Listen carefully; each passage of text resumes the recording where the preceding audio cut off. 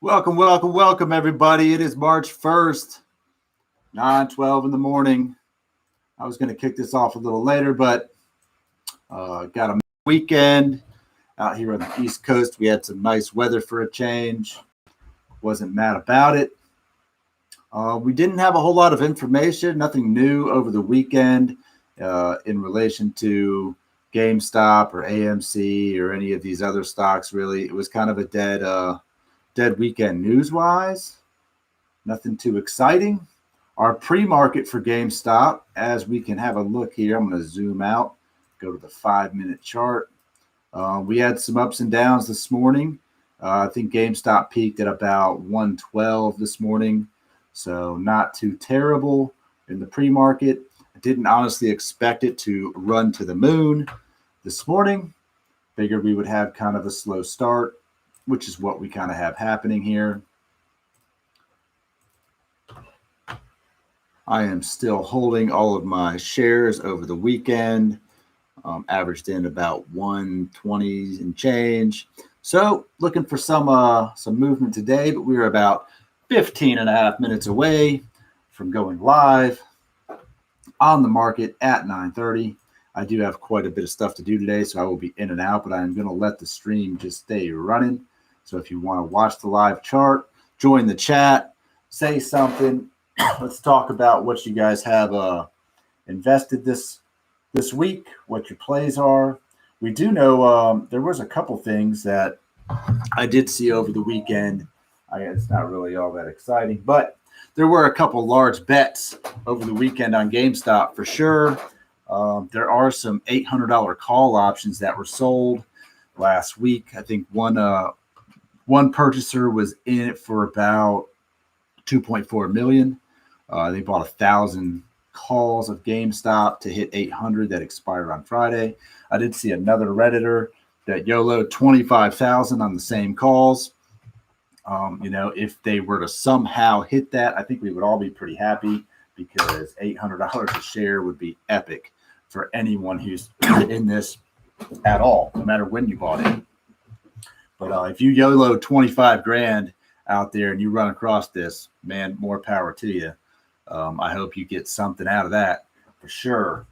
That would be a payday, if you're listening, a payday of about $1.7 million if it hits 800 a share by Friday. So that is a pretty big stretch from where we're at. My thoughts so far is that GameStop is holding pretty solid on the $100 floor level. And, we might see some decent movement today. We have not the highest volume for sure that we've seen, but it's not terrible. It is a Monday. It is the first day of the month. So let's see what comes of it. AMC was doing decent as well. There was a little news article there about them dishing out some bonuses. Some people got some big money within the company, which I never really quite understand. I'm sure there's some reasoning behind it that is beyond me as to why these guys just all of a sudden get a bunch of money. They could have gotten it in stocks. I'm not really that sure how they paid out, but I know for the layman here, the little guys, we look at them and go, your theater's not open. You're not making any money. You're not profitable. And there's all this hype around the stock. And yet here you go getting millions of dollars just for who knows what. I have no idea. What are they doing? No idea. But I know from my perspective, it is a little bit frustrating to see stuff like that. Our pre-market looks pretty green on my watch list. We do have a lot of things to the upside that were down. Now, keep in mind, a lot of these were down a hefty lump last week. Tesla isn't doing too bad. 671, pre-market's at 692. So Tesla should break 700 today, which is great for anyone who's out there holding a Tesla. I don't hold any Tesla shares currently, but I do drive a Tesla. It's one of my vehicles, and I do love the car, and I actually like the company. I did own Tesla stock up and down before. If you're in a long-term hold, Tesla is a solid play, no doubt. Tilray is trying to struggle its way back. It really has just had a roller coaster here on the share price over the last couple of weeks. It hasn't moved up and down a whole lot. Peaked out about $29 last week. We really would have liked to have seen Tilray break into the 30s again. Let's look over here at CCIV and see what happened with them. CCIV at 32. So a strong comeback from last week's lows in the low 20s there. I think we were definitely down in like the mid to low 20s at one point. So Churchill's making a decent comeback. If you're not following Churchill, that is also a Lucid Motors play, which is another electric vehicle. So keep an eye on them because they are doing some stuff too. So solid gains there as well. Let's see what else we got in there that might be interest. Fisker's going to $60 anytime soon, but that is the target price. I think was like 40 to 60 range. Right now, that's just being traded solely on news of them potentially doing some deals with other automakers. GameStop doesn't really have anything. Always trending. That's going to be the news anchor there. Always trending on Wall Street bets. To the moon, as they say. Everyone thinks we're going somewhere. I think the solid, realistic hope for most people is around 250 this week. I don't think anyone's betting on it hitting 800. Well, there's a couple guys betting on it hitting, but let's be honest, it's not going to quite go to 8. I mean, let's hope for like $200 before it comes crashing back down. Virgin Galactic, they didn't have good news. He had some information out there. He was trying to do a deal in the EU for commercial, like recreational space flight, and they just kind of laughed at the idea. Like that's not going to happen anytime soon. So wasn't good news for Richard Branson. Fortunately, he's got a ton of money to blow, so he probably doesn't care. They still have yet to get a test flight that was successful up there. And if you're not following what they're doing, they're basically just strapping rockets to Boeing 737s and trying to get them into like a low Earth orbit for 90 minutes and then bring them back to Earth. Which honestly doesn't seem like that crazy of an idea since planes go pretty high already and we've got rockets. What's the problem? I don't know. Maybe he just doesn't have the right team to get the job done because they've been working on this for a couple of years. So keep an eye on space. I mean, I was watching space when it was $20, $18, buying options on that. And they didn't pan out for me, but doesn't mean they won't pan out for you in the future. This is a solid play to watch for sure.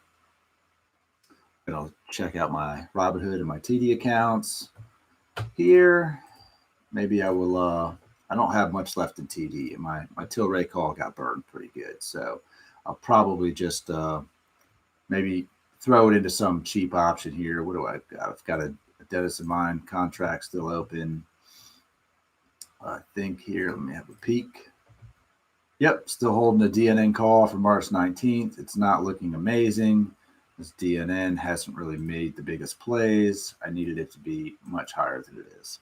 So that one's just kind of chilling. I'm just going to let it play out probably. It wasn't an expensive call. Might look into buying some AMC options for this week and hope that AMC gets over 10. Let's go see what those cost real quick here. AMC might throw a couple bucks into some AMC options plays expiring. So we've got a break-even price of $9. It's a $100 call option. It's not too crazy. You get in here about $150, break even of $8.43. So it could kind of go either way. It opens up like today. Go ahead and throw like let's just say we throw $200 into one of these options and see how it plays out.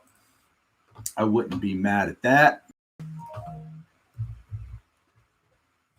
don't want to burn a bunch of cash today on options calls, but I'm not mad at giving this a go. So I might play that option train. What else do we have here?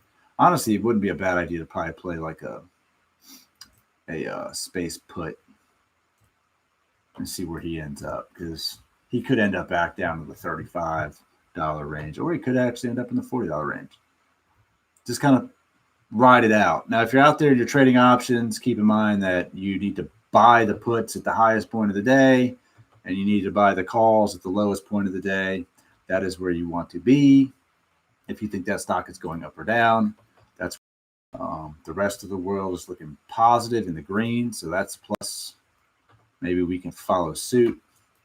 GameStop is just kind of on a little downward trend right now. So that's where we're at so far. If you're out there, leave us a comment. Let's get the chat started.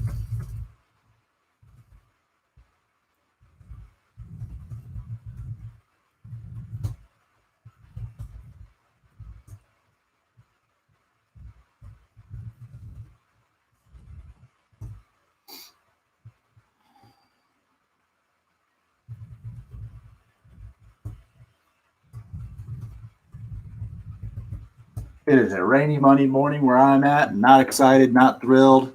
Got a bunch to do. Want to do absolutely none of it. I'd rather hang out here and talk to you guys all day.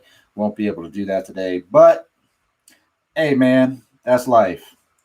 Let's have some fun in the meantime. Like I said, I will leave this streaming all day long so that if you're not watching the stocks on your app or you don't have Webull or you want to see some of the other data, this is where it's at. I do subscribe to level 2, so you can get a peek at what that looks like for making some trades right here.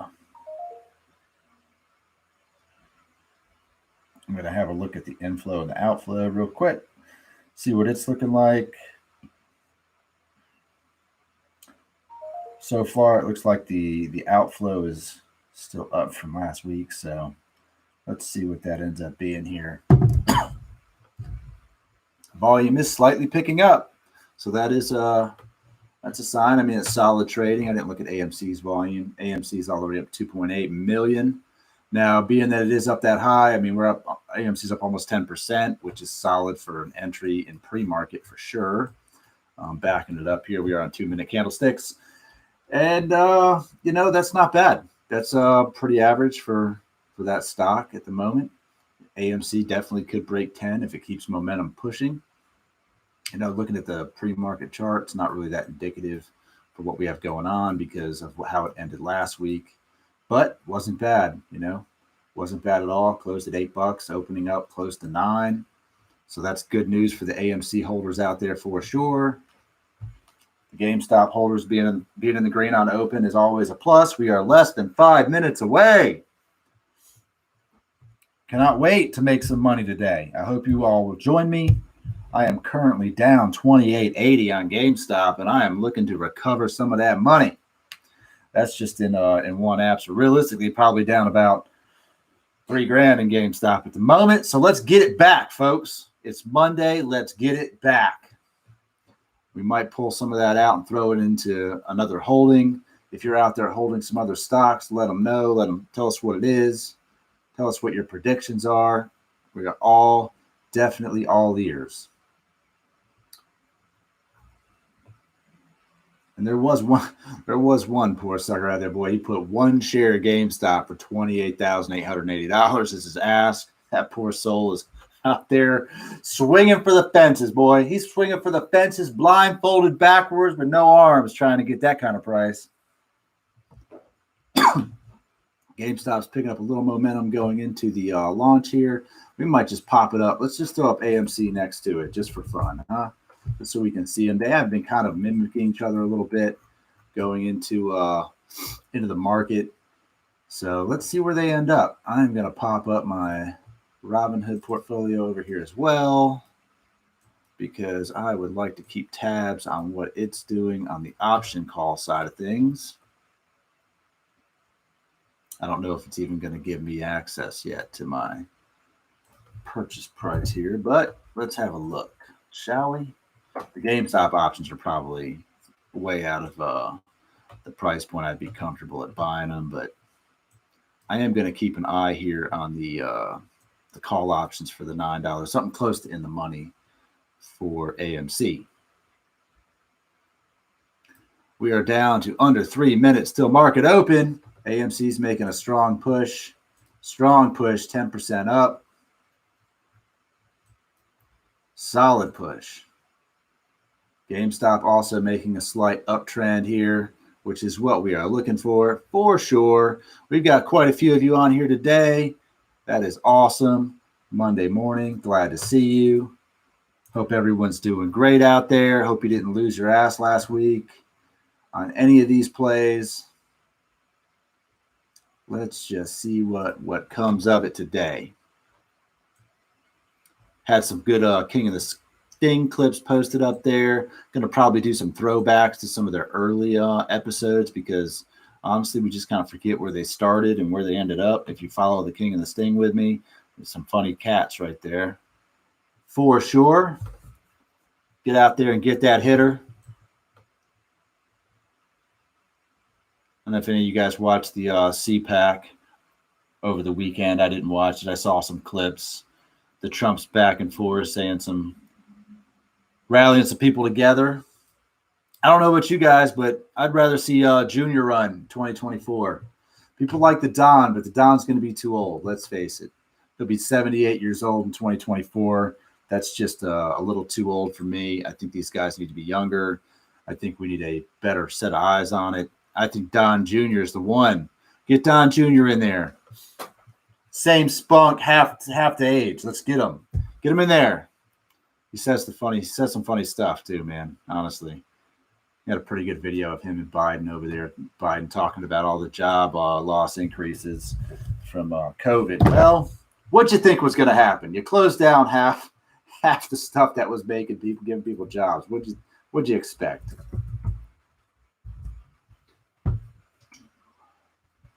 Looks like they might actually pass some stimulus claims. You might see some stimulus money, which, honestly, it doesn't seem like it's that much. And I agree, it doesn't. If you are just a single dude or a single gal out there, it's really not that much for you. But if you are a family of like 5, you can bank out pretty well on that deal. They're going to give you some money. All right, that's it. The bell has rung. AMC's taking a drop. GameStop is getting a push. Off we go. Let's throw on the 1 minute, shall we? Let's see what happens. The market is open.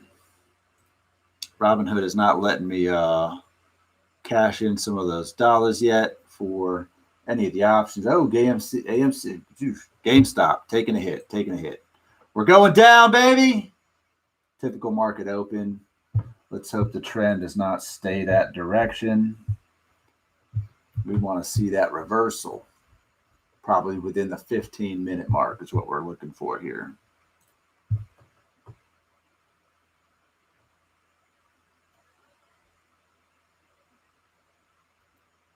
See him put up the good fight.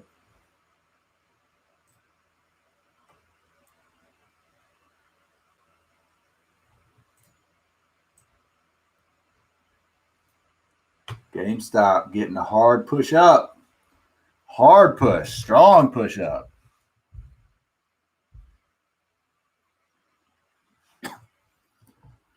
There we go.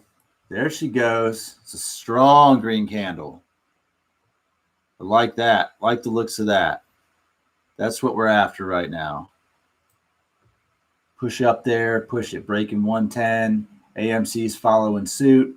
Not quite as strong, but still strong for sure. Can't be mad at what we're seeing here.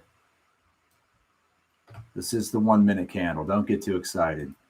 We're up 8% on GameStop. You're up 13 on AMC, breaking 9. GameStop, what we like to see here is we want to see back-to-back greens on our, not on our 1 minute, but on our 2 and 3 minute charts. That's what we're after. Back-to-back greens. We need three greens solid going up. That's the trend that we want. The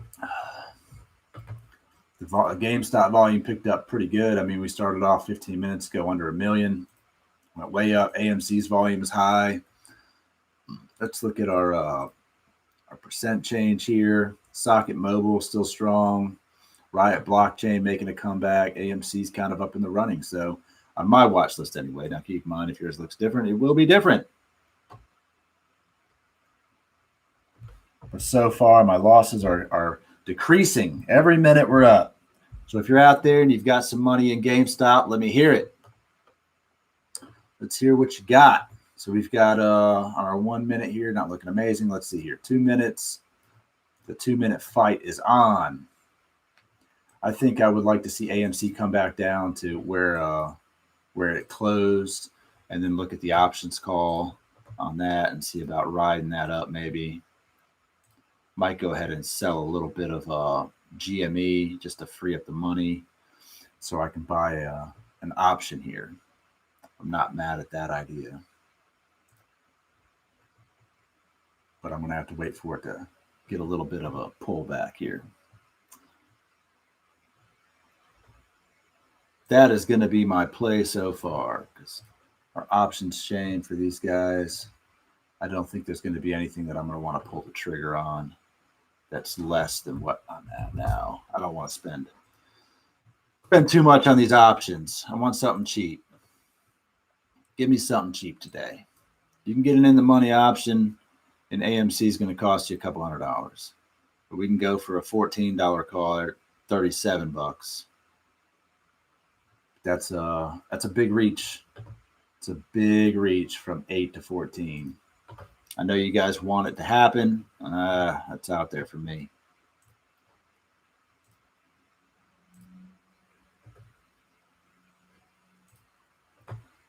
But it is holding strong up here at 875. GameStop is getting some pullbacks. This is the 2 minute. Keep in mind, it's not the 1 minute. The 1 minute will give you a stroke. The 1 minute's all downhill from here. And honestly, what I should do is just sell it and average down. I want to see if we get a higher high today, though. We're hoping for. We can go check out the peanut gallery, as I like to call it, the peanut gallery over in the Weeble comment section. Look at them, Bears. Bears are going to get murdered here. Apes are holding strong. That's what they're pushing for. Don't sell no matter what. 140. Get it, get it, get it. Let's go today, boys. Push it all the way. Here's the thing. If you are holding GME, if all you're doing is buying it and sitting on it, the stock's not going to move. Right? If you bought last week and you're just holding it, it's not going to move. So if you want it to move upwards, someone has to buy it. And if you want it to go down, someone has to sell it. If we just hold it, it's not going anywhere. Keep that in mind. I like that one. When this baby hits 88 miles an hour, you're going to see some serious shit. That's a funny comment. What we're looking for is a steady upstream. That's what's up. Getting a solid push right now. If we look at our 2 minute, that's all right. We had a big green, followed by a medium red, followed by a medium green. It's not bad. Look at that push. That push is what we're looking for right now. Get them. Get up there and get them. AMC's push. That's the 1 hour. Swap that back. Let's go back to 2 minute on AMC. AMC's probably going to come back to somewhere around reality, somewhere around $8. GME. Let's get GME to, we haven't really found our resistance line yet from our start, but we can look at our moving average is on the upside, which is hopeful. The moving average for AMC is on the downside, which is not as hopeful. But we just got started. It's 9:36. Let's see what happens. We've seen this uptrend in the morning before, followed by serious disappointment. So let's hope we don't hit some of that. We don't want to hit a disappointing wall here. I wish Robinhood would unleash the little deposit I just threw at it. Still not here. That is one benefit that I found at Robinhood, was they would give you your deposits a little quicker than some of the other brokerages. Keep in mind, when dealing with any of them, we are all trading on margin. There we go, getting a solid push. We need to see GameStop get above the 110 and stay there. AMC at 875, just kind of trading sideways, honestly. If we just look at it for what it is from the open, we're just going sideways. GME is on the uptrend. What else we got here? Who's at the bottom? Fisker's taking a dump. That's what I expect for Fisker to do. I expect Fisker to just come back to where it likes to be, back to $20. I wonder what the option call is for the put option is for Fisker, because that's something I'm probably interested in. I don't see Fisker going up. Yeah, they're pretty high. They're up there. We can go. We could throw $30 at a Fisker put option for it to hit $20. 34 at 21.50. That might be a play for my Ameritrade account. Honestly, might throw that at. I just got to ditch one of these calls, which would be the Denison Mine call. If I close that out, throw something into Fisker. Sell to close one. Just put it on market. Let's just ditch it.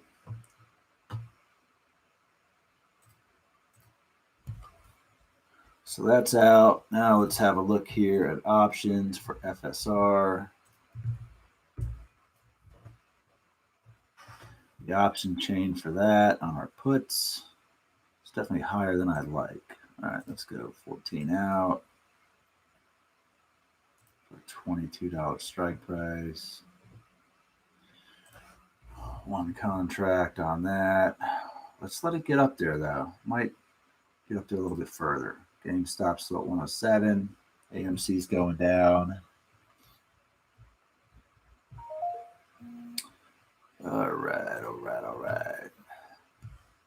So what we're looking for is a Fisker put for 21.5 strike price. That's kind of what I'd like to see here. I'm going to have to pull that chart up. GameStop's taking some pullback. AMC's a lot of pullback on AMC right now. A bunch.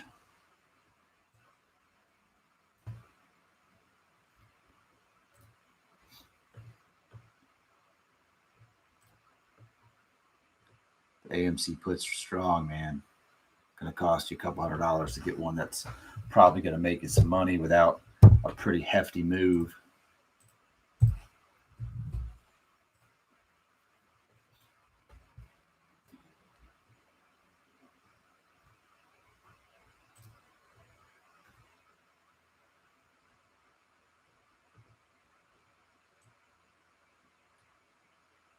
So we do a $22 strike price at 0.34.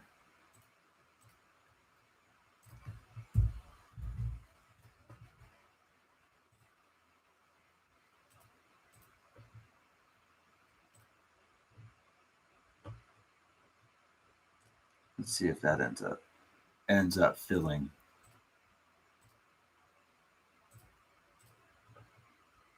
Sure did. Filled that sucker up. So let's see where Fisker ends up. See if we can turn $34 into more than $34. AMC getting some real big pullback at the 11-minute mark here. GME, let's not be mad at what's happening. GME is the moving average is on an uptrend. We like that. Let's look at our 2-minute charts. It's just a straight up battle. Our 3-minute chart looks like we've got some more selling happening. If you are joining us, hit the like button. I appreciate you guys coming. It does help me out.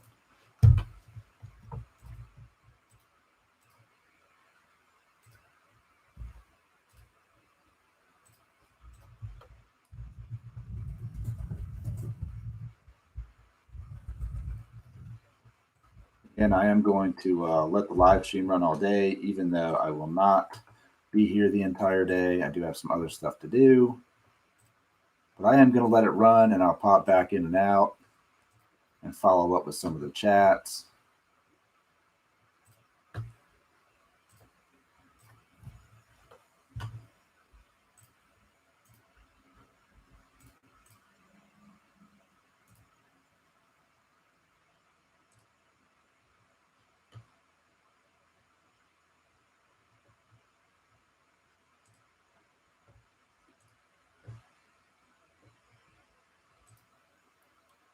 So this looks like a solid start for GME.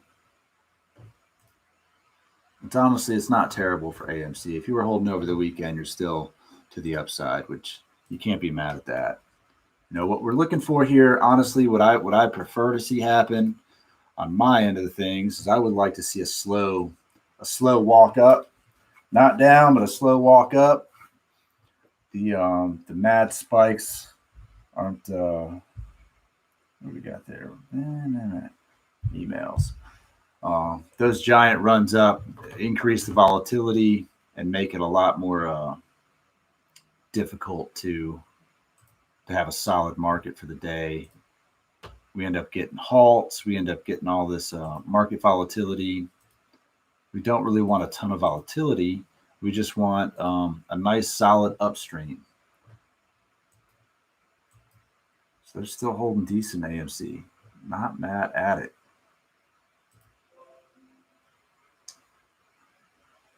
GME is just kind of sideways. Socket Mobile up there. I'm watching Fisker because I put the put on Fisker. Just throwing it out there. That's what I'm doing. Fisker's got to move a lot, but I've seen it move a lot before. It's like a company that could do well, but also isn't really doing anything. This is just the promise of stuff. So when a stock spikes on news and the promise of something happening, it goes way up, and then people realize like that's not going to happen for a while, and then they bail out of it. Like CCIV, Churchill's floating at 32. Johnson & Johnson did get emergency FDA approval for their vaccine. The vaccine news kind of died off. People got in pretty excited about vaccine news for a while, trading Moderna, Sorrento, Johnson & Johnson. And then it kind of died off. We haven't really seen big spikes on the vaccine side of things. So if you're joining us here, I've got AMC and GME side by side on our charts here. I'm going to ditch this guy. We're just going to leave the RSI up. This is on the 2-minute chart we see happening.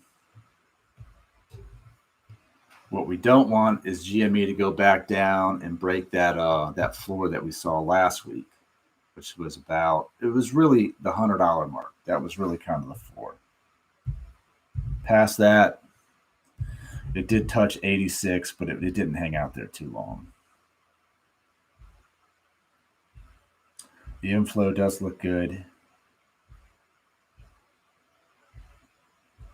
Someone said this is how Ponzi schemes pay out in 2021.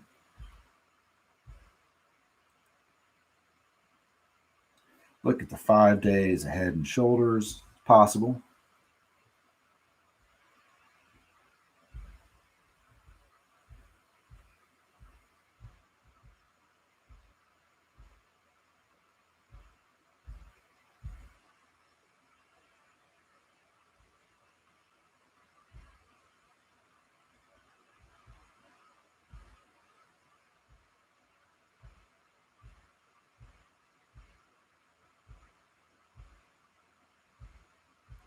GME looking bullish. I don't know. I don't know if GME is looking bullish at the moment. GME is going down at the moment. It's dropping a decent amount. Let's just pop this grid up to the solo and just look at here at the 5-minute and back it up and see where we're at. We need to touch down back up here in the higher end of the spectrum. Let's put it on 30. 30 is a solid downtrend, but this could also make a reversal if it touches down at this floor level. We could see it go back up. That's what it did a month ago. So let's just see where she floats today. I'm not going to be ditching this position at $100 a share. If it dips down to below 90, the loss will just be worth hanging on to at that point and waiting for another rally. Our 3-minute looks like a step ladder down. This is also what people look for is an entry point for that stock, which could be, who knows, some people's entry could be back at $90 again.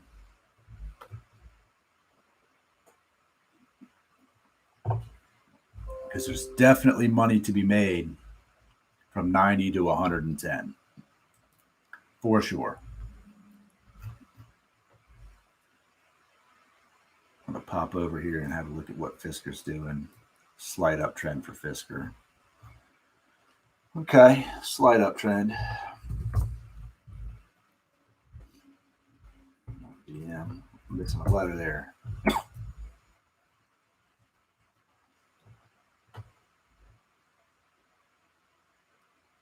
Let's pop up. My day kind of started off here, so what I might do is see who else we got here. I like to stream somebody else just to give a little bit of entertainment in the background. I've got Meet Kevin. He's live. Let's see what he's doing, what his ideas are. If you don't follow Meet Kevin, he is another stock investment, real estate guy, YouTuber. And, he's a lot of fun to listen to, and he's got a lot of good information. Let's pull him up here. 3 million volume? My gosh, 2 minutes ago, 3 million in volume. It's increasing. Looks like he's following increasing volume. SOS right now. That's really good. Let's see here. He's following this chart. Yeah, no, that's really good. Yeah, like I wouldn't try to swing trade Rocket right now. I don't care so much about Groupon. No, I think the trading space today is set here at SOS, and I don't. It doesn't look like we're going to even come back down to these, but I'm gonna hold firm on these. We'll see what happens. Not a company I know anything about, so if you buy and you get stuck with it, it's your problem. I have no freaking idea what they even do. I'm just looking at the chart, SOS. I mean, maybe I should look that up, but I really don't care.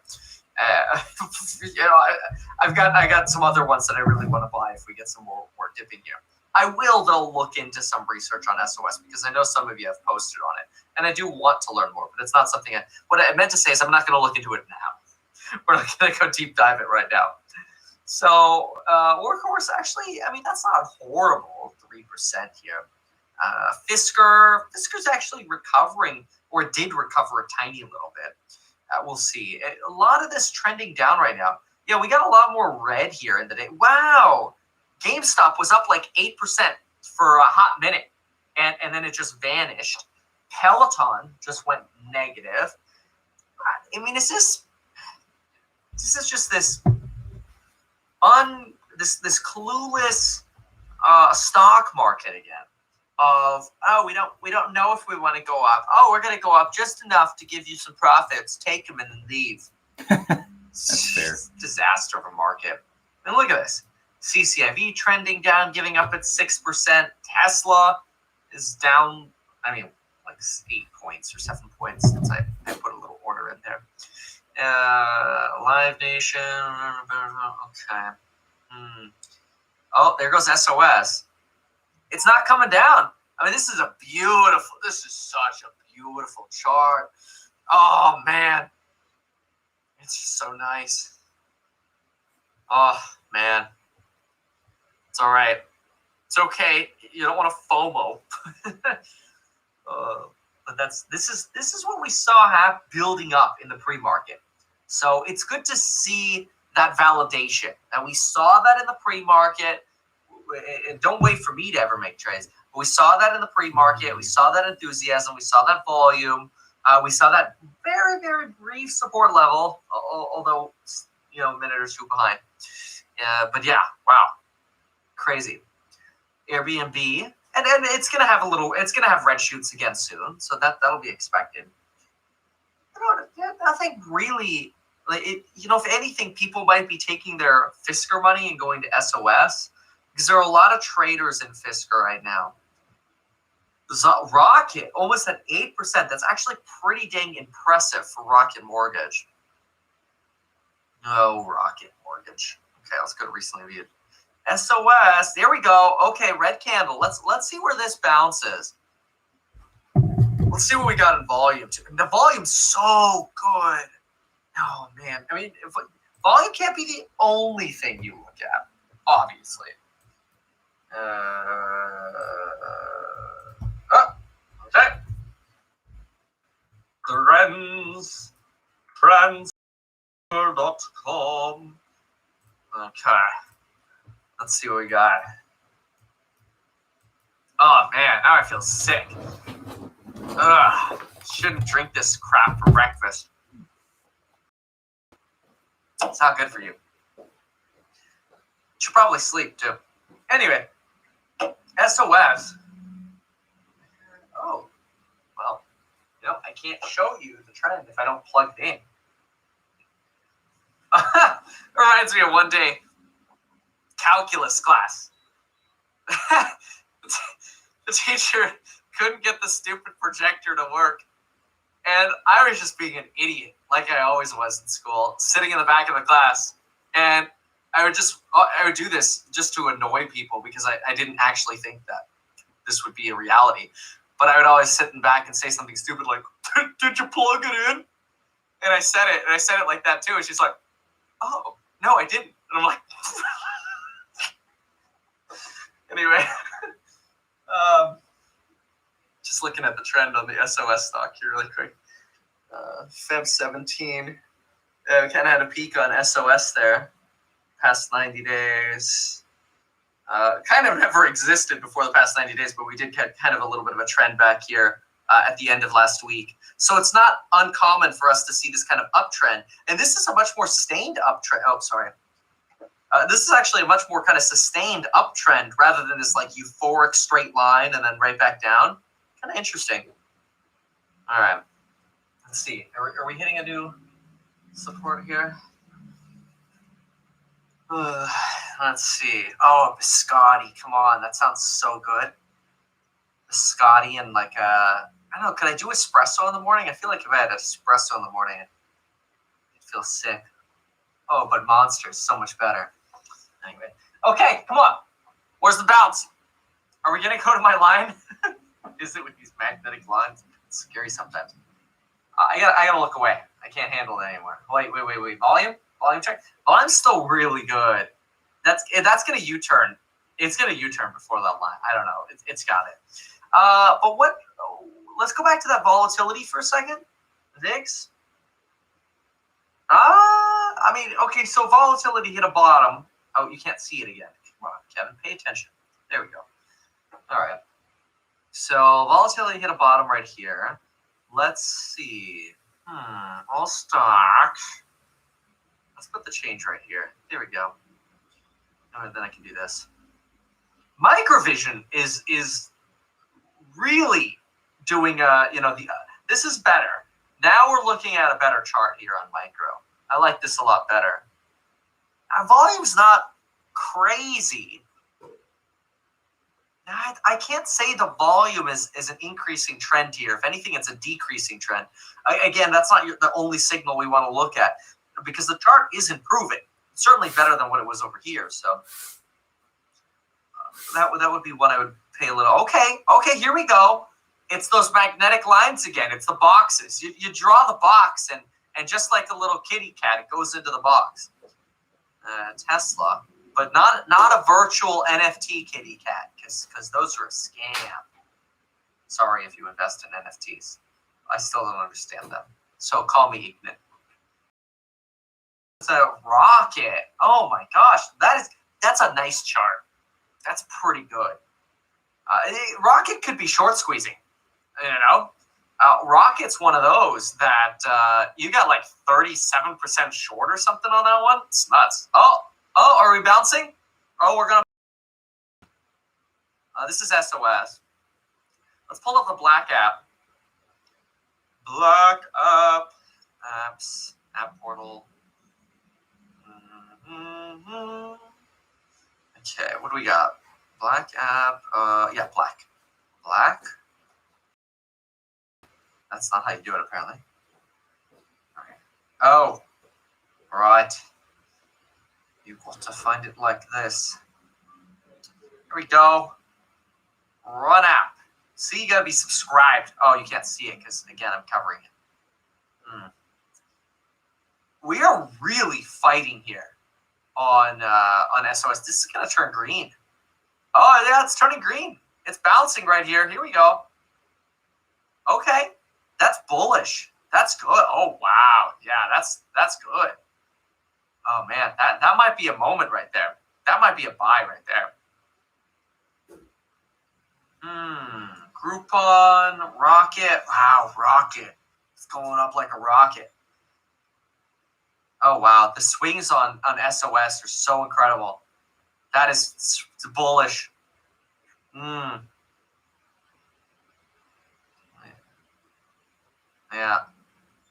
And volume's just still good. Slight decline over here at the reds. Maybe people stopped buying while they were waiting for a support, and that's why we got the big green candle there. I feel like a lot of traders in on that one. It's not a bad thing. OCGN, yikes. Did a nice rally on Friday, but it's giving that back right now along with Fisker and Workhorse. Going to all stocks here. Short squeeze, yeah. Oh, yeah, let's go back and see the short data on, what's this one that we were looking at? RKT. The short data. What is the short interest on Rocket? And will there be a short squeeze? Oh, I know. But I can tell you, oh, it went up. Oh, my gosh. Oh, wow. The short interest in Rocket went up. What? It was like 39%. Yeah, wow. Yeah, it's over here. Oh, wow, it's in the mid-30s for a long time. Early Feb, it was in the mid-30s. Now, 43.8% short on Rocket Mortgage. Why? Like, it's fundamentally a really good company with a brilliant business model. Oh, wow. Okay. I mean, why is it so short? That's nuts. Crazy. Okay, Fisker's U-turning. Coming back up a little bit. That's good. Don't want anyone to have pain, because pain rhymes with shame. Nobody wants that. Okay, so we got a little bit of a, what's happening here? We still have volume. I mean, I doubt people are taking profits this early. That'd be crazy. It's been 30 minutes. It's like people are trying to trade retired or something. Like, put in some work. At least let your trade sit there a little longer. Let's listen to this breaking news. 0.8%. Well, you could over double that. 1.7, a very solid start to 2021. That's January read. That is the best level going back to October of last year when it was 2.5. Now let's get to the Moneyball numbers. Yes, February read on ISM manufacturing, and the headline number is 60.8. That is so much better than we were anticipating, and that actually equals the level of 2018 February. So to find a higher level than 60.8, you'll have to go all the way back to May of 2004 when it was 61.4. So a very nice number. Let's go through the internals. Prices paid. Wow, 86.0. Last look was 82.1. This number at 86.0 is the highest level since 91.4 all the way back the summer of 2008. And if we look at new orders, 61.1 jumps up to 64.8. Another solid number, close to 5 points. And considering what week it is, on the employment front, 54.4 versus 52.6. And that, of course, is better than expected. And that'll carry us with some momentum maybe into ADP Wednesday and the big jobs report on Friday. Morgan, back to you. Good news. The manufacturing data coming in stronger than expected. Beating expectations. That's good. Very, very good, especially for coming out of the pandemic here. Looks like we've got GameStop making a slow little reversal on its morning downtrend. And if you look at both charts here, AMC and GameStop are once again mirroring each other. It is a mimic on both sides. So that is what's happening. SOS is just taking off. SOS, I don't know what short and distort allegations saying. Company believes these attacks for purposes designed to manipulate. Yeah, no shit, it's designed to manipulate the company. I mean, that's what everything is doing right now. They are just straight up manipulating the market all around. This shouldn't come as a surprise to anybody. We've been watching it happen time and time again.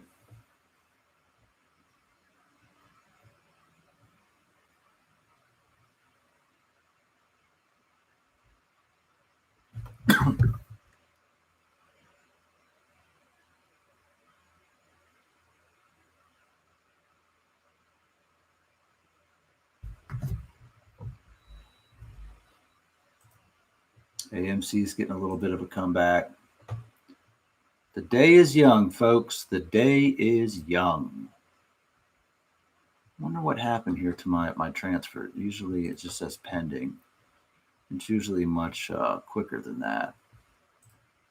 Might just cancel it, honestly. Might just cancel that transfer and put it somewhere else. I'd rather just be ready and willing off the jump. 34 minutes in. These two GameStop's volumes almost 7 million. AMC's at 27 million.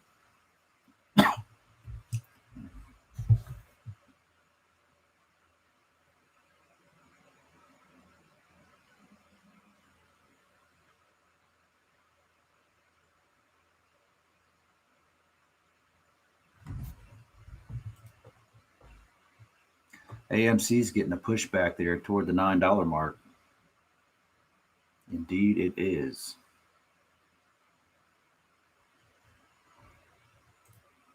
Wonder what are the options prices looking like here?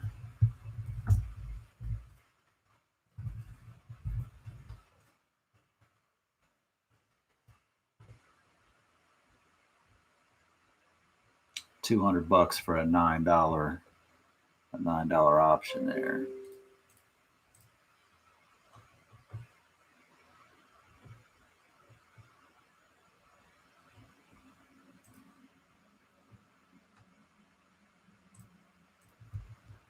Let's sell 200 of GameStop and then throw it into something else here. Let's go back. Maybe play this option.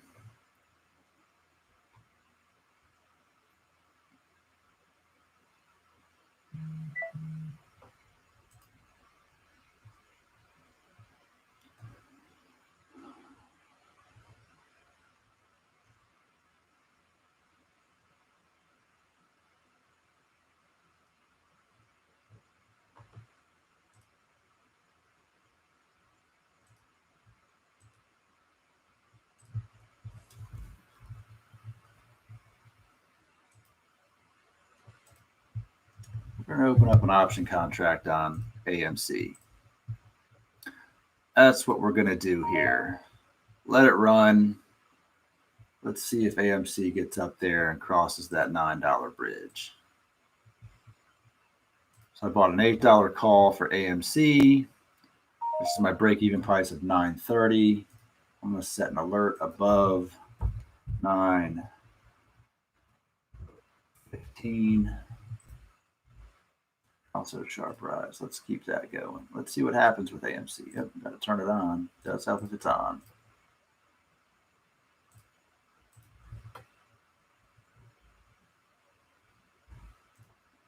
GME is kind of just sitting sideways still. Not ideal.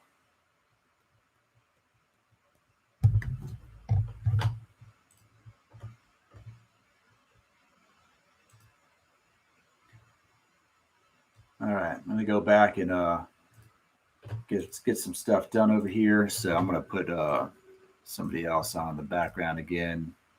1.6 to 1.7, we think is going to get passed in the next few weeks, and that money, 1.2 trillion of it, will be coming to U.S. households by September. So there'll be enormous savings, enormous boosts to household income. Look at this. We're breaking into the box on SOS. Watch it. Inflation rates, there's no question. The job is on the Fed here, if they are going to stay the course, to communicate it in a way that the bond market believes. The truth is, if we get a real growth rate of 7 to 10% for U.S. GDP this year, rates are really too low, and that's what the market sees. And so this is going to be a balancing act between reassuring markets that they have it under control and the reality that we're just simply printing. Yeah, but it's not going to stay at 7 or 8% continuously. So what if it's 7 or 8% this year? It's not going to stay there. Wow. 700 for Tesla. There we go. Print those tendies. Let's go. Neo's doing not quite at that 49 figure. Oh, Bitcoin too. See Bitcoin. Oh, that's Dogecoin. I was like, wait a minute, that didn't look like the Bitcoin chart. There we go. This looks like the Bitcoin chart. Let's pull it here. This button, and this button. There we go. Look at that. Really strong movement here on Bitcoin. Oops. All right, back to the sticks. We can pull up Bloomberg TV as well here. But let's go back and let's see how the rest of the day is doing here, and then we'll pull up Bloomberg TV, maybe. I want to see SOS though first. Oh, right. Can't show the screen. So SOS is 39. It entered the box. Now it's bouncing off the box. Okay, now that's kind of what I liked before. Okay, some good volume there, but it was some potential sell volume, some possible profit taking. Not seeing that massive volume, but I think maybe when that massive volume steps in, this will end up potentially being a low here. We'll see what happens. But this, around these two lines, yeah, depending on what happens here in the next couple minutes, end up being some interesting trade points. Watch it. Fisker, OCGN, Airbnb now shaving off 6%. Really going into sell-off mode here. What is it? 193. Ugh. So then we've got, see, there's that red candle again. It's just the volume ended at 471. That sustained volume is declining. That's the problem. Look at that, the volume here. Just literally look right there. I mean, this is obvious. Up, flat, up, down, down. It's not sustaining. Whereas Groupon is. Voyager Digital, I don't know what happened here. The market opened. Yeah. Voyager pushing hard. We definitely see a little bit of a comeback on GME. This could be our dip, but we saw this happen on Friday, and it did not end well. So let's keep our fingers crossed that it keeps on the rising fast trend here. I'm going to keep hoping that Fisker hits the floor. AMC holding solid at 876. I got a call on that bad boy, so let's hope AMC goes up and away. GME is looking solid, so let's keep it going. Okay, let's listen to this. This is where UPS and FedEx come in. They then pick up those kits, and they're going to take them to their facilities for final transport all around the country. And that's how we're going to get it in our cities and towns. Now, FedEx and UPS, they both ship about 10 million doses each week, or at least they did last week. The Johnson & Johnson vaccine, that's going to increase volume by 40%. UPS says, while this vaccine is technically easier to store, the timing of that transport is still very critical. Yeah. I think for us, the main issue is time in transit, because the thermal shipper, which has this material in it, is only validated for a certain number of hours. So we have to be very careful that the time in transit. I don't care. I mean, I care about people getting vaccinated if they want it. I don't care about the refrigerators right now, though. Sorry. You gotta pick and choose. You gotta pick and choose what you're gonna pay attention to. That GameStop on the up and up, approaching that 110 mark. AMC's got a nice rise to it, approaching 880. games are so freaking magnetic. I don't understand. It's scary. If you've been watching these live streams, you know that, and it's bizarre. Like that is very weird.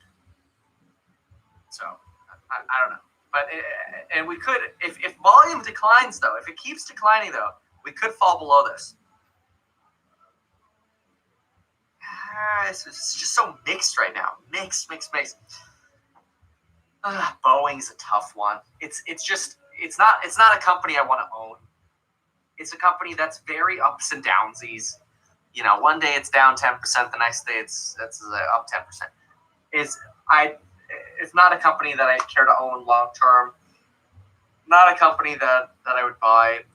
Would I trade the thing? I mean, maybe. There's enough volatility there. and you'd probably get bailed out by the long run anyway, in the event you needed to. That's the cool thing about something like Boeing. Like if you were going to trade Boeing, they're going to be around.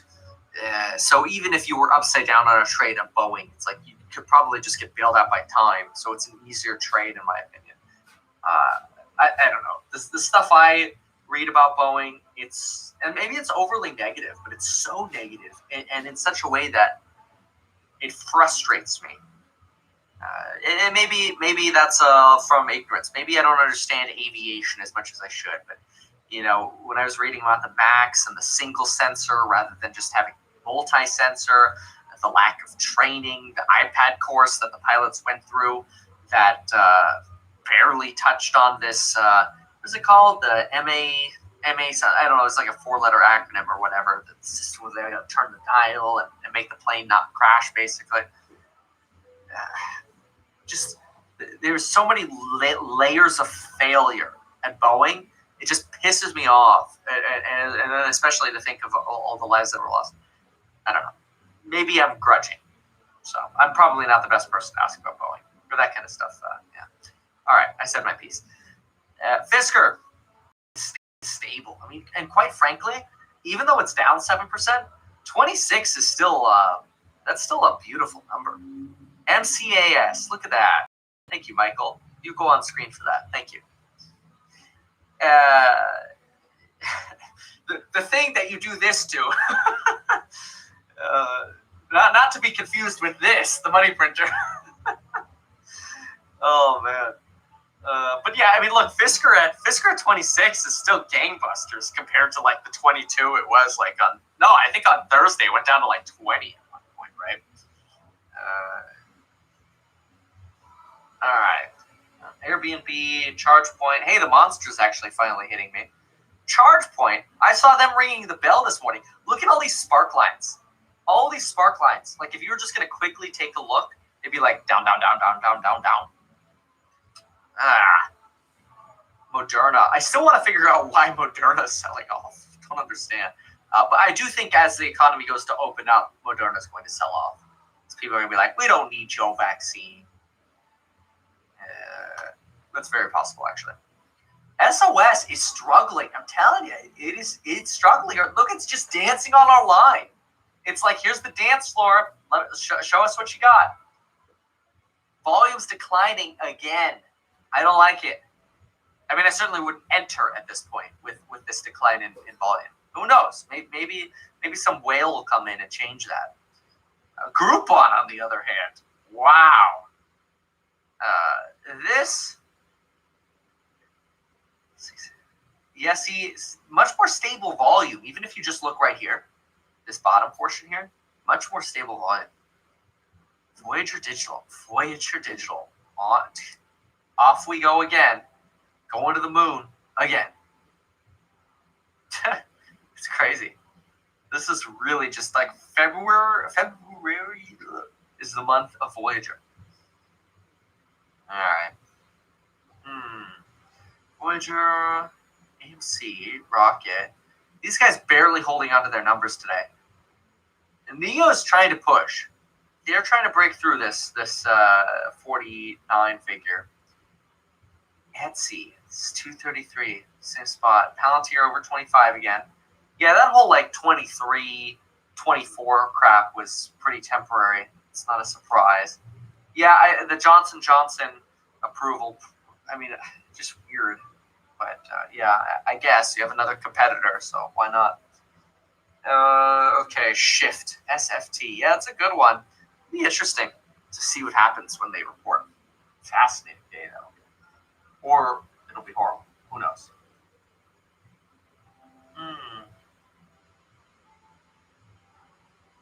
Yeah. Well, Matt, this is actually totally my thesis. Like, you literally just nailed my thesis right here. So my thesis, and I've said this many times on the channel, is that Moderna and Pfizer will sell off as COVID goes away. And then people are going to be like, Moderna, Pfizer, the vaccine stock for COVID. Well, we don't need them anymore. The pandemic's over. And people are going to be totally blind to the benefits of mRNA technology, messenger RNA. which is so powerful and so incredible. I wish I knew more about it. I got to really do a deep dive on them. But I feel no urgency to do a deep dive on them. And maybe that's why I'm blowing it off, because I really think they're going to hit some new lows, once the pandemic subsides. I think there's still too many vaccine traders in it. It's so weird. I went from a year ago always panic selling to researching and learning the stock market. And when I see red, I get excited. Hell yeah. SOS is exactly how it sounds. Oh, stop. Who was here when we pulled this up and then it said pray? That was freaky. And that was like a week before the crash of last week. So it's like maybe we should have heeded that warning. Tesla Neo broke out, says someone. Enphase is breaking out too. The fact that Enphase, Euphoria is coming back. Yeah, oh my God. What? Etsy. Yeah, see? I told you this thing's going to 720. That's why I bought it. I wouldn't be shocked this thing goes to 720 today. It's Tesla, man. It's the way this thing trades. SOS. Oh, here we go. Breaking up on SOS. Well, everything's breaking up now. Okay, good. Did we get volume back? Oh, yeah. Yeah, volume came back. Good. Okay, so we got a pushback on volume. Not as high as we've had before for some of the big runs here. But this new confirmation here could help squeeze this thing. So that's good. Groupon is not stopping. This is the one that's not stopping today, though. And the volume's been very, very strong relative to this stock. Compared to the actual dollar volumes that are trading, it's not insane. Rocket, yeah, this is good. This is bullish for SOS to break out of. And really, it's the entire market. Everything is going up. Look at this. Everything is rallying right now. Here we go. It's the beginning of the everything rally. Euphoria is back. Crash is over. Everybody back to class. Go make your attendees, basically. Just also kind of weird, but a little bit valid here. VIX. It's got to be down. Got to be down. Boom. New lows. Last few minutes, Luno. What am I saying? New lows. Jeez. Okay. Microvision, 18%. Look at the rally on the day on Micro. Yeah. Good job, Micro. Wow. Just wanting to recoil back to $20. See, these are the kind of days where you just, when the market's this is the happy kind of trade mood. Because even if you accidentally made an oopsies on your timing, because it's such a buy day, we're just getting bailed up. If that's a phrase. Just what it feels like, at least. Yeah, because even the losers aren't really losers.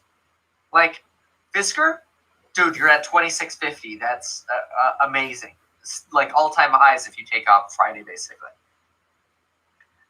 Okay, so you got a little bit, 3 to 4% on a couple handful of companies here. Big deal. But these are big gainers. Gains. Yeah, Micro, Agora, Hydro, Rocket, Invitae. Well, Invitae is pretty small, but so that one can move quickly. Good recovery on Neo. Very nice push on Neo. All right, where's SOS? Stabilizing again. Come on, man.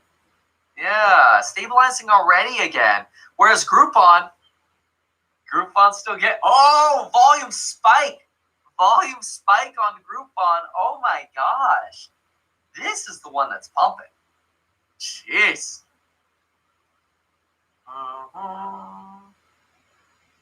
Monster's working. Either the monster's working or we're getting more green candlesticks. I don't know. One of them's working. Maybe both. Okay. Wow. Yeah, this is good. Very strong right now. A little bit of red here, but honestly, not terribly worried right now because the entire market is moving up. Much more enthusiasm, certainly today, than last week. Last week was a disaster. This could be the start of a very green week. We could easily see Palantir back over 30. We could see Tesla approaching 800 again very quickly. I wouldn't be shocked if all of these like discounts we had over the last week just end up evaporating. It's just the market that we're in. Airbnb, they released, the lockups. The lockups, yes. If this was a lockup expiration for Airbnb and it's down 4%, that's a joke. That's really good. That's good. That's a really bullish sign. Quantum isn't doing good. It keeps dropping. I mean, I thought this thing's been flat. I didn't think it was dropping. Yeah, okay, 140 to 150 is kind of where it's been range bound, I feel like. Let's verify that since I don't want to talk just randomly here. Yeah, okay. So, here's about 140 to 150, 160. It's kind of been range bound over here. Yeah, definitely on a declining trend here. Doesn't help that Apple kind of, considering making their own 5G chips and Qualcomm's like the big 5G player. Doesn't help at all. I'll listen to Barney for a sec.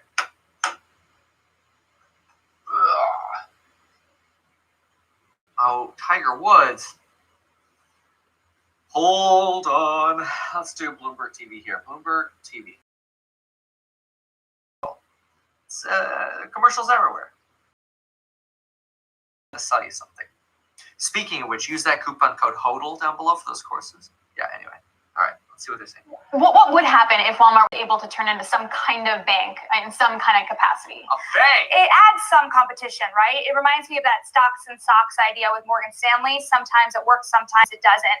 But with that said, Walmart has many customers, as you know, worldwide. It's a major employer. For them to onboard customers quite easily that way, while also working with a lot of existing fintechs like Affirm, is a significant threat. Yeah, that's a good point. Shanali, big day for Wall Street, big day for the world of banking. Joe Frazier stepping up.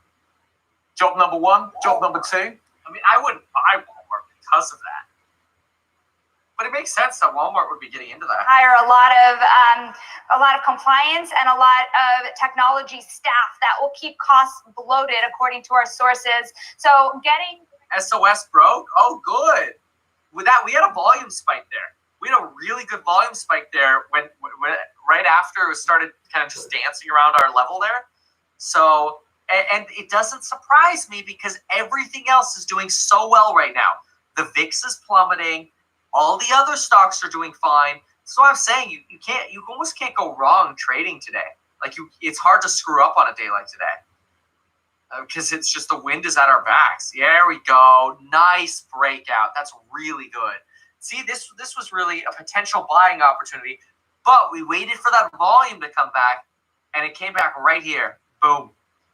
And that's what gave us the break. That's good. Good. I think I'm personally too tired to trade today. It's breakout day. Buy everything. Jeez, man. Where's CCIV? Are they getting any love from this breakout? No, not at all. Oh well. So if we go to all stocks here, Zom, nice breakout. Yeah. All around the same time. Very, very relaxed market is what we have. Relaxed market, enthusiasm, hope, temporariness. All of these things are helping what's happening in the market right now. Temporary pain, that is what we saw in reference to last week being temporary. Fleeting pain. Carvana up 6%. Where's our shift buddy again? Wasn't it like up 8% the last time we checked? Okay, 7%. Fine. Need a little bit of a red candle. That's fine.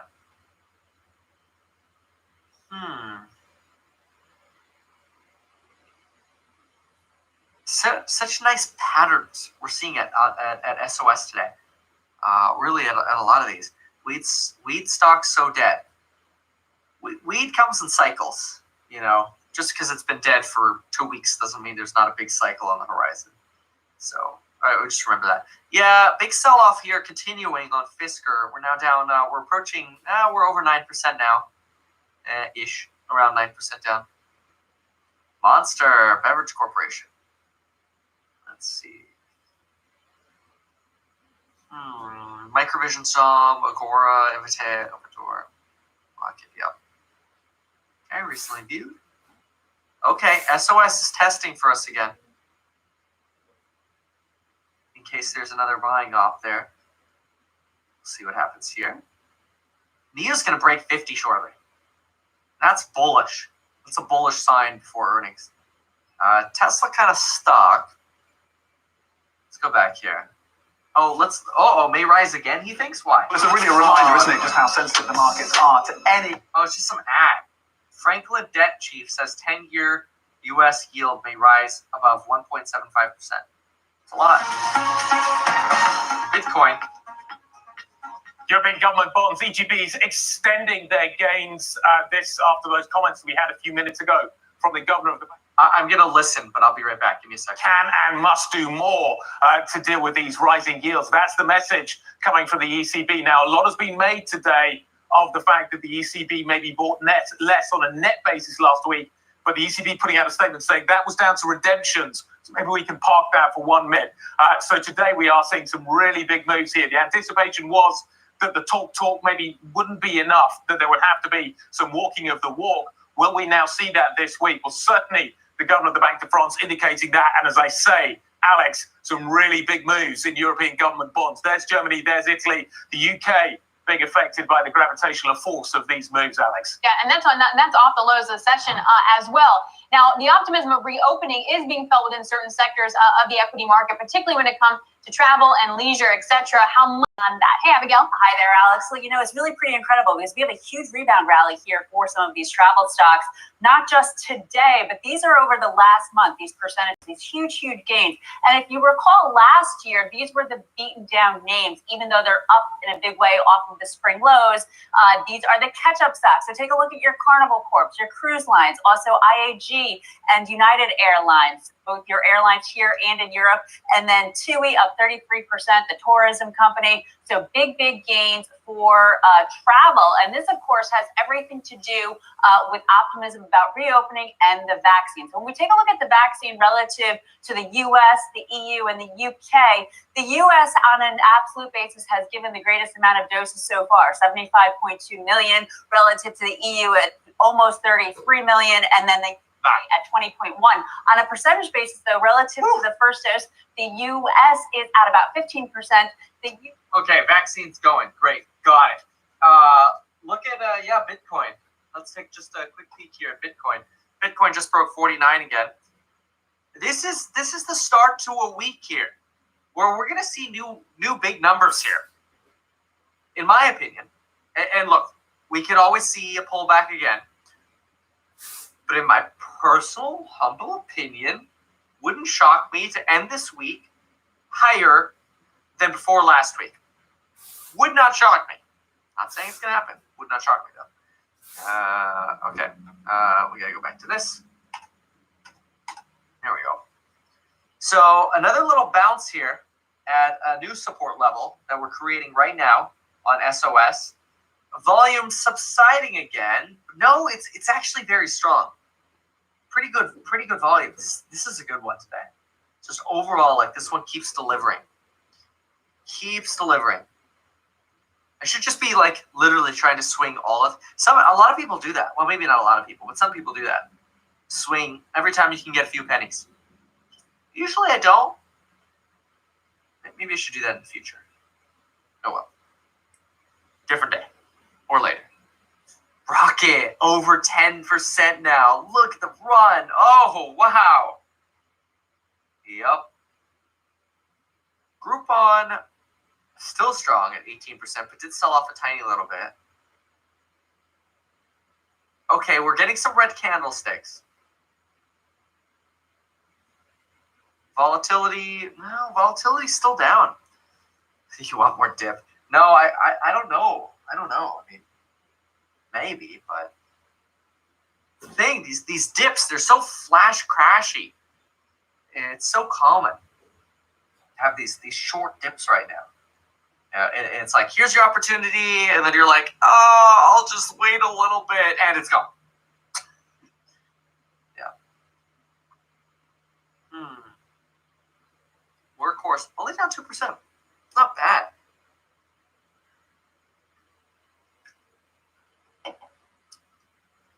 Let's see, the AMC, is it a fake out? Ooh, sell off here on AMC.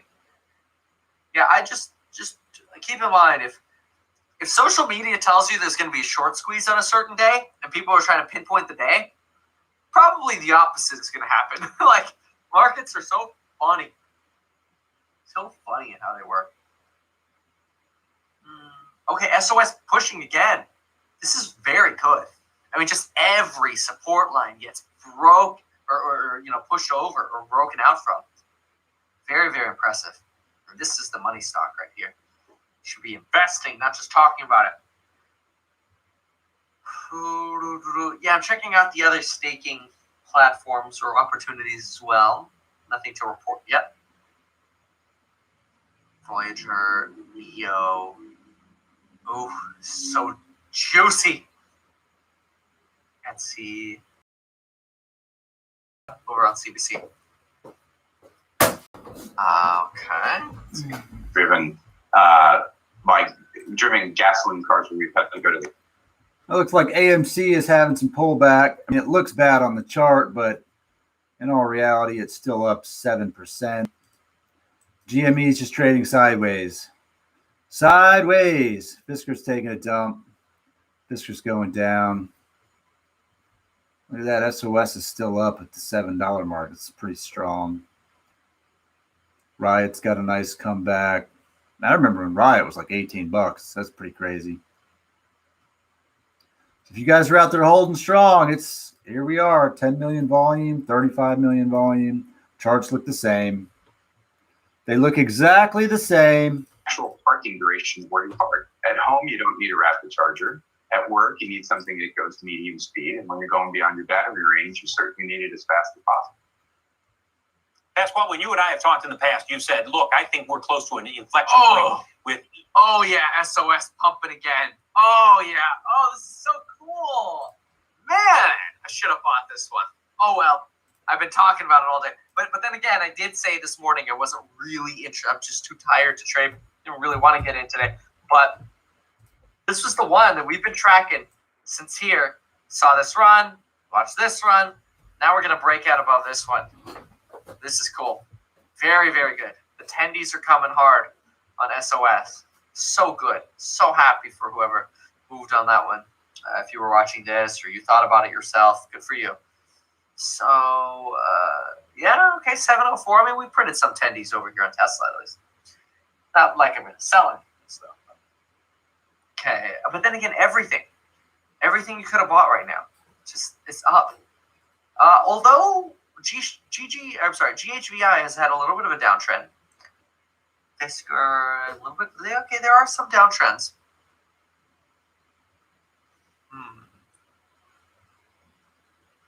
Fisker almost down 10% right now. Ouchies. ChargePoint trying to recover here by chatting on CNBC, and they're actually getting. Look at that CNBC volume they're getting. This is the guy who's literally right here, pumping his own stock. Not illegal at all. He's got a suit on, so of course it's not illegal. In our install base of vehicles, even if 100% of vehicles tomorrow were sold with a plug, it takes a while to convert the fleet. But as consumer confidence starts to really take hold, and actually consumer skepticism about the long-term value in driving a gasoline car, that is going to move in the adoption rate furiously. So we could be a very large company at ChargePoint at 5% EV adoption, or even at 3% EV adoption. We can be a very large company, and then beyond that, it really is chasing incredible scale. Well, Pasquale Romano, we are going to be watching it closely. Congratulations again. First day as a publicly traded company, ringing the opening bell virtually this morning at the NYSE. CHPT is the ticker symbol. Pasquale, thank you very much. Morgan, one thing to keep in mind with. All right. What else? Let's go back here. So market a little stable right now, which is good. A little bit of sideways trading happening here. Had some nice gains so far already. A little bit of stabilizing, which could mean slightly down. But otherwise, still very, very good market day. Very green. Good pricing. With the exception of some. Actually, that's very much the few right now. But otherwise, I'm very impressed with that SOS one. SOS. Yeah. Huge. Nice. Good. Keeps building higher and higher support levels. It's great.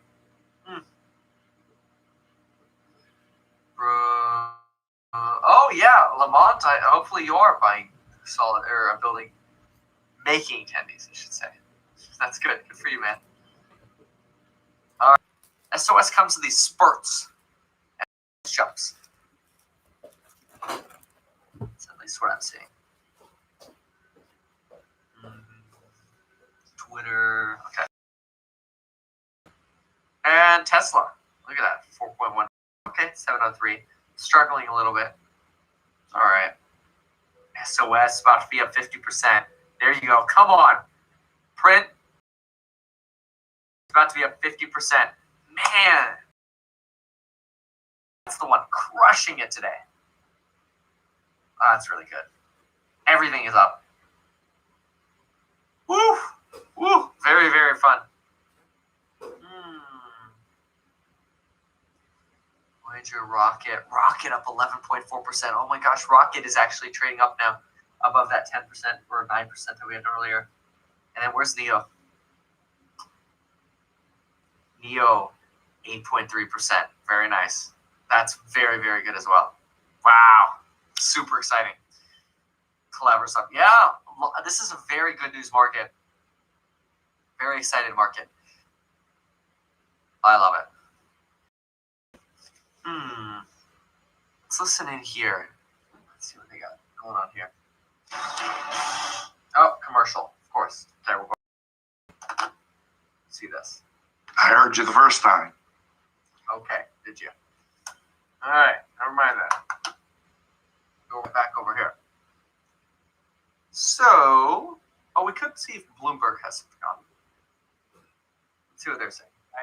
That they're prepared to put a bit of money down, and that's good for the airline sector as well. Gives a little bit of liquidity. Yeah, unless you have to get it back. So I booked a hotel in Paris in October, but I didn't have to put anything down. So that felt like my call option, but I'm too scared to book the plane. Well, yeah, the planes are probably a bit trickier, but if you just do it on a rolling basis, it doesn't seem to hurt as much. Well, that's true. That's a good point. All right, well, one big part of that is obviously getting jabs in your arm. So a big step forward is Johnson & Johnson. Vaccines. Okay, Johnson vaccine. Gotcha. Groupon still pushing. No, oh my gosh, incredible. Now up 33.5%. Here we go. We're almost at 50 on SOS. Super exciting. Super, super duper exciting. That's a big green wave today. You know, again, we've explained some of these reds. So I would say, honestly, right now, maybe you go around and look for some undervalued companies, or at least relative to their past valuation, as long as they're a good company, and see if you can still get some discounts. Like you can get discounts on the courses link down below using coupon code HODL to get up to, or actually get 38% off. Unless you get the bundle coupons, then you technically get more. It's like built in when you use the bundle coupon on that, which is just the HODL. But anyway, all that's linked down below. Look at Agora, 12%. Very, very nice run here in the day. Very good run in the day. Yeah, it was up a little bit, like 3, 4, 5%. Big, big, big up right now. SPY. Oh yeah, very nice pattern. I mean, this is the day that you want to be trading in. Happy about it. Plug Power. There we go. Fisker, Moderna, Airbnb. Okay, so nothing's really changed with the stocks in terms of who's up and who's down. I haven't seen a lot of crisscrossing. Could come. And let's look at the VIX. Volatility index, super down. This is going to keep plummeting again, which is good, because if you go out to like the day, Yeah, this is the peak fear that everybody had last week on Thursday when people were like, no, don't buy the dip, don't buy the dip. I'm like, dude, volatility index almost as high as we had in September. I know what happened after September. The market went. I will be doing the private course member live stream in about an hour and 15 minutes. I hope to see you there. If you have not checked that out yet, make sure to check out the link down below. I do plan to continue doing live streams for at least the foreseeable future. I really enjoy doing live streams. And we'll see you there on the private course member live stream. And again, about an hour and 15 minutes. All right, folks, thank you so much for watching. I love you even if you were not a course member. All right, folks, we'll see you in the next one. Bye. All right, Kevin's out. I'm still here, still chugging along, uploading some other stuff, printing some t-shirts.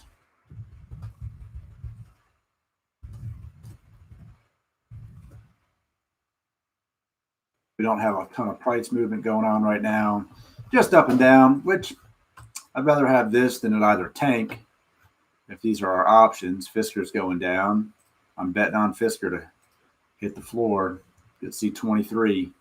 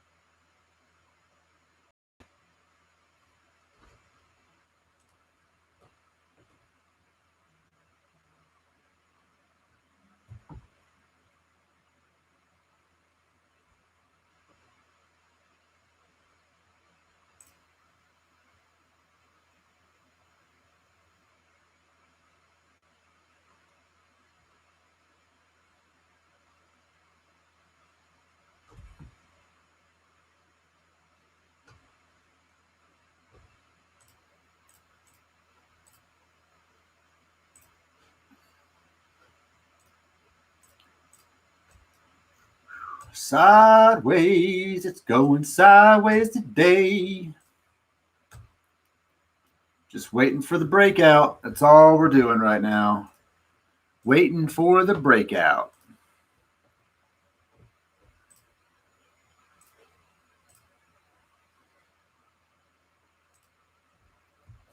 Be back in a bit, fellas. Be back in a bit.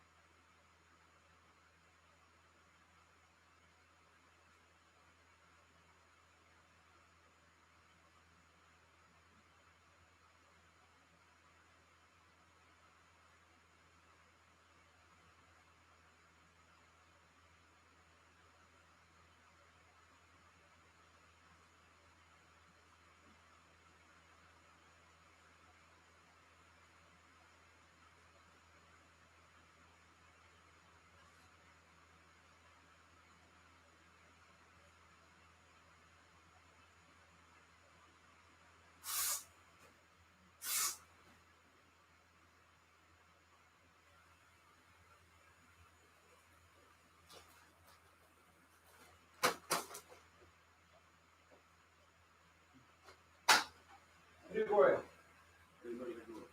Yeah. How about do that?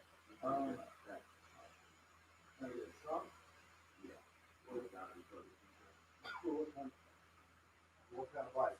It's a 2019 Indian. Okay. It's matte black. Uh-huh. I just wanted the little flat piece to go with that. Little flat piece. Yeah. A trunk or a mount? Yeah. Trunk. Okay. What kind of trunk? What do you want to put in? Not a whole lot. I mean, I may put an amp in there or something. An amp or something? Yeah. I mean, I make like 13 different trunks. So. Oh, okay. And I'll make just one. And then the style of trunk that you want. Yeah. That I'm not sure. I didn't know you guys would take customers. Yeah, I'm more just a manufacturer than I am like a showroom kind of just, Yeah. all my stuff made to order. So you order it, I go back there and make it. Oh. So it's not like something you just want to pick up and ride into the sunset. Yeah. Yeah, I think you had done one guy's, he had a matte black Indian, he referred to you guys. Only one I can think of would be a Slimline Indian a couple years back. Yeah. Slimline Red. Looks look good on the Indian, doesn't bad trunk on there. Yeah. That's kind of what I wanted, the slim line. I like it more just the way it looks. I want to put a lot of stuff inside there. I got a lot of storage. Yeah, that's a good looking trunk. I'm sorry about that. I didn't know I needed an appointment. Yeah, I'm the only one here, so I just have, I get guys who want to just come in and talk to me all day, and I just don't have time to do all that. Yeah. And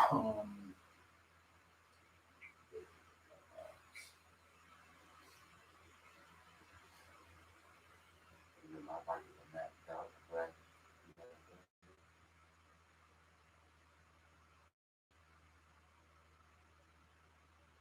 Probably the trunk that he has on the bike. Yeah. And then for the Indian, the mount that you need is, you can, I believe is what he had, if it's the same guy. Trunk out of it. Yeah. The Dirty Bird mount, which I believe is solid bolted onto the bike, and then ProPat also makes a mount. It's cheaper than Dirty Bird. That's a quick detached for the cheapest. Okay. And theirs is like $275 or something. So it's probably some $300 for their mount if you don't have something to mount it to. Yeah. The other ones that people bought for the Indian was Falcon. I've done a few Falcons for Indian, not locally, but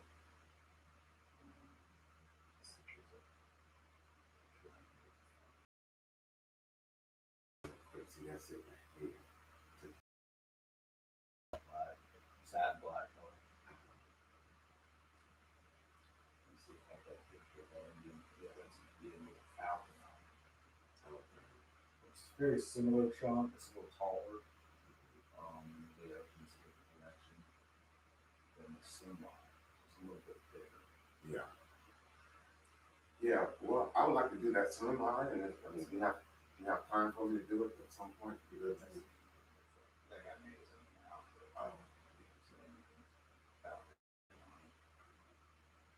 mount. Yeah, we could push an order through for a Slimline.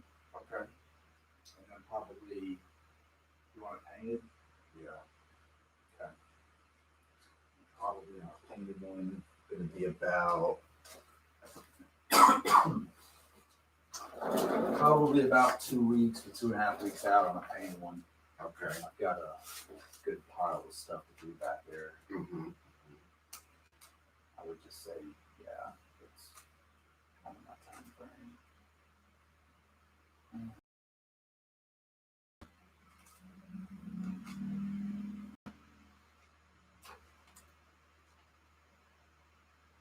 What's first name? Dwayne, Duane, Mitchell, Address?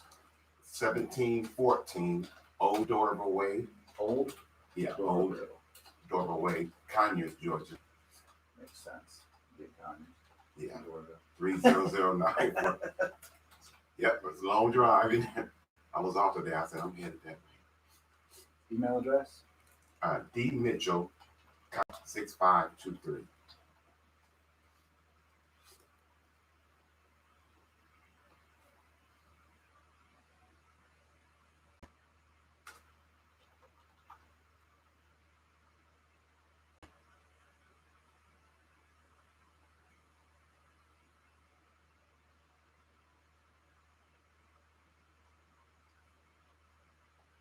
What kind of mount do you want for it?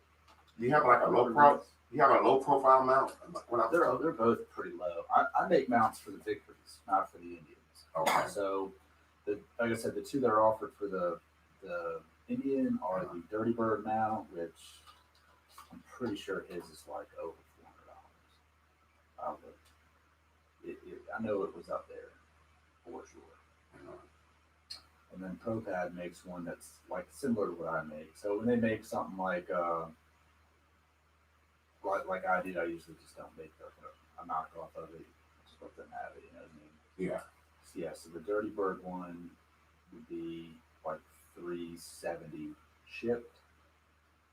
And the Dirty Bird one is solid bolt to the bike, so it doesn't just pop in and off. Okay. Let me find the website.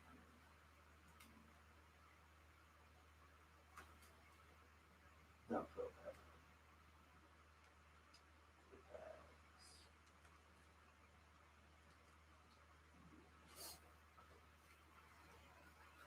So their rack there would be about three and change, like 325 shipped.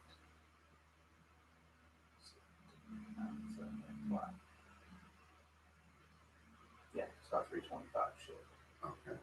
But that one, like I said, it's more of a detach, so you can just pull it on and off. Yeah, I think the other one's going to be bolted to the bike. I think I would like that one, just in case I want to pull it off too. Okay.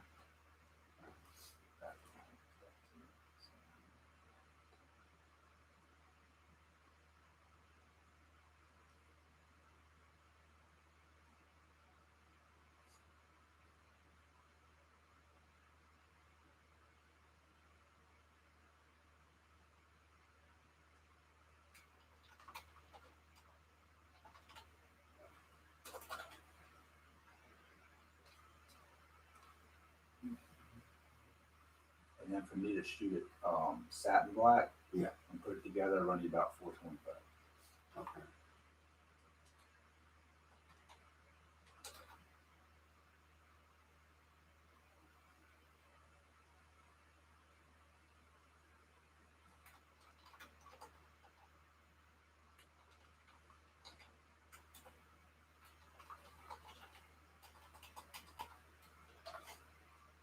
And then maybe we need an upholstered backrest pad on that sucker. You want it all turnkey.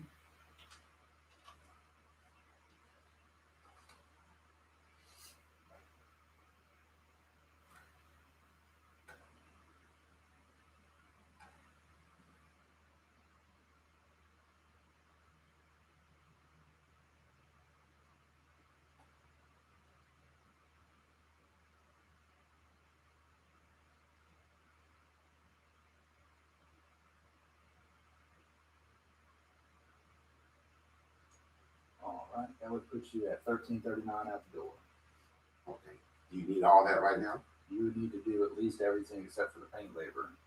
So I'll order the mount and then make the trunk, and then if you want to pay for the paint labor, next week or something, that'd be fine. Whatever goes for paint it. You'd be at $914 for the trunk and the mount. Okay. And then I'll come back with the balance.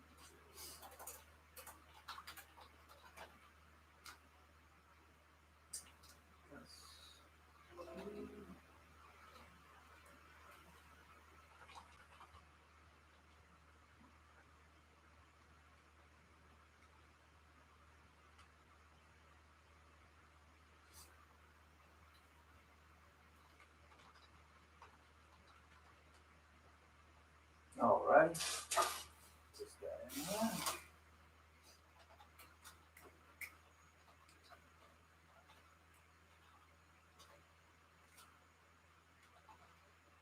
So I have to put that on there myself, then I guess, right? Pretty simple to do. Yeah, I mean, it's going to be a pretty no-brainer Okay. on that one. You don't really have anything difficult to worry about.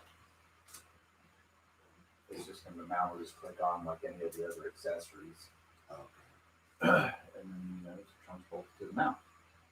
So, pretty simple.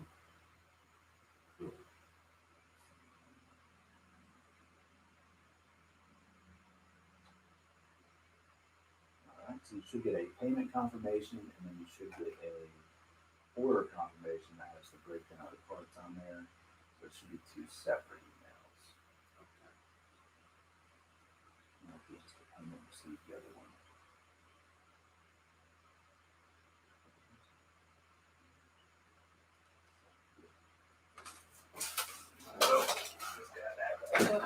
Okay. So, and just check your email for those confirmations. Okay. And that is it for me. Thank you so much, man. Sorry to jump in on you like that. Yeah, it's all right. It's a lot of times, like, I'm about to go back there and prep my molds and stuff, so I can't do gloves are so damn expensive. So I would take them on and off, you know? Oh, yeah. Can't get nothing done with people blowing you up. No, I'm like, shh. I used to not care when gloves were $8 a box. Yeah. Gloves are now $27 a Yeah. box. Yeah. So I'm just like, lock the door. And Bang, you'd be bang. surprised how many people will sit up here just banging on my door. Uh-huh. Wow. And I'm like, dude, I can't stop what I'm doing right now. Yeah. So I try to make appointments that way. At least I know someone's coming. I'm in and out. I'll go pick up supplies here in a bit, so I won't know what it is. Yeah. But Well, I'll spread the word. If anybody asks me how I got done, I'll let them give you an appointment. yep, just call. I don't answer the phone, but leave a voicemail and it's back. Okay. Yeah, it's close now. I'll give you a heads up ahead of time. All right. Thanks a lot. All right.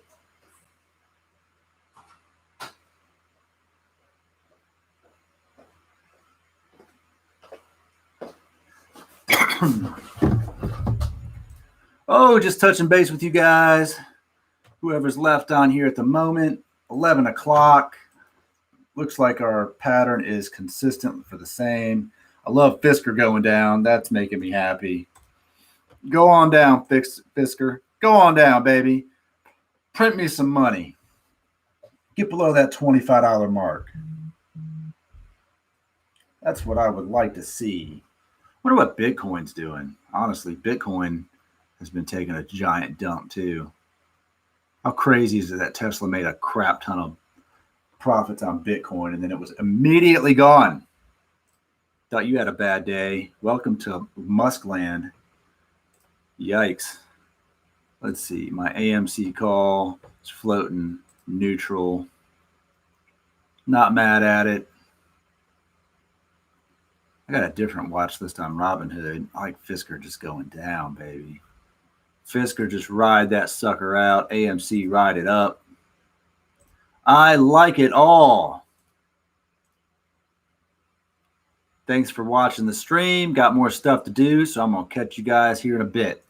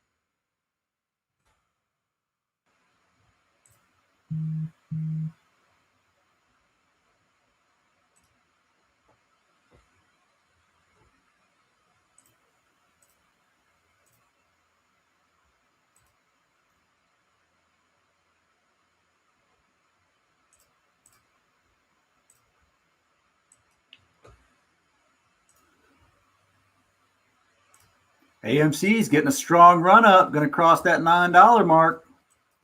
We need GameStop to follow suit right now. Don't see it happening just yet. AMC's volume is still 4 times that of GameStop, but today might be a good day for you AMC holders. Hold it tight, baby. Hold it tight.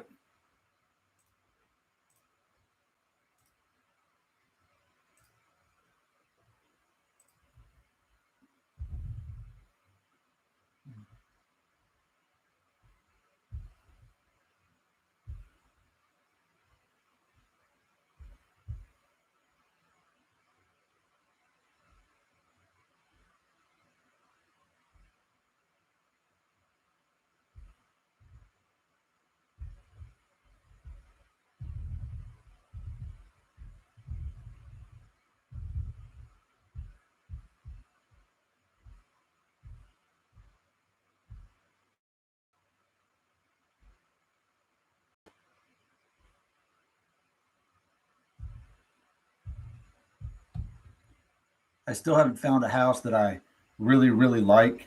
If you can just keep your eyes open for 4+ bedrooms with a basement, preferred, period.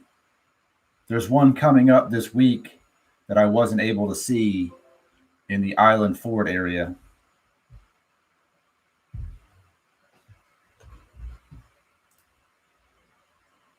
There we go, GameStop. There we go. Pick it up. Follow that uptrend. That's what we need to see right now. Follow the uptrend on GameStop. My AMC call is printing a couple dollar bills. Nothing to get excited about and write home about, but I'm not mad at it. I am not mad at it. It is 11:11. Now's the time. Rocket to the moon. It's 11:11. If you're going to make a wish, now's the time. Wish for gold. Here we go, baby. GME is just blah this whole time. So is AMC. These big green candles on the 2-minute. I mean, we're just going back and forth here. We're going back and forth. Power hour might be it. Honestly, if today trades completely sideways, I am not mad at it. I'll take that over longer. Also not mad at that. So let's just see what comes of it, shall we? Let's just see what comes of it. Today's gain is $483, still down a total loss of $2,300. If GameStop can make it back up, I will probably check out of this party, buy the dip, ride it up again. But at the moment, we're just going to hang tight with what we've got. 107. It's almost like we're just priming up. We're just testing the waters. Right now, $100 is still the floor. The floor is lava.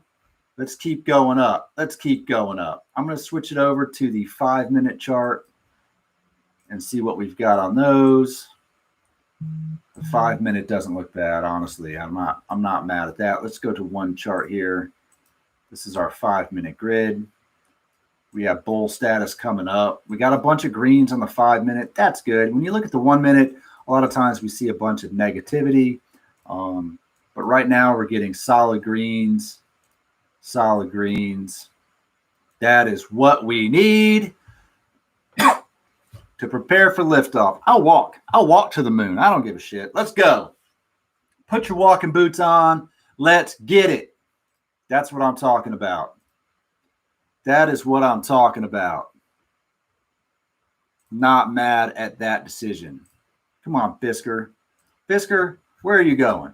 Look at you. Fisker, if you're paying attention to this, this is what we call a bear flag. This is up, down, up, down, up, down, up, down. So for it to have a reversal from where we're sitting right now, I don't know, man. That's a big dip to try to come back out of for Fisker. Fisker looks like a pattern downtrend for sure. Don't love that. When we look at the other stocks here, I mean, this is a head and shoulders. SOS is coming back to earth. SOS is 100% coming back. I would actually unload something and load up an option call on that coming back down by the looks of it. I'm going to see what that cost actually right now while I'm sitting right here. Let's pull up Robinhood. Let's hit SOS. SOS Limited. Let's see what the option is for that on a put. It's probably high. It's not that bad. It to come back to, what did it open at? $6. So to get closer to that, or $100. Might actually go ahead and unload $100 of GME again. Let's do it. I'm going to do 110, and I'm going to buy myself a nice put on SOS because it's coming back. It's coming back for sure. I'm just going to load up me a put right here. I got a couple bucks to spend. Let's get one. Long put, open up. Good for the day. Send it. There it goes. This will probably be a day trade for me in full transparency. I don't know if we'll hold that a whole heck of a long time. But right now, I just closed out a small position in GME so that I could open up this position on SOS because there's no way that thing's staying up there that high. No chance. Don't buy that for a second. I'm going to see what else we have going on here. Anybody else live talking smack about it? Don't see much. Don't see a lot happening. All right, let's get back to our chart here. I'm actually going to put an alert on this one to price drop below 640. See if she comes back down. Sharp fall. Boom. We'll pull up our other two. AMC on a strong push. Strong push on AMC. GME still walking the line upward. Still haven't reached our high for the day. AMC is at it's close. It's approaching its high for the day. High of 911. GME a high of 111.99. So we're walking the line. So here's hoping we make it. I got to share some valuable information with the DTG community. So I will see you guys in a bit.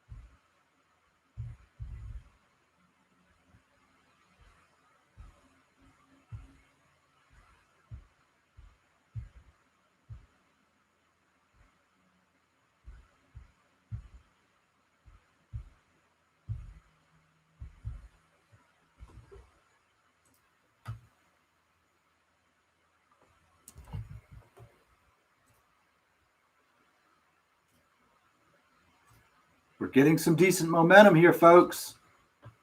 We're getting some decent pushes. AMC for sure about to break $9. That's what we want to see. AMC break $9.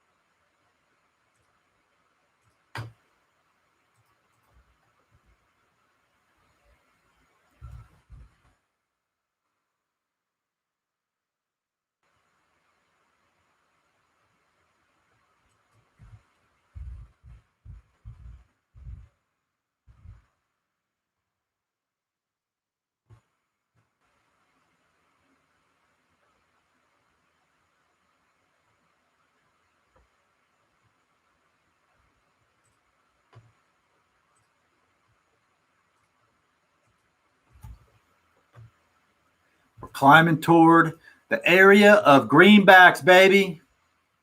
Greenbacks are printing on AMC right now. Let it go. Let it go, baby. Let it go. I really want to get some chats going. Let's talk about some interesting topics while we watch these two stocks make their slow climb for the day. If you're just joining us, AMC is starting to have some momentum from its low at 850 this morning. AMC is approaching that $9 mark. GameStop is still pretty much trading sideways, although it is on the higher end of the sideways trend. I feel like GME, people are just waiting it out to see which way it wants to go. They want to see the floor before they jump back to stock to get your feet wet into. So you're going to have more movement there regardless. If you're trading these stocks, if you're not trading, if you want to get your feet wet and you don't really have a lot of money, but you want to test the waters, Cash App is where you start. That's my recommendation. Lots of downside to Cash App. Don't get it twisted. But if you don't know a lot about stocks and you don't know a lot about limit orders and options and stop loss and all these other things, you just want to put some money in it and be a part of it, and you want to learn slow, Cash App makes it real simple, easy to do. All you got to do is have a Cash App account connected to your debit card, transfer money in. It happens like that immediately, and you can buy stocks immediately. Now, you cannot buy every stock that is out there to be traded. Cash App does support a lot of major stocks. You could buy both of these you see on the screen right now. Right now, you could transfer money to Cash App, buy the stock instantly. You can also sell the stock instantly and put that money back in your Cash App account and then transfer it directly in your bank account with no downtime. These are big advantages for Cash App. The disadvantages are pretty simple.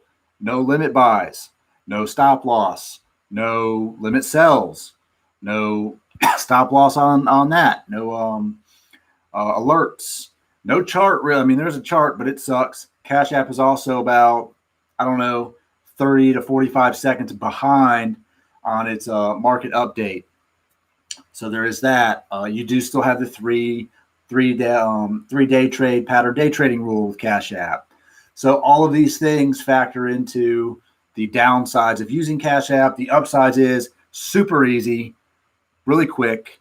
There will be, if you have a stock that's high volatility, high momentum, a lot of people buying it, sometimes your fill orders will be a little bit delayed on that. Keep in mind, if you're doing Cash App, because of this delay, if right now AMC is at $8.95, that is the price. When you submit your order, you will not be paying $8.95 for those stocks. You will be paying the ask, or the ask on that, which could be $9. It could be a little more.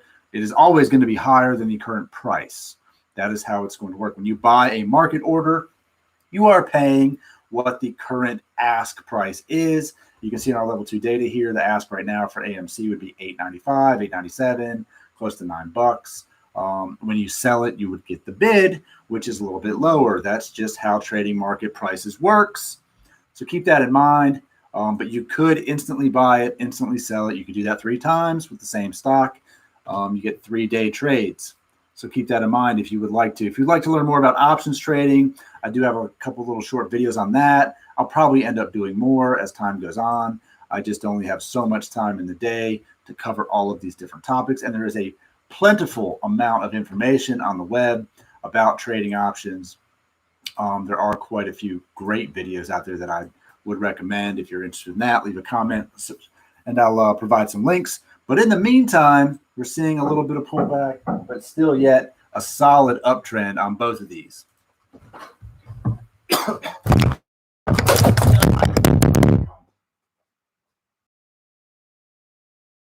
Fish. You're Killing fish. Your estranged wife won't move in tomorrow. Yeah, she does. I asked her, I was like, did you talk to them? And she's like, I didn't want to like pressure them. And I was like, I mean, you might want to just ask them like how their move went or some shit. We got everything moved but the fish. How many fish are you moving? Well, The fish tanks are moving. 3 fish tanks, but 5, 6. With the frogs and shit. Yeah, the frogs you can just move. Yeah, there's only Fish sucks. How big are the tanks? yeah, 13 gallons, 6 gallons, and 40. You need a big boat. Yes. I got 2.5 this stuff.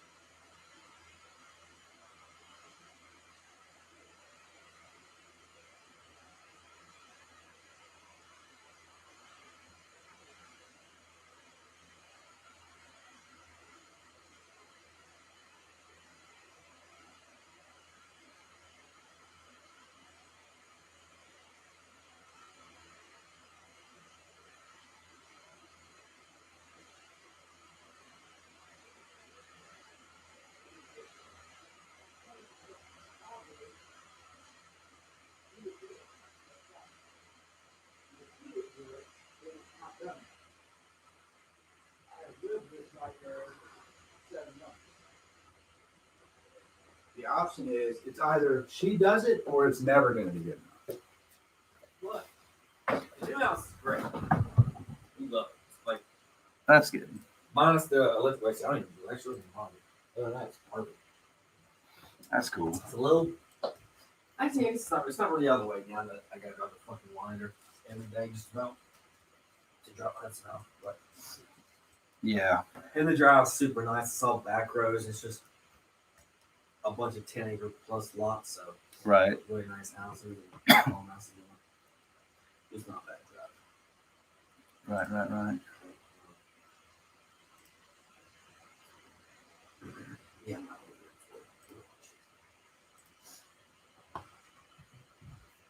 And I should just throw them all bags of fishes. Here's the thing though, because if I move the fish, they can't stay in the bag for hours. They die. Right. My sequels ain't, I don't know if you ever see them. They ain't small, man. They ain't big, they ain't pretty small. So I might have to actually wait until Julia gets off work so that we can, it's all gonna be moved and set up in one go. Fuck, it's gonna rain. Probably. I gotta put those desks in the back of my trunk.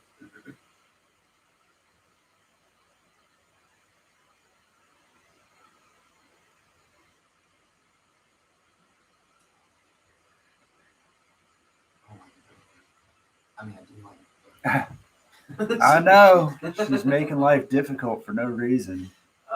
Because she No. didn't have to move on Tuesday. She could have just waited. What she should have done is just waited. I just, oh, you know what? There's a tarp in the garage, the one we used to leave that hole. I can just, I don't know. I'm sure Megan's dad washed it off. Right. Total dickhead. That's such a dick. If anything, I can just maybe cover the desk for that.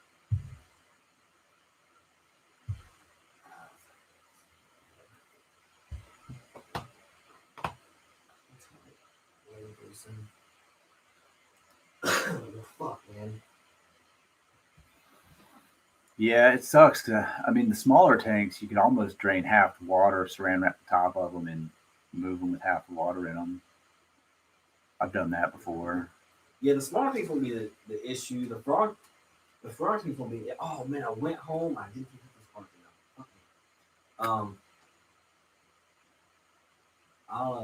I can. The only one that's really gonna be a bitch is that big one. The rest of the things, I'm pretty sure I can get out and just put them in my seats, and that'd be fun. How many fish are in the big one? 3. Yeah, what I would do then is I would take the water out of that, put it into that that orange cooler, put the fish in there, and you could put an aerator in there, and they could stay in there for a minute, and then just pump the water out of that thing, because you're gonna have to move that pretty much empty. 40-gallon tanks heavy. Oh yeah. With anything in it heavy. Yeah, I can pull out all the pictures, but I can't. I'm not sure what the rocks. Yeah. No, you got to move that in there. Maybe it's only like a few extra pounds. So I'm just doing it. Right.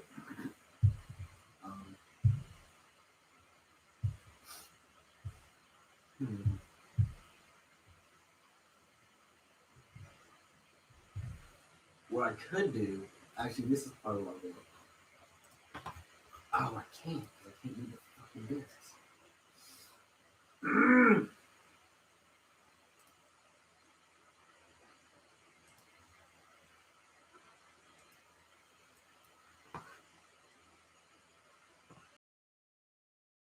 It's not very cash money.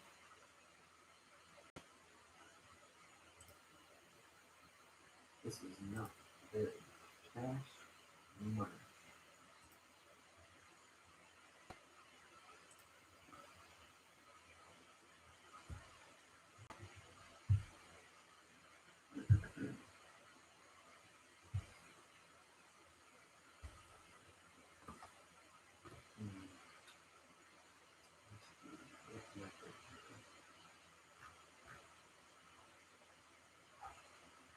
say maybe I can go ahead because I don't have to add anything to the frog text. I can go ahead and move.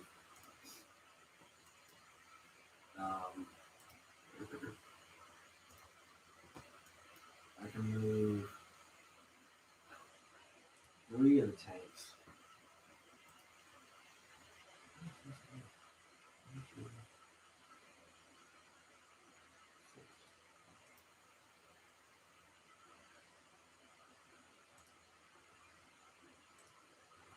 I know 7 tanks. I can move 3 of them.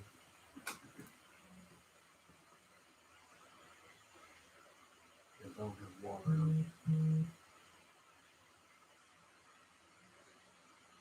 Basically, so I just move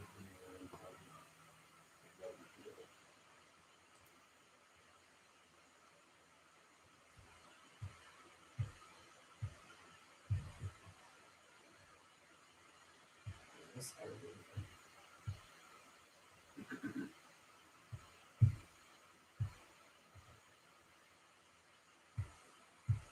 yeah, I think this one will do. Oh man. I'll go ahead and move those 3. And I'll just think the rest should go. Julie gets off, so I'm gonna go fuck some people up. For now, let me go do all that. Well, load up those buckets or coolers or whatever you want. Take with you. Oh. Yeah, I'm trying to. Even if you're just taking buckets and dumping it in the toilet, swapping them. Yeah, actually what I'll probably do is put the crew on the back of my truck. I'll just carry down buckets, dump the water in there. How much do you think those 5-gallon water jugs are there empty you can buy? That go in the water. You can buy empty ones of those, I'm pretty sure. You know, they go in like a water cooler, go on top of it, sell them fucking everywhere, like $5-6 for fresh water. You know what I'm talking about? You know, like a water cooler, you put water in, you fucking fill out a little cup. Yeah. Dentist dog or some shit. Yeah. Yeah, The clear. Okay. Because those have cat seal it. That's true. How much does it cost? That's purified water too. It is. You could actually use it right in the tank. I think they're like $5 or $6. Ooh, AMC's rocketing up.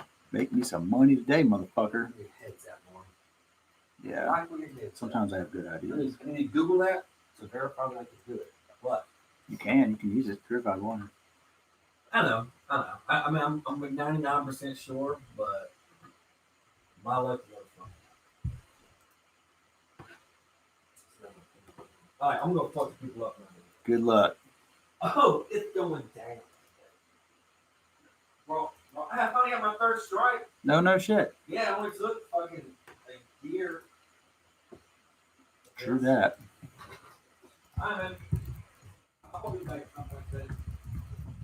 All right.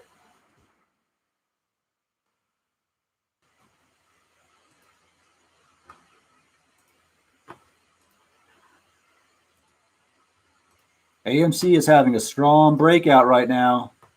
Strong breakout to the upside. GME looks like it's finally starting to have some upside momentum to follow it.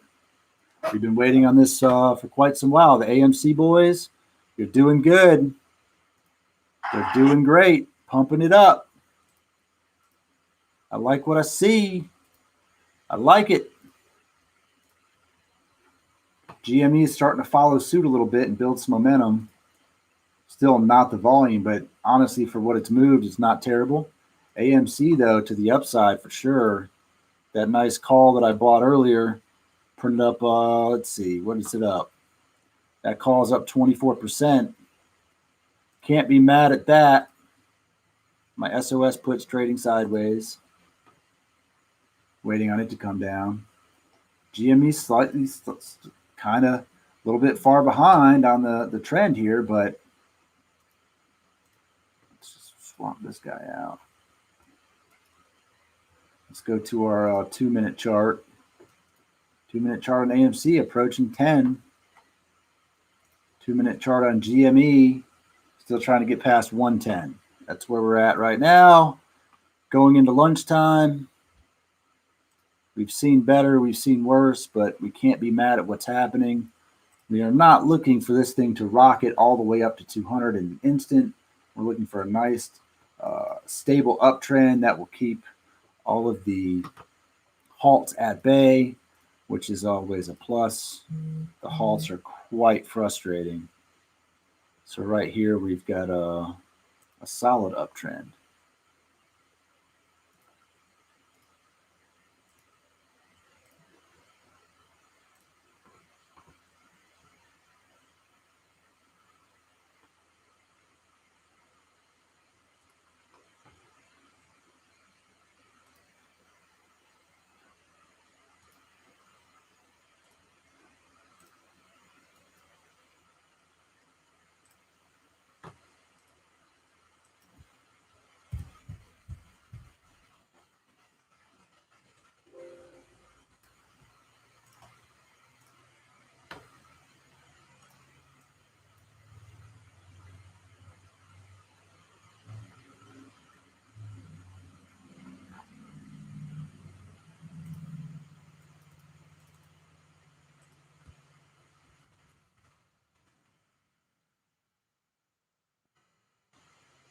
By the way, this SOS head and shoulders is definitely playing out.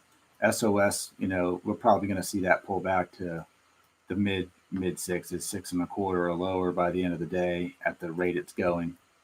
Just following up with that for anyone who's following it. GME has at least broken the bottom floor, so its uptrend is solid. AMC's uptrend is still solid as well. That is a consistent bull flag. What we're going to keep an eye out for on AMC, if you are holding in a day trade pattern, to exit would be to exit on the, if we start to develop a head and shoulder pattern, to get out on the head. If you don't know what that is, it ends up looking exactly like what it looks like. We'll see a high, we'll see it pull back, we'll see it go back up, and then we'll see it start to fall down again. So that's what we're keeping an eye out for at the moment.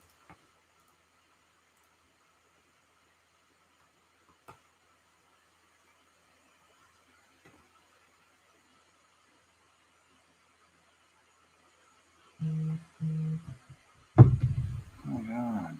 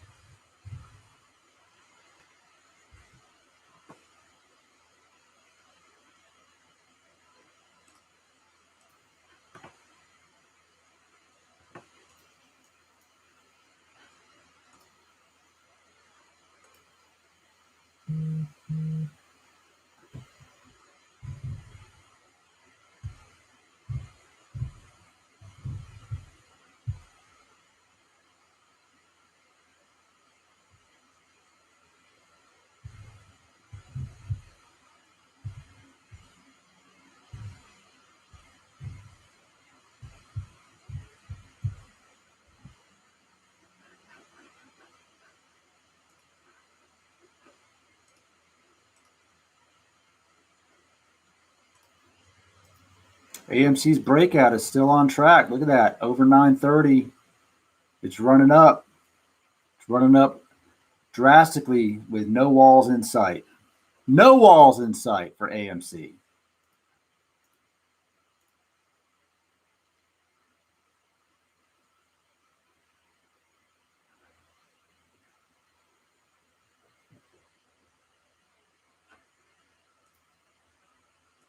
full transparency, today's going to be a day to also buy puts on AMC once it gets up high enough, because it has trended its trend has definitely not been to stay up there. It definitely likes falling flat on its face. We don't have any news. This is just trading as it is. Oh, wow. Look at my TD account here. It's all in the wrong. It's all in Japanese. That's pretty funny. Not even sure what to do about that. How do I even change? It says English. So crazy. There we go.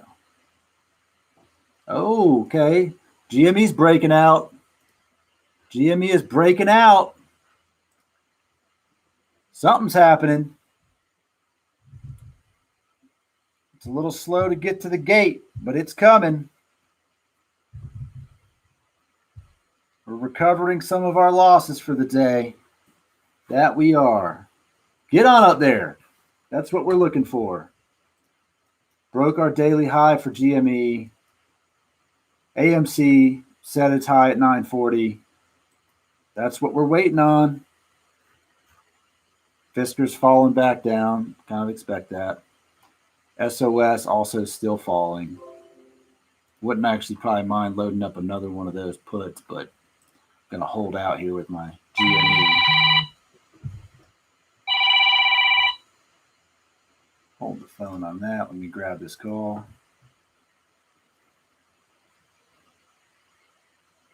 Hello.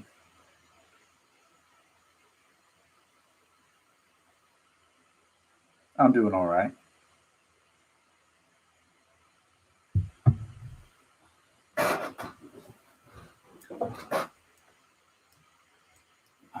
I don't. Which listing was yours? I don't remember I looked at a few. All kind of different. Yeah, Primrose Park down the street from where I'm at currently. I did like that home. It's kind of on my short list of ones that I liked. The home is beautiful. I'm looking for something with a vast amount of space and preferably a basement lot. But I did like that one. I mean, it was really nice inside. So I'm looking for something probably like 3,000 to 3,500 realistically. I prefer something with a basement. So even if it wasn't finished, unfinished basement is fine, because I have a business that I'm going to be doing from home toward the end of the year. So I'm looking toward overall future use of that space. I currently rent in Lanier Springs, and I'm in a 3,500 square foot home now. That's 5-bed, no basement. But that's kind of what the size frame I'm looking at. So if I was getting a 5-bedroom, then I would have the extra rooms there. I did like that house. I had the Jack and Jill bathroom. And the listing doesn't even, I think the listing says 5-bed, 2-bath, but it's like 5-bed, 4 bathrooms or something. The house was pretty big inside at Primrose. But yeah, I would prefer a basement, because I think that one in Primrose was 5.4.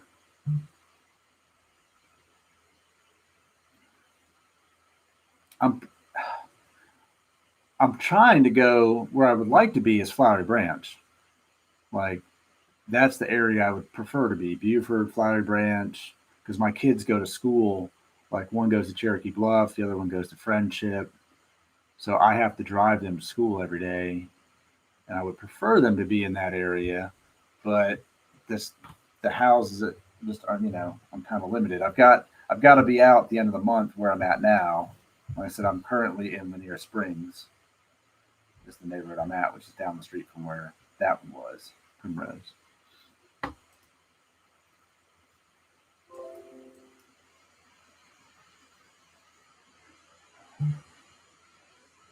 Yeah, Decula's Drive. I looked at one that was out in Decula yesterday. It's kind of where my brother lives, but it's like a 12-mile drive to his school, and in traffic, it's like a 30-minute ride in the morning. And I got to take them both at the same time. I got to drop one off at 7:30 and the other one off at 8. So it's just kind of far. And where I currently work is at 985 in Friendship. So I'm trying to stay like within a reasonable driving distance for me to all of it, you know. Like right now, I can be at work in like 10 minutes from my house. If I have to run over here, drop them off, and come back, I mean, it's pretty convenient. But the Flowery Branch area would be perfect. And I've looked at some homes over there. I just haven't. The ones that I liked, someone else leased right before I could get it. So they just drug their feet on the apps. Well, I haven't. The issue I've been having is just the first one with First Key Homes. They took 2 weeks to even get through my application, and then the day before they approved me, they leased it to somebody else. And then the other one, they went with someone with a higher credit score. That was just their only answer. Was they held it for a week and then said, "Well, this person applied and they're going to go with this one." And I was like, "Well, that sucks." So I'm burning time, really just on the waiting period, which is killing me.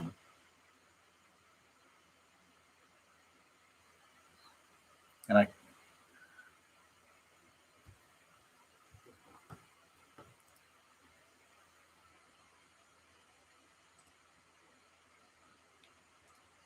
gotcha.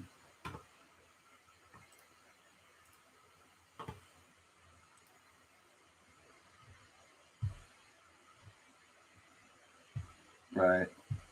Okay.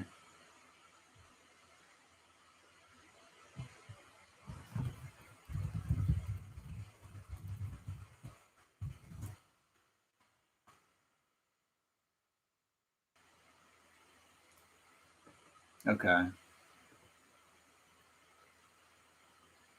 Right.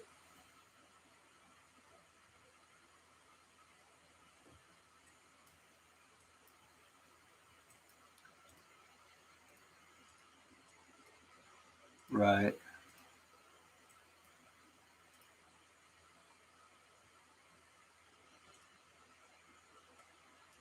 It is. Yeah. So there was one, I don't think it was your listing that I looked at. No, I didn't look at those in Tequila. Roland Manor. There was one over there that's listed at, yeah, it's not on your site for those. Tequila. Nope. But it's listed as like a ranch with a basement, 5,000 square feet, but there's no pictures in there. I mean, it looks, yeah, I'm kind of wondering where the rest of the space is, but you know, I wouldn't mind. It's really just me that lives there. My kids live with me every other week.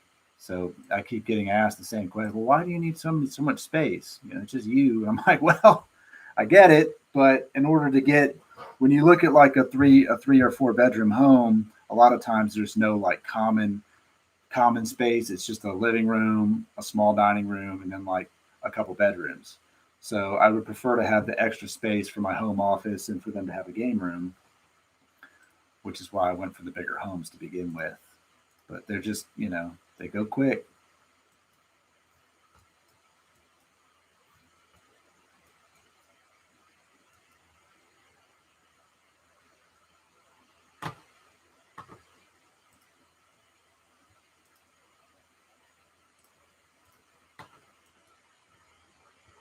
I would go to like the end of Brazelton kind of area, which is like the 211 and Sprout Springs or Friendship, 211 Friendship area. Like there's Reunion over there. There's a couple places over there that are pretty common neighborhoods, but the other house I wanted was actually at the end of 211 at Friendship. And I'm hoping that something just falls through with whoever they decided to go with and they call me back. Because it was a 5 bedroom, 3 bath, but it just had a workshop in the garage and it just had an ample space. You know, like I think I find some of the houses have big open foyers or living rooms where there's, you know, the ceiling goes all the way to the roof and they just give up all that extra space that, you know, these other homes don't have those high ceilings, but they also have a giant 20 by 20 foot space that's usable, which I do like. So it's kind of what I'm battling right now.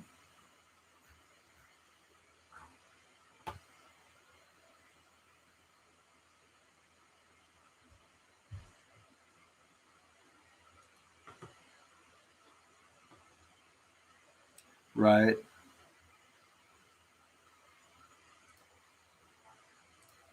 Yeah. I have a friend of mine that rents a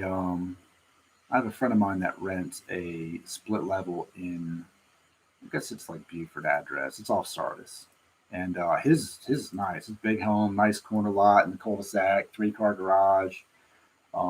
It was real nice. But I find that a lot of the ones that I see, a split level home's probably 30 years old, starting with that, and they're just not updated. So everything inside of them is just kind of old, and being rentals, they're just not all that great inside. It's the downside of the split level gang is they're just always not that nice inside. Like that Primrose house is gorgeous inside. My kids love the house and the neighborhood. It just, for me, end game, if I lease a house that doesn't have the extra space, then once I move out of the business I'm in, I'm going to have to rent another commercial space to do my other business. So I'm torn with that because of the price that I got to pay for those houses.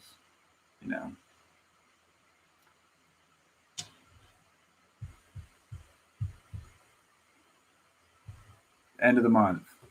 No, they're going to sell the home. The owners of it are just going to sell it. So there's not going to be another lease option for me there, which sucks. I originally was going to be in there till May, and then they came back and said, no, they're gonna sell the house. So they give me until the end of the month, basically, probably until they get a contract on it, and then depending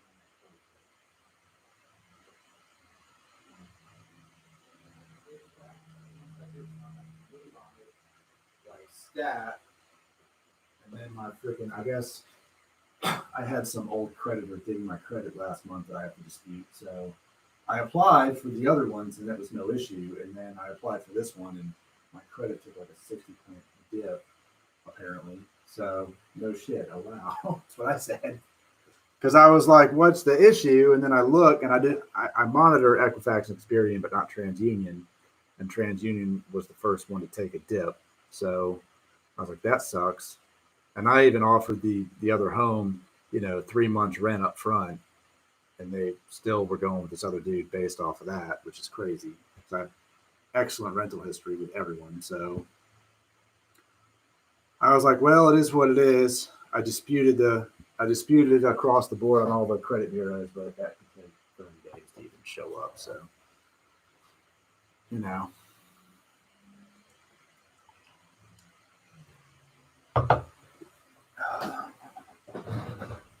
Right.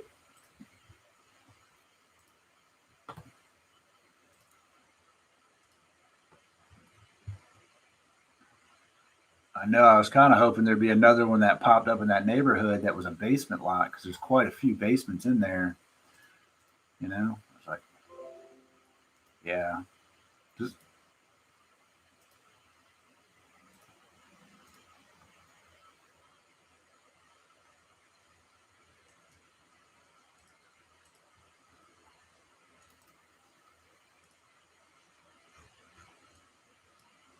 okay. Okay.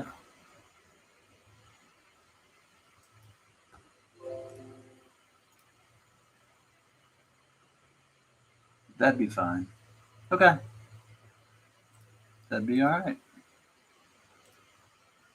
Nope.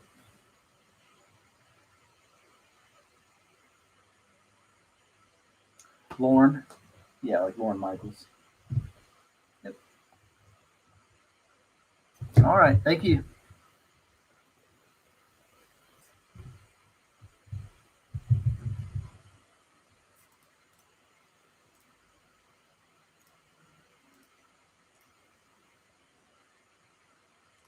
All right. If you're here joining us, we had just had some pretty good dip on AMC. AMC peaked at 9.45, just dropped 30 cents. Hopefully this trend does not continue to the downside. GME kind of followed the same suit, hit 116, then dropped down to 113. This could be just one of the bigger bull flag momentums, if we look at it, but that's a big dip on the 3-minute chart there, which we don't like to see. Same goes with GME. It also dropped a good bit. If you were following me on the SOS play, SOS is still moving to the downside. That's definitely falling. Fisker had a nice big bounce, but we'll see. Like I said, Fisker on news. I don't like trading Fisker on news at all. It is it's always a dead bounce on that stock. But back to our GME plays, up 10%. I'm not going to hate on it too much because it has put $1,000 back toward my portfolio that I was down. I am still down $1,900 on GME there. However, my option calls are starting to turn green. The SOS puts up $10. The AMC calls up 35. I think it was up 55 not that long ago before this dip. And if AMC closes anywhere near $10, I am going to ditch that position and just take my profit and put it aside and then buy something else with it. Same with SOS. I don't know. I didn't follow SOS too much, so we'll see if it continues that downtrend. It might continue it further, but I'm tired of cashing out options that are worthless, so I will probably ditch these sooner than later this time around. We're going into lunchtime, which is generally a little bit slower. We'll see what happens around 1 o'clock. I'll see you guys in a bit.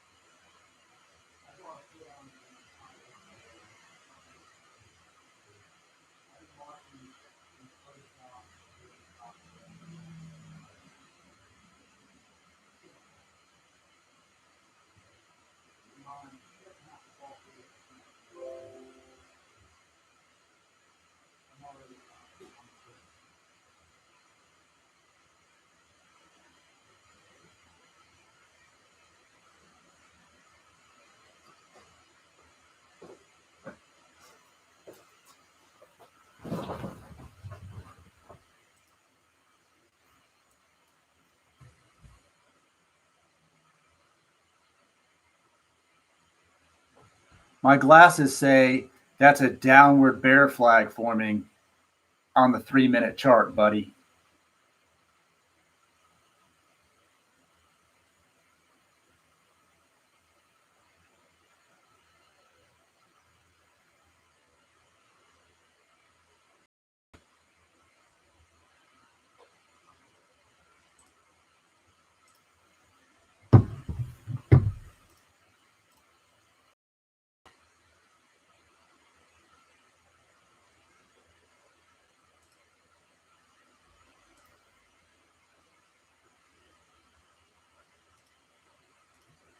Check out this breakout, guys. GME is busting through some walls. AMC is taking a second to recover.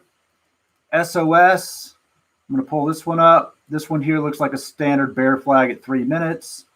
Even at 2 minutes, that's going down for sure. Fisker looks like who knows what, man. Honestly, it doesn't look like much of nothing. Big up to the downside. That one's probably still falling. But let's see what else we had falling up here. CCIV, Churchill, that one fell pretty hard after open. Riot still holding strong. That's a head and shoulders, so Riot could end up coming down as well. But I'm looking at SOS to the downside still, even though the comments are going to argue with me. They would like it to go to the moon. There's no reason this thing's going to go to like $9. It's like zero reason for that to happen at all. GameStop, though, we're looking for 120 on GameStop, and we are rocketing up there. So if you're still holding GameStop, now it's about time to get your money back.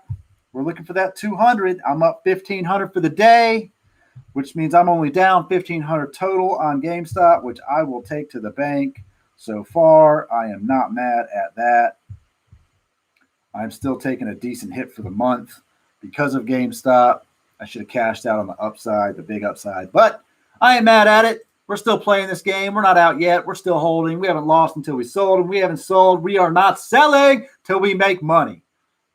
But full transparency, I am definitely going to sell when I am in the green, and I'm going to wait for the dip, and I'm going to load that bad boy up again. But right now, Power Hour is here. GME is on the rise. AMC, I think, will follow. It just might be a little bit behind on the time frame. But we're looking for GME to break 120. Once it breaks 120, if there are no walls, we could see a slow climb up to the end of the day. Also, keep in mind, we've seen this before. We could easily come back down to this 105 mark by the end of the day. So if you are bought in at like $100 or 110 last week, don't wait forever. Get your profits by the dip. Just holding the stock does not make it go up. Keep that in mind. Just holding the stock does not make it go up. People must continue to buy the stock. So if you hold it, you're in the green, you want to let it go and come back, it's not the worst idea to do that. You know, if you want to keep in the GameStop game, if you sell it right now at 118, you're only in it for 108, and it comes back down and it drops $5, $6, $10, buy it again, it will still continue to go up. That's how it works. Supply and demand. You freed up, say 10 shares, and then you're able to buy 12. Now you own 12. That's how it works. Average up the amount of shares you have, and you'll have a bigger stake in the company. And when it does go up, you will get more money out of it. That's how we play this game. Only bag holders hold the bag and wait for it to overfill. The smart ones fill the bag up nice and slow and end up having multiple bags on the sidelines. AMC is taking a pretty good red trend, but they are honestly filling. Again, they look exactly the same.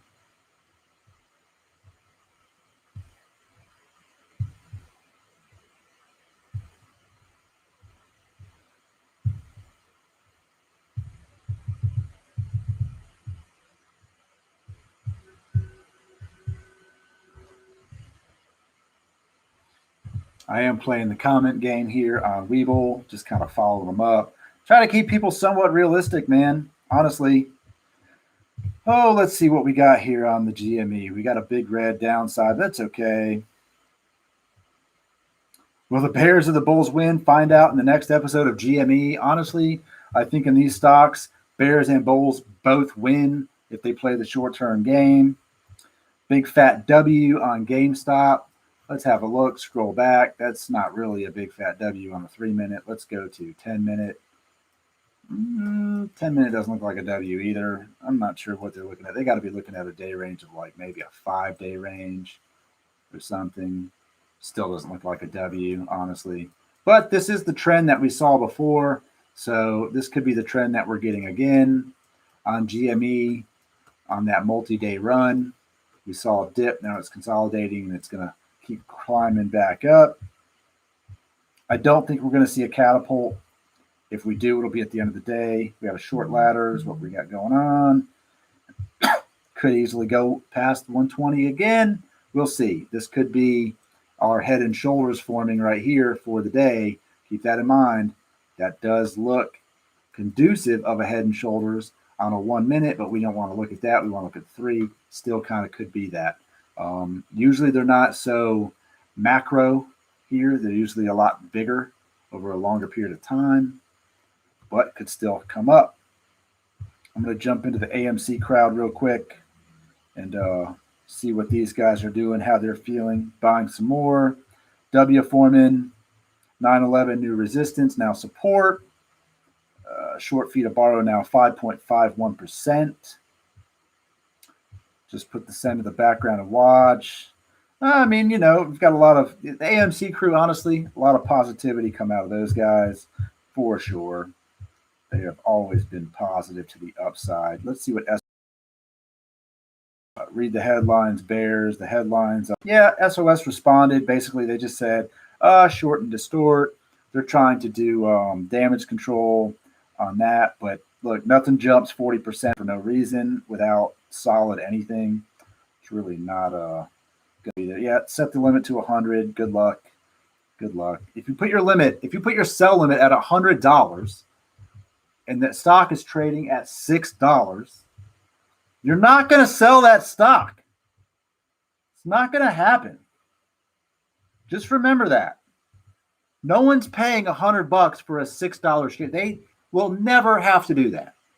Like, in order for them to have to do that, you would have to buy up 100% of the stock that's available. 100% would have to be held by little retail traders and people like you and me, or people a little bit bigger fish, you know, swimming around out there, holding on to it. And then the short interest has to be so much above that, that in turn, they literally will either suffer paying ridiculous interest on the borrowed stocks, and it's going to be a waiting game for you to hold out, or they're going to have to just cut their losses and start buying the stock, which would in turn make it go up. And which, you know what they would do? They would just play the downside again. They're going to play both sides. It's funny because people act like these conglomerates don't play both sides. They do. They 100% play both sides of the coin. It's so crazy to me that they think, oh, well, it went up. Well, guess what? They'll buy calls just like the rest of you. They might have a ton of short interest in it falling, but they're not going to sit there and lose out. How many guys out there buying puts and calls on these stocks right now? Sure. Buy a freaking GameStop put for $150, or buy a GameStop call for $150 and a GameStop put for $80. One of them's going to print tenfold. The other one's going to be worthless. But you'll average out. You'll be on top. That's the way they play the game. They're not stupid. You guys think they're just going to sit here and watch their money disappear? You are dead wrong. Dead ass wrong.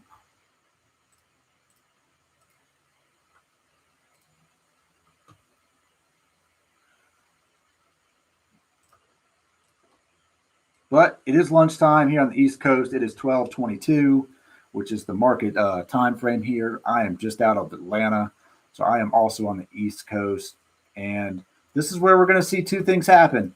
One of two things. Head and shoulders hit the floor after lunch, or it's going to make a new floor on both of these two stocks. They are trading exactly the same, damn near, and they're going to go up, slow climb to finish the day. Those are the choices. You're not going to know for a minute. Look at SOS, bear flag. Bear flag, bear flag. That's what that is. To anyone who was just like, it's market's going to go to the moon. Bear flag. I would like to be hopeful like the rest of you. I have no position in this stock at all. Well, I take that back. I have no shares in it. I bought a put in it. So, yeah, I hope it goes down. But aside, I realize from my other dealings, that's a bear flag and it's going down. So write it down with me. Don't get stuck. AMC, on the other hand, GME, holding shares. Let's see what happens. You know, I mean, smart money, sell at 120, buy back in at 112. There you go. Instant money.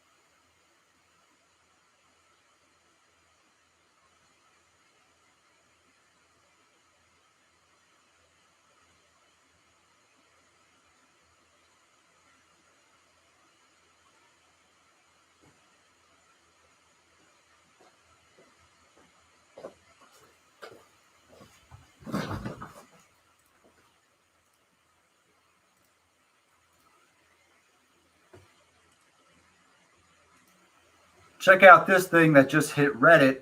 Someone just YOLO'd 400 call options on GameStop. 3/19 expiration, $800 calls, $214,000 betting on GameStop hitting 800. Keep in mind, folks, it doesn't have to hit 800. for this guy to make some money. That's 3 weeks out.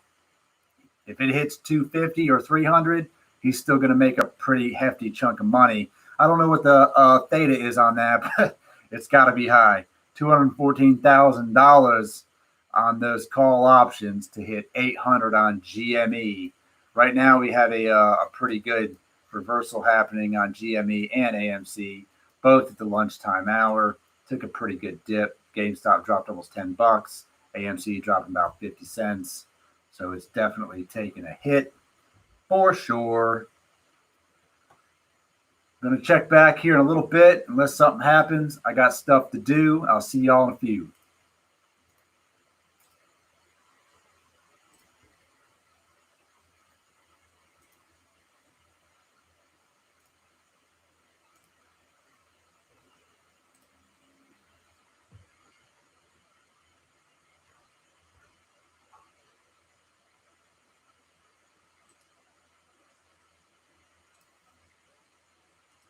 What's up? What's up? What's up?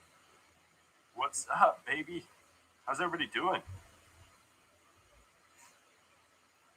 CTRM, what's your feelings? I like it. I don't love it. Take that as you will. No. Take that as you will.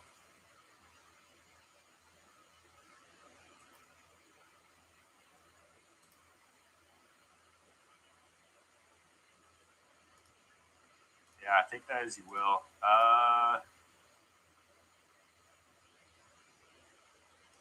It's decent. They've been buying a lot of stuff recently, but it's not like the best, if you know what I'm saying. Yeah, it's just not the greatest. What software do you use to view your stocks? Thinkorswim by TD Ameritrade.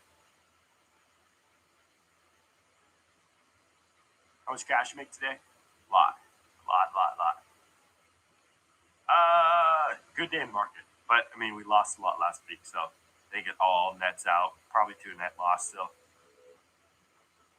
How am I doing? Freezing my garage off San Antonio. Any thoughts on Clover? Clover. Doing good today. Wow. Interesting. This is the one that Hindenburg shorted, right? Back here. Yeah. Ended up popping up, coming back down. Has room to run, probably 14. 14 maybe? Maybe. What's up, everybody? What's up? YouTube, drop a like on the video.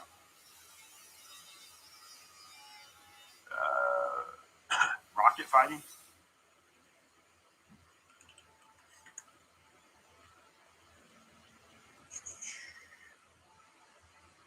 It's got 24.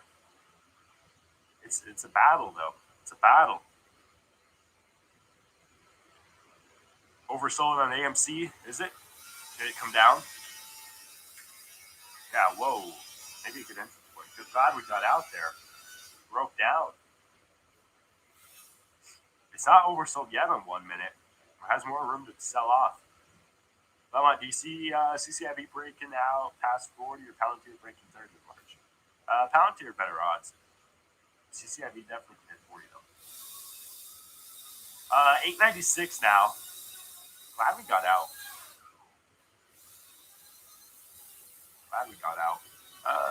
Let's see. So back time, when it was in this spot, that's when it first started that run up. You can see a reversal here. Let's see what those contracts are at. The $9 calls are going to be out of the money again. So, yeah, they're at $1.12. That's it. I think that's cheap. That's cheap. Should we go back in? I don't know. It could drop down again. I'm looking for it to hold that short-term simple period moving average. If it doesn't, then we'll look to re-enter. But right now, I mean, it's cheap, but it's not reversing quick enough for me. You know? That makes sense. 99. $1.13. Let's go ahead and buy them. Let's just buy 100. So we're gonna buy 100. March 5th expiration, $9 calls at $1.13. Let's see. Place the order, and looks like we got filled $1.14. So a little bit higher than I wanted it at, but it's still good. So we're going to look for a reversal here as volume pushes up. MACD could reverse too. That's going to be the key thing is MACD reversal. What date on the contracts? March 5th. March 5th expiration. Yep, you got it. Okay. So we got it at $1.14. They're currently at $1.17 on the ask. So this could be good.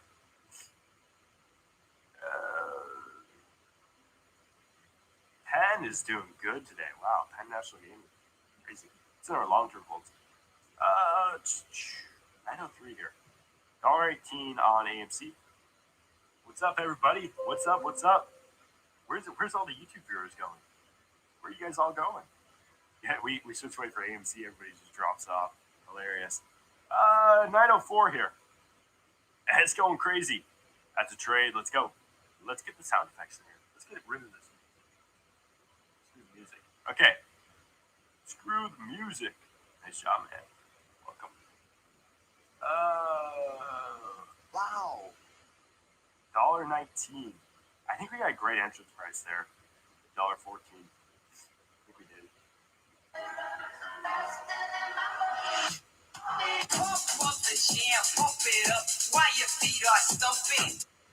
Yeah, there we go. Break out the red panties. Is that a lot of it's up? Break out the red panties. We're rich, baby. 906. Their contract went in the money. They're currently at looks like $1.21. So we're up 7 cents. Not bad. Not too shabby. Not too shabby. You want that one? They say money can't buy happiness. Look at that fucking smile on my face. There we go. Is AMC stock worth holding long term? Yeesh. It's risky. It's risky. I'll tell you that. Pushing up here. 904. Yeah, baby. MACD reversal. Next 2 candles probably. Yeah. Yikes. Oof. Well, we're still up on the contracts.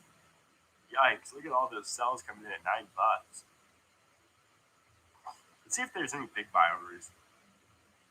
Anything above 5K? There's a few. Wow.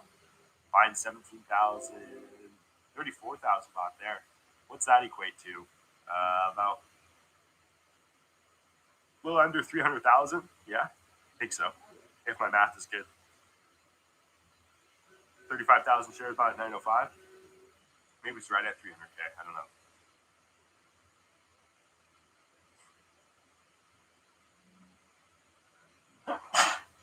Oh, jeez. Okay, 904 here. 904. It's like allergies or something. I hate this. Just trying to figure out if I should sell. I'm not selling yet. I'm holding. I'm holding. I mean, we're up on the contracts. Let's see that reversal. I think it can take a MACD reversal here. It's at $1.19 on $1.20 now. Okay. 902. $1.19 on the contracts. Oof. Oof. Okay. Let's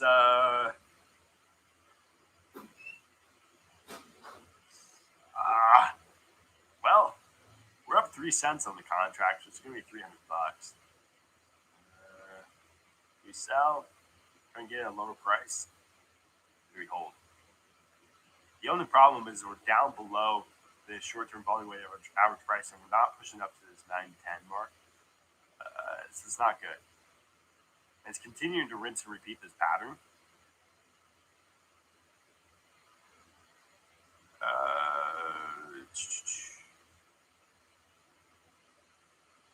$1.17, so we're up 3 cents still. Just pondering whether I should sell or not. Whether I should sell.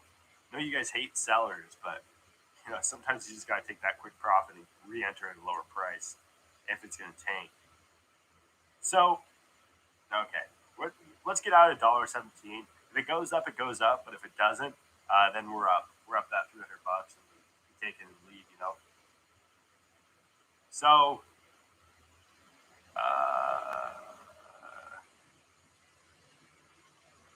yeah, we're out. Good thing we got filled at $1.17. We're coming back down to our entrance price. I think we could get lower, but I'm gonna go grab some allergy pills real quick. I'm going crazy here. Okay, we'll be right back. Right back.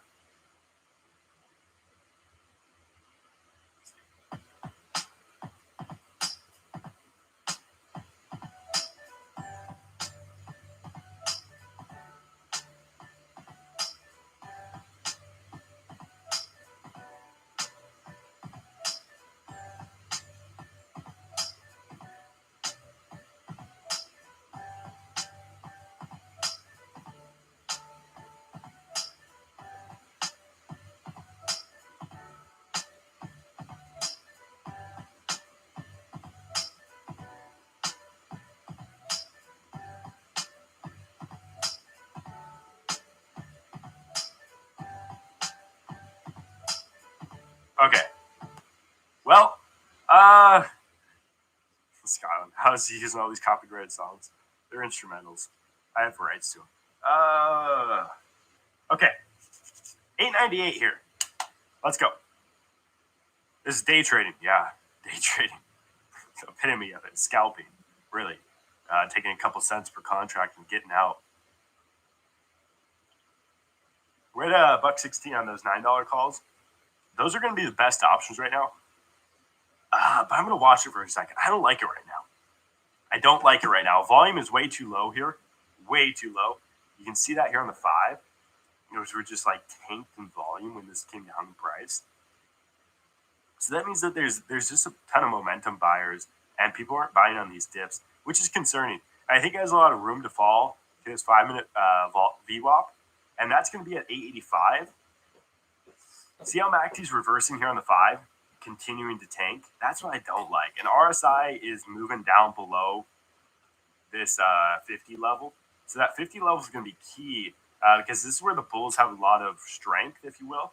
And you can see that here. So like right here at the open, we spiked up on the RSI, failed to push through. And then once we pushed back through this 50 level, you can see that it came down all the way. And it came down a lot, actually, all the way down to its intraday low at 840 almost.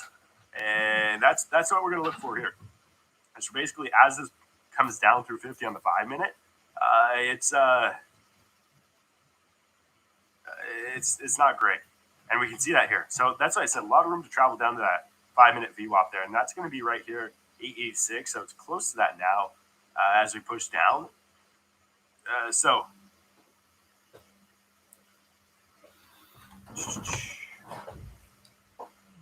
Yeah, okay.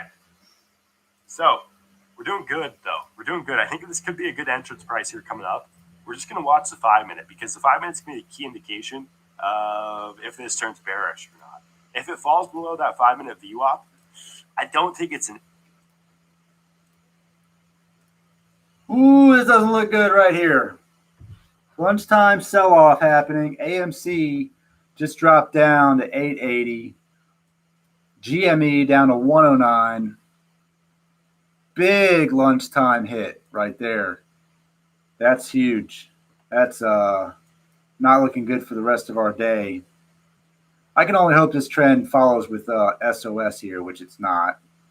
SOS is not letting me pull it up here for some reason. SOS just formed a nice W, but I think that's still going to hit the floor. Fisker still on a downward trend. But bad news for GME and AMC at the moment. We're going to need to see something happen here to reverse that. That was a big discount. Big, bad discount. But again, so the bottom here on RSI looks like it could possibly be like 38. So I think it has a little bit more room to travel down to the downside. If it sustains the next 5-minute candle above 5-minute VWAP, then we'll be good. But right now it doesn't look good. Right now it doesn't look good.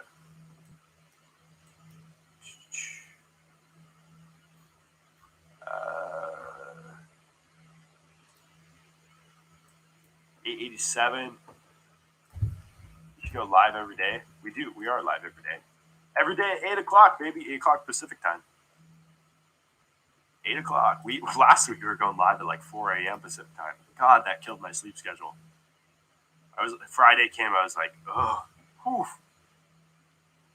Getting like 4 hours of sleep because drinking like 4 Red Bulls a day. I was not healthy. Did that 3 days last week, I think.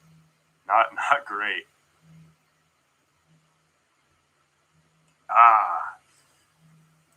Okay, 886 here. So we're gonna watch it for a reversal. See how MACD just continues to fall there. Let's take a look at the 1 minute. The 1 minute might be a better indication here. So it's down. It's down below all moving averages on the 1, and RSI went oversold there. It's a yikes, you know.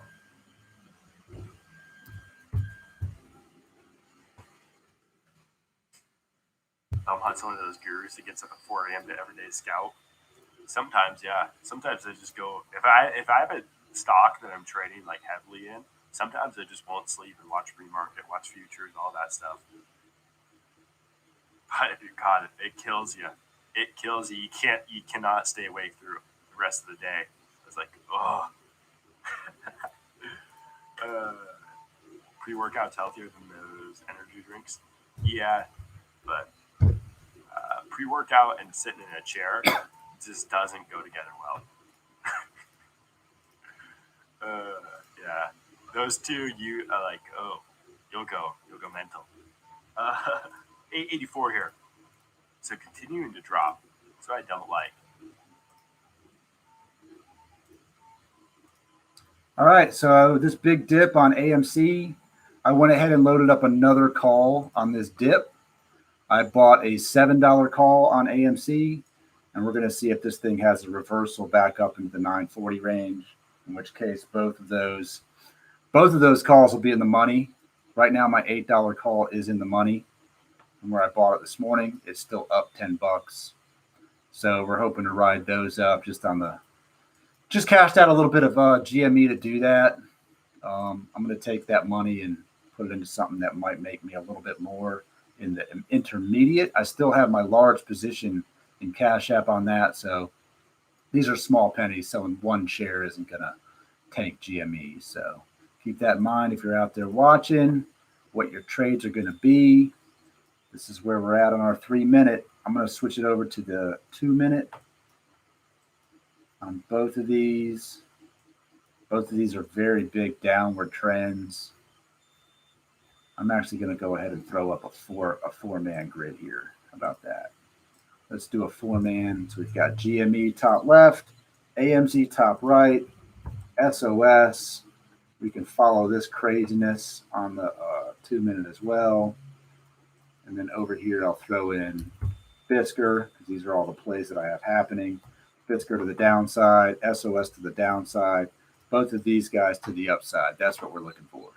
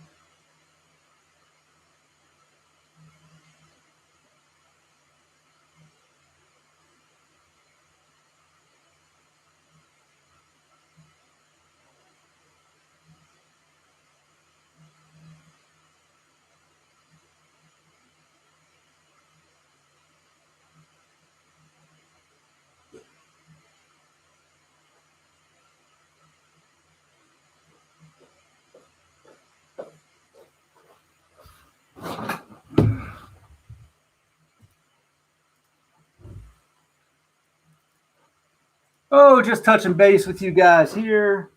Looks like AMC is kind of rebounding a little bit. We'll see here. It's not really a head and shoulders, so it kind of found a floor back at 880, which is okay. Looking for the upside. Let's see what GME is doing. GME, kind of the same, honestly. These two are following each other's path, so we could close out here. Honestly, if you're in these and it does close out in this area, that's still a win, as they're both to the green going into Tuesday. Fisker doing exactly what I thought Fisker would do. It looks like it wants to come back, but it's probably going to fall on its face. SOS, let's look at that guy for the day. Still on a downward trend. Did have a nice bounce, but probably still on a downward trend. This is the 2 minute. Again, let's put this one on 2 minute as well. Actually, Fisker, I'm going to throw on 5. Let's throw this one on a 3 for my downside trades. We can have a look at those. GME is on 2 minute as well. We're going to switch it to 3 so we can see some stronger candle action on all of these. 3 minute.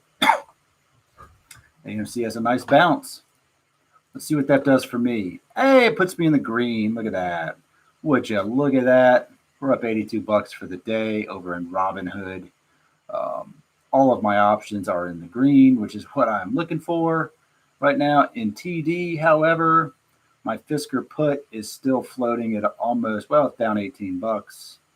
So the Fisker put's suffering a little bit, but I give that one time. I don't need to close that one out today. I think Fisker's going to just be on a downward spiral. If you look at what's happening with it, it's pretty much going back down. So that's where we're at. I'm out here getting dirty, making parts. I'll see you guys in a bit.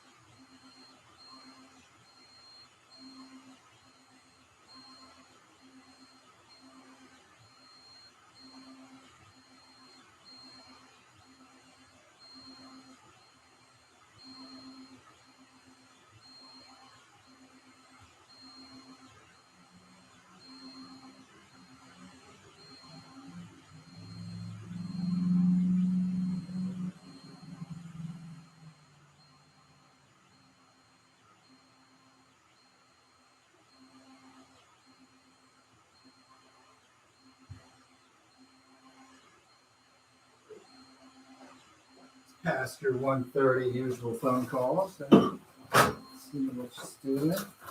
I tried calling you earlier. No.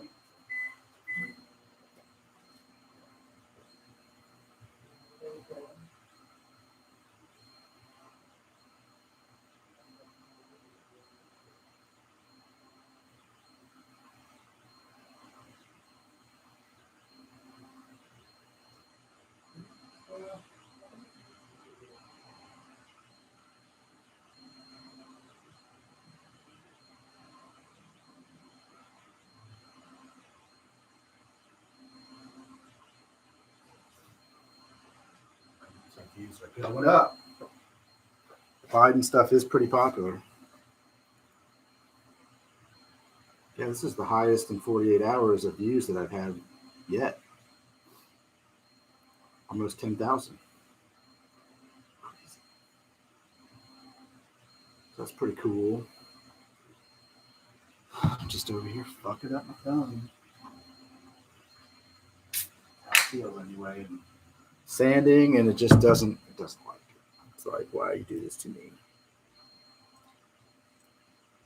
Yeah. Don't love it. Don't love it. I guess he said they really just have like a couple things to get out of the kitchen and move their tanks, frogs, and fish. Yeah.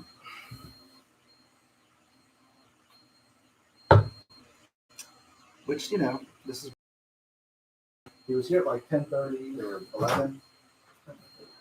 And he was like, yeah, I just have these couple things to move, and you have some buckets. And I'm like, you just got covered. A couple of those, like, that worked great. Because he got a fish tank. They have like 3 fish tanks or something. Yeah.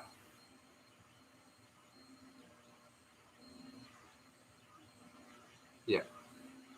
So then I was like that, and he's like, yeah, okay. He's like, man, I can't move it by myself. I'm like, no, you definitely can. I mean, you could drain, you know, like 4-gallon buckets or something at a time. That's manageable. But when it comes to moving the tank, yeah. So I think I'm gonna go roll at SPG and then deal with it later. I'm like, that's exactly why I get so happy. Instead of like being proactive, like, nah, I'm gonna roll around. This dude. Not great, no.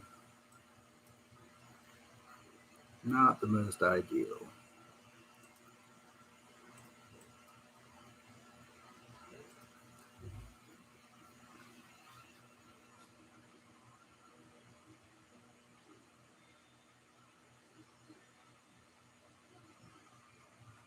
Yeah, I mean,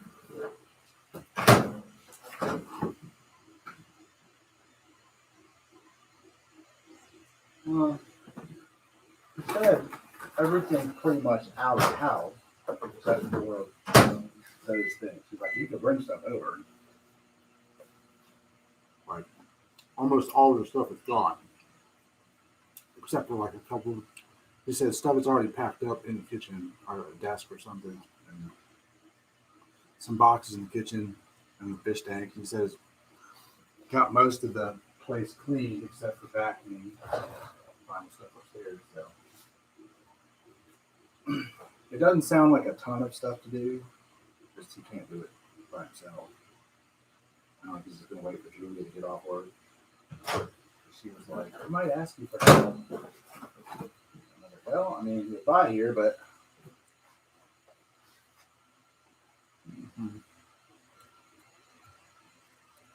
no.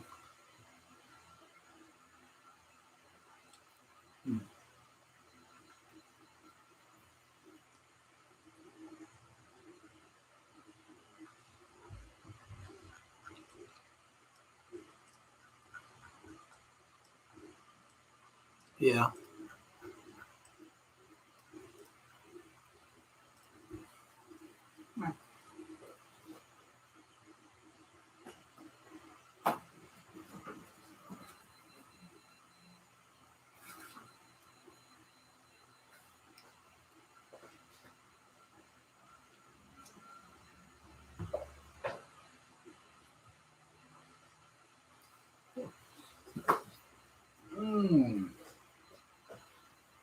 pizza.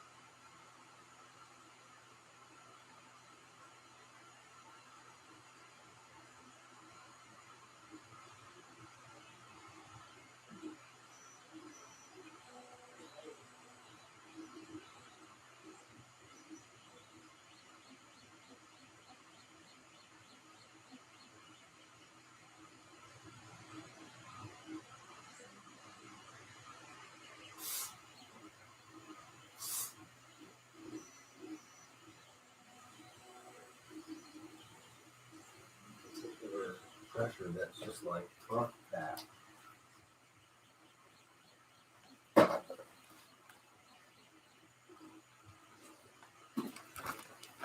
We'll see.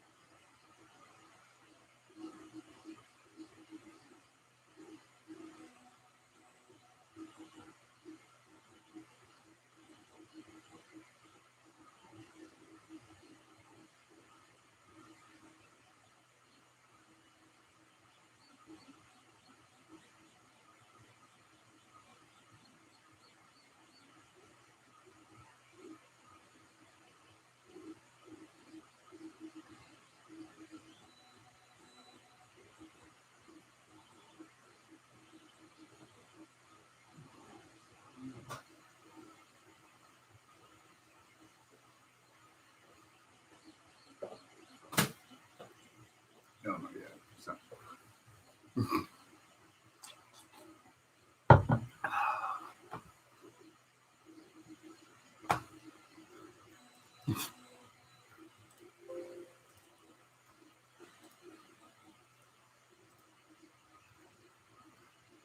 That's all I know. Yeah, you're gonna want some kind of food to feed that thing. The guy flew all the way over here for this shit. I heard he was rude here.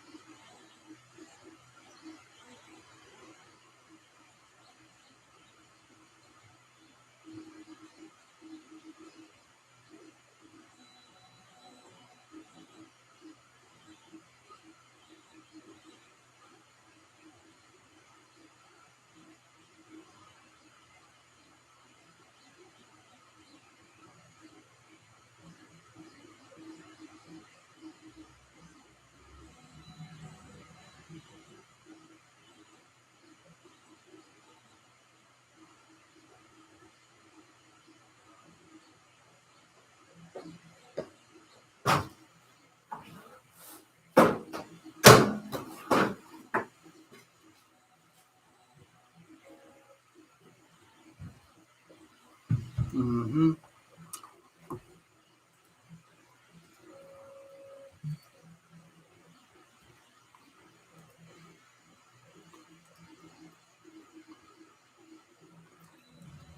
Yeah.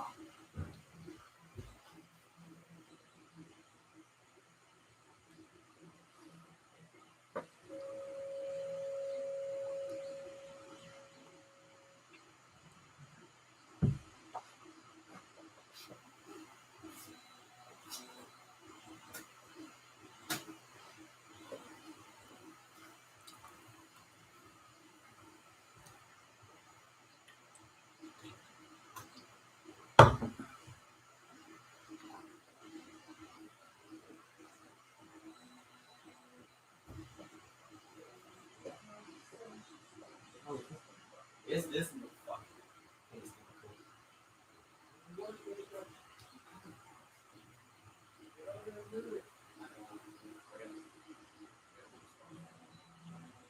You gotta respond.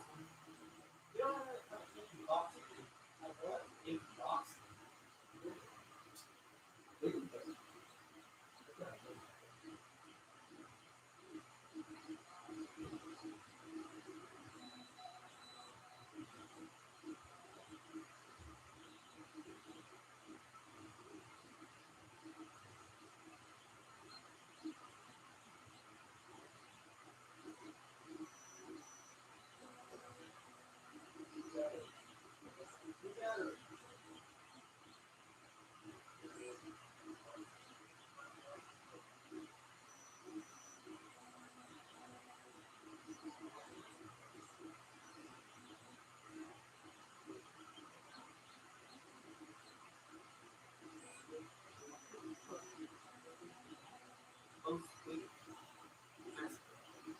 Huh?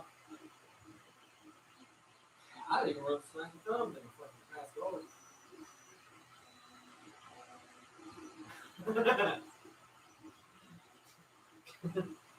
Oh, fuck. Shit. That's the word. We don't have shit.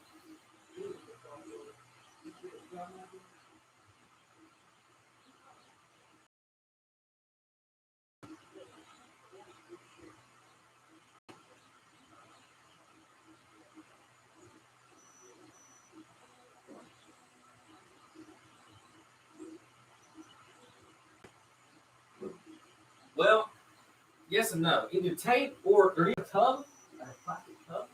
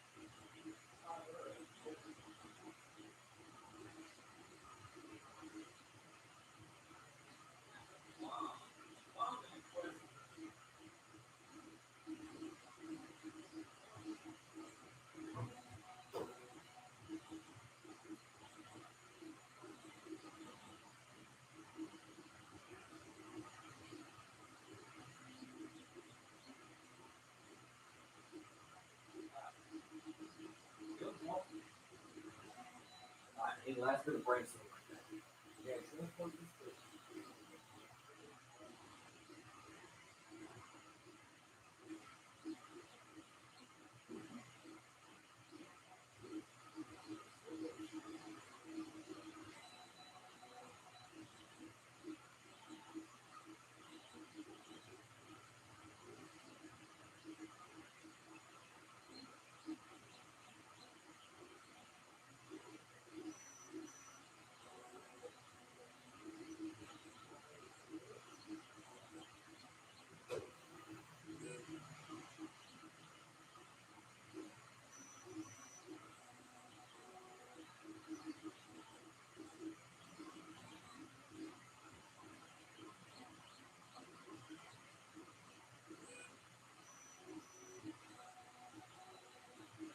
All right.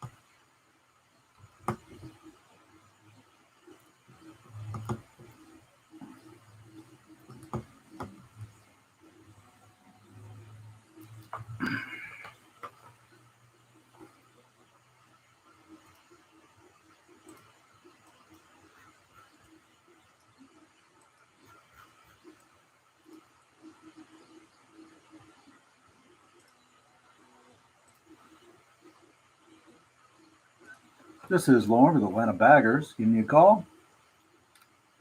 All right. So if you want to make that happen, I could probably make it. It'd just be like toward the late afternoon on Wednesday. If that's good. You.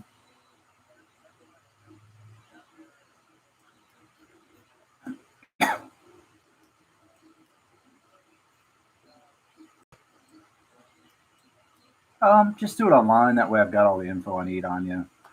It'd be easier for me.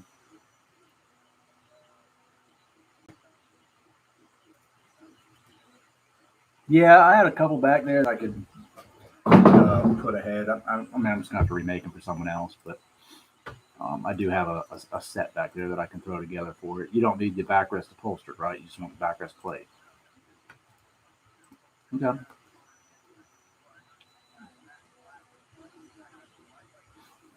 Right.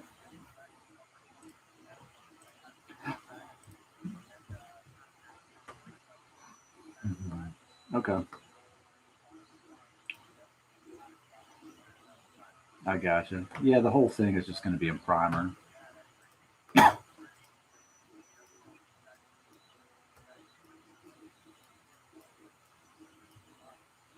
Right. Well, if anyone asked, it took you 2 to 3 weeks to get it. Stick with that story. Don't ruin my reputation. They're going to expect something tomorrow. Like, oh no, I called him and he had something there, because I almost never let somebody just have one. But since you're in town, we'll make it happen.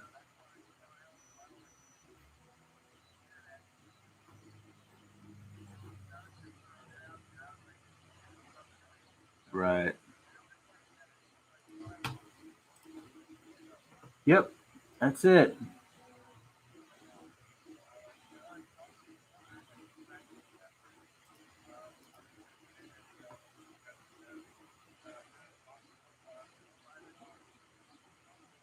Right. Okay. That'll work. All righty.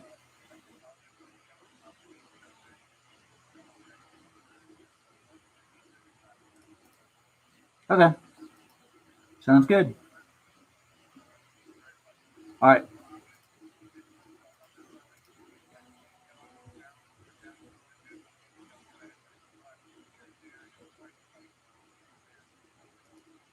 Okay. Sounds good. All right. Thanks.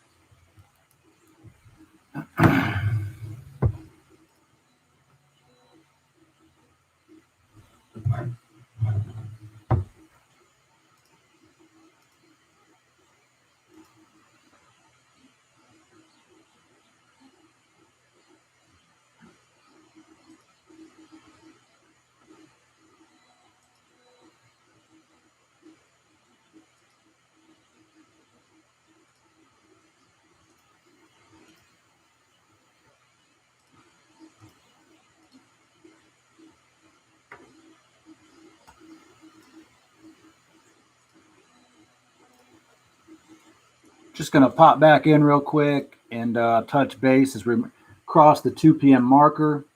GameStop is trading at 11% up at 113, above the RSI. AMC is also holding at like $9. Not bad, honestly, for the day on either one of these companies.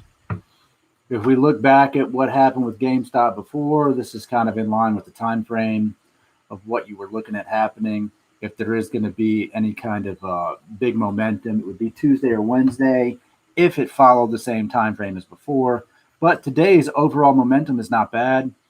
We've had lows at 99 and highs at 119 on a swing. If you could have knocked that out, you would have made some money. AMC here had a low at 842 and a high of 945. So $1 swing on AMC.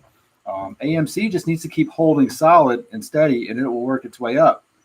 The other ones that we're looking at, we got ASTI, rocketed up 96% today. That's huge. SOS, we were watching that trend here. It's got a big W reversal happening. I still don't see it hanging out that high. After hours will be the telltale on that one probably, or going into the bell. The other ones that I was watching is Fisker.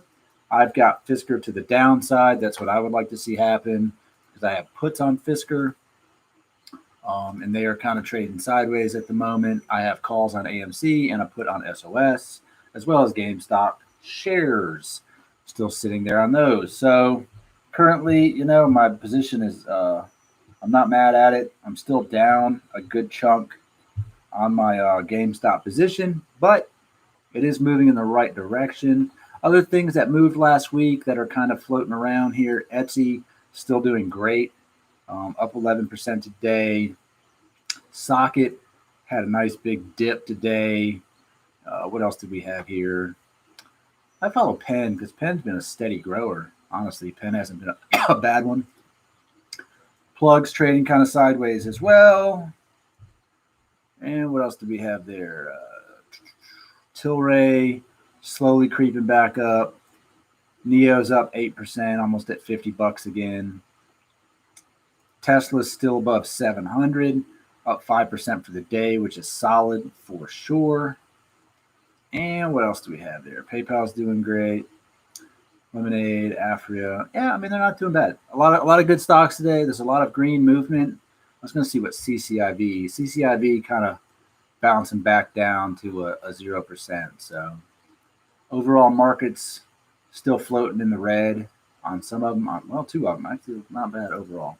So if you guys are out there trading, I'll be back in a little bit closer toward the end of the day, and we'll see where the market ends.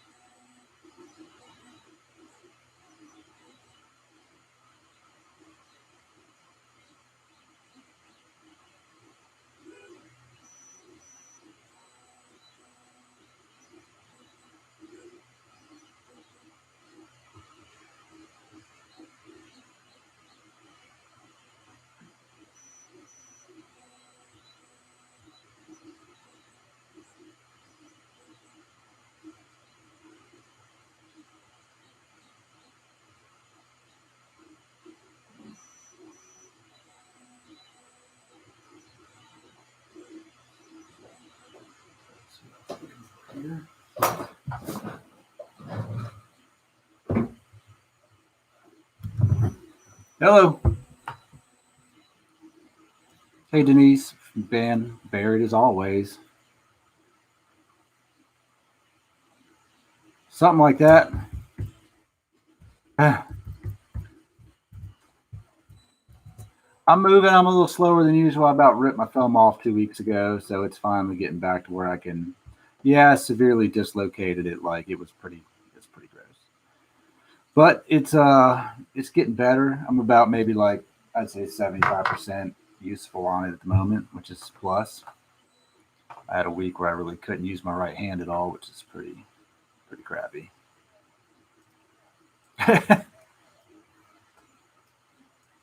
Yeah, you wouldn't think. I mean, it hurts, but just being able to like pinch fingers together, like that's the pressure that really makes it angry. Yeah, and I don't realize like I could go to grab like a Bondo spreader or something. Like I can't do this. It's crazy. So I'm like trying to grab it with like my knuckles. I mean, it's been a fun ride. I have not.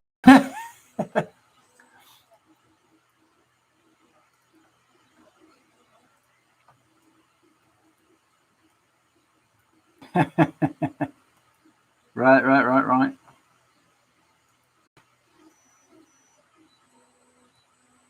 I'm probably like 3 weeks or so away from where I need to be. I mean, I definitely lost a week that I didn't need to lose for sure, just in life. So I'm trying to play catch up this week and just gonna grind it out and have some late days. Um, that's I get my kids every other week, so this is a no kid week. So it's just gonna be what it is. Try to make up the time. Gotcha.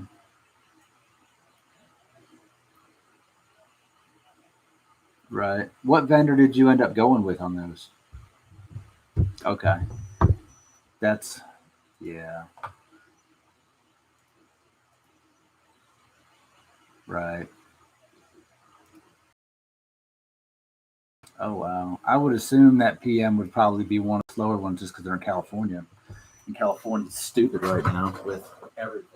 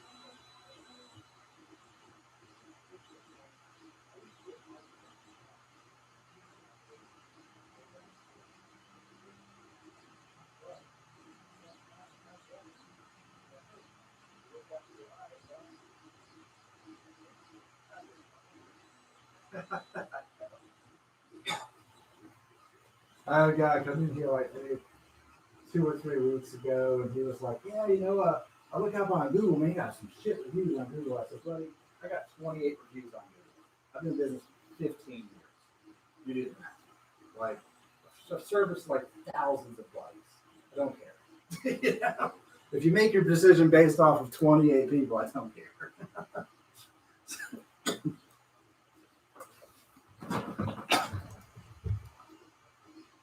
Yeah. Yeah, I don't just leave it open, but yeah, I'll push hard through, and I'll probably reach out to, Bill Gorby or somebody that's still doing the Vicks and see if he wants to buy some of the Victory molds and stuff and continue making some of the parts.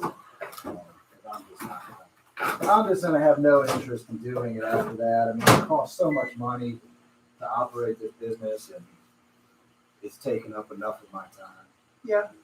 I mean, I went from the biggest, probably the largest Southeast independent owned bike shop to what I am now. Like, I've downscaled a good bit over 4 years. And, the market's just not there for it to me. It's not. I mean, these guys that are out there making a crap load of money are just banging out audio installs and dealing with, the in and out stuff, and they're knocking people's heads off on the price for sure.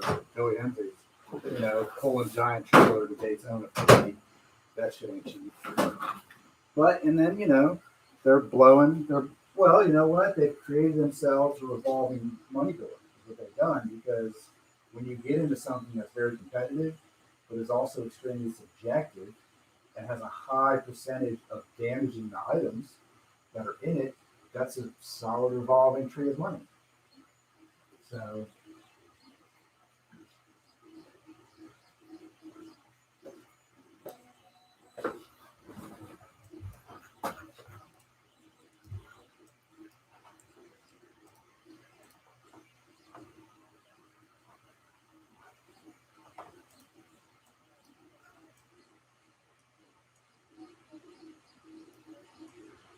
a lot. They do it a lot because they get hyped up, and it's easy to do when it's just you. When you don't have anything to really compare it to except you and a couple buddies, then yeah, that sounds awesome. And then they all meet up and they get hyped and go to a show, and with 50 or 100 other bikes, and then they hear something else that they like, and maybe it's just that they're in a different class, they don't have subs or whatever the case may be, and then they go, "Oh, I want to do this." Well, you can't just add something to it. A lot of times you're taking out the amp you bought, you're adding a DSP, you're changing speakers to change the whole thing. Well, guess what? You're buying all new stuff. There is no exchange rate here on audio. It's electronic. You buy it, it's yours. If you go home and you blow the speaker, it's on you. It's not our fault. And so you do get a ton of repeat business, but at the same time, I would say a good portion of those people are not happy. They're upset. And in the audio world, I think a lot of it is either A, they took it somewhere that doesn't need to be installing stuff in motorcycles, and they got screwed on their install to begin with, so they're pissed off. Or B, they, are happy with what happened with their stuff, and they just keep going back to the same guy, dumping a bunch of money into it. Your two choices. Yeah. Oh, I heard this guy's bike. I need that. I heard this amp. I need this amp. I need this sub. Yeah. And so it's a constant revolving thing. And yeah, that's it. I mean, every year they're going to come out with a new part or a product or a speaker. I mean, the speaker game, they're hand over fist in the motorcycle world right now, because all they have to do is make it look slightly different and it sounds better. I mean, hardly ever do we put it side by side and go, all right, well, this one does sound a little better than that one. They take one out, put another one in. That sounds better or worse. Either way, you bought it, you own it, and it's yours forever. So, I knew one guy up here that I bet he had enough. Really bought, put in the bike, played it, took it right out on the shelf. I'm like, "Dude, what are you doing?" He's like, I just didn't like it. But now he owns it, and he spent thousands of dollars on speakers. It's crazy. So yeah, those guys print money. They print money for sure. You know, the Victory World, those guys are definitely, they don't spend the money the Harley guys do, especially in the audio. You know, they're wanting, it's just the Victory crowd. They just want a deal. They want a wheel and deal. The Harley guys, they'll pay the money, and honestly, if the stuff doesn't fit, it is a haggle. They want the best bang for the buck. They don't want to pay for it. It's not worth it. You know, there's a ton of things. If it doesn't fit quite like they thought it would, really their expectations are above factory, even on an unfinished product. So you're like, okay. You know, and I had another guy even that was like, he commented on one of my Rampage photos, like a painted trunk. Oh, this is not what the product looks like at all. I'm like, you didn't order it like that. You ordered it raw with no background. So no, it doesn't look like that. You complete it. Like you must do the rest of the project.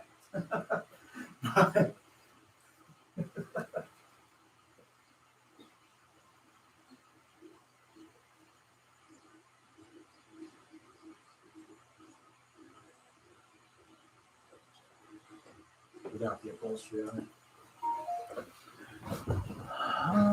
Because you weren't going to ride a passenger. I think you might be right. Let me pop it up here.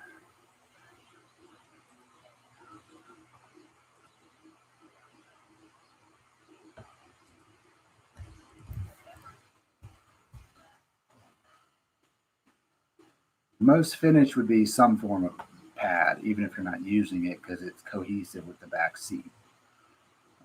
That is the most finished look, regardless of how thick or comfortable it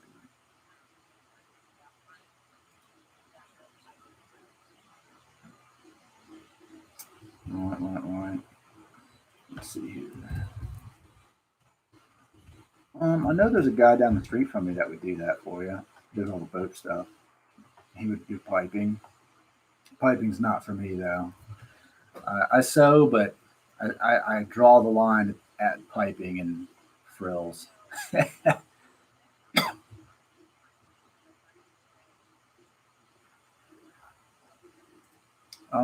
Yeah, you could go that route. I mean, I don't know. I know if you were just to bring the seat and the backrest pad over to homeboy around the corner, he would definitely match it.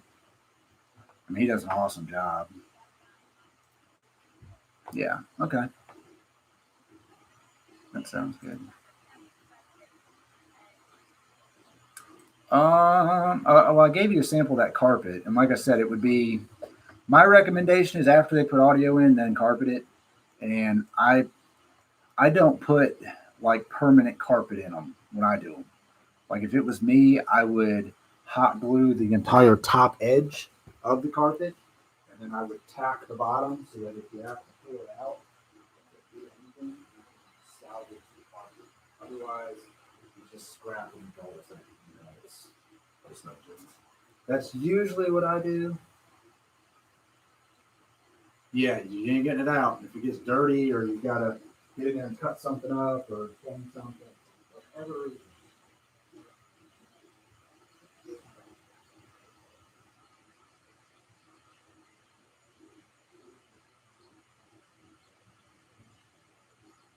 So try to make it where it's removable on my end, but like I said, that's something that would be, yeah, hot glue. I actually buy black hot glue sticks. There's if you go on Amazon and look up black hot glue sticks, they're for PDR, paintless dent removal tools, and you can buy a pack of them for like $10, and they actually are stronger than regular glue sticks. And when you glue them in carpet, you don't see the glue. So I use black hot glue here for absolutely everything.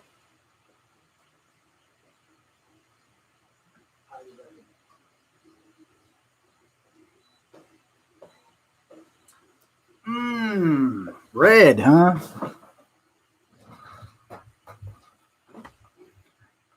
Can you find it? If you can find it in a light color, like white or beige, you could paint it. You can use vinyl dye, carpet dye. Comes in a spray can. Yep, I have done that. I have done seats and had to color match a seat to a paint job and bought vinyl dye and got a close color and then vinyl dyed it. Yep. Yeah, it's nice.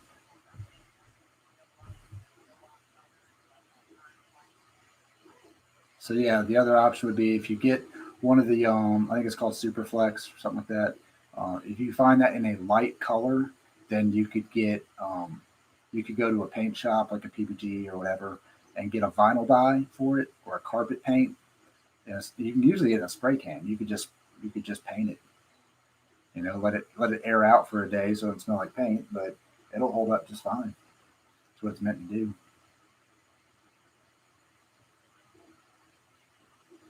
Yep, I've got a lot of tips and tricks over the years of problems that I've had to solve. So it's I've got quite a few of those little tricks up my sleeve.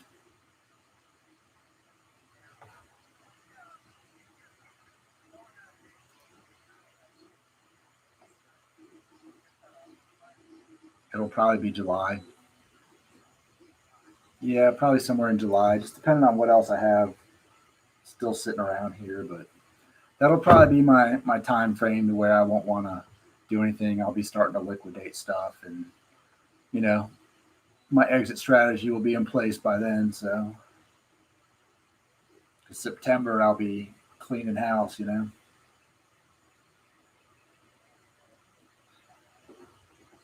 Right.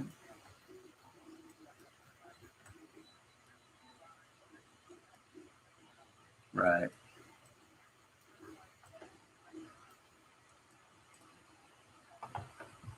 All right on.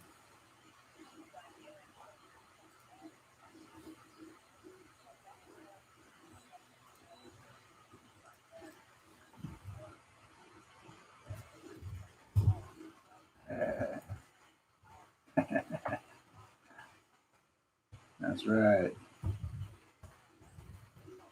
Yep, that's it.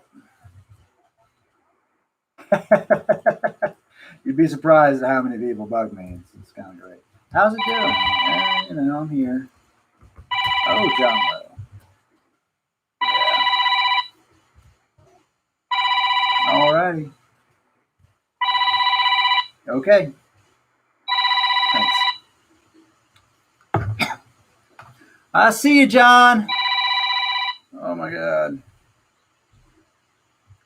Hello. Hey. First day went really good. Oh, awesome. That's good news. I gotta be back there at 9 o'clock. Gross. They're doing some beer tasting and cocktail tasting and all that kind of stuff. So Okay, cool. my lightweight ass needs to eat Probably. beforehand. Awesome. Happy to hear it.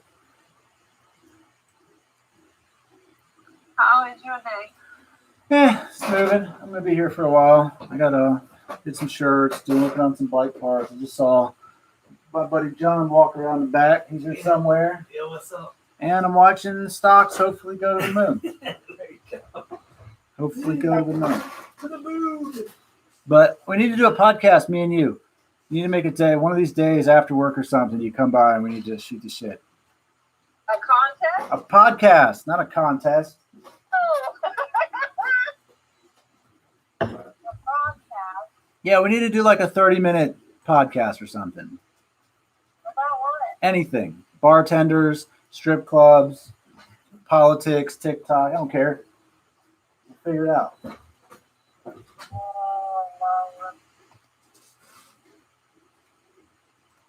Let's not talk about clubs. Oh, speaking of that situation, I had one of the waitresses that got me fired, because they saw my TikTok that was specifically for them. And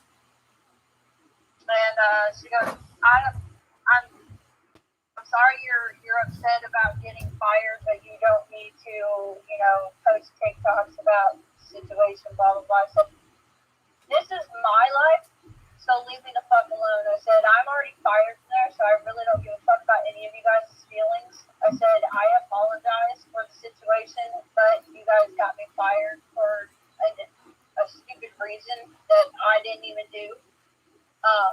So your feelings are no longer a concern of mine.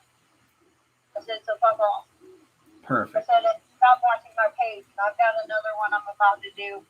It goes bubblegum in a dish. Stay off my page, you bum ass bitch. He's a mess. He's a damn mess. No longer concerned about your fucking feelings. Good.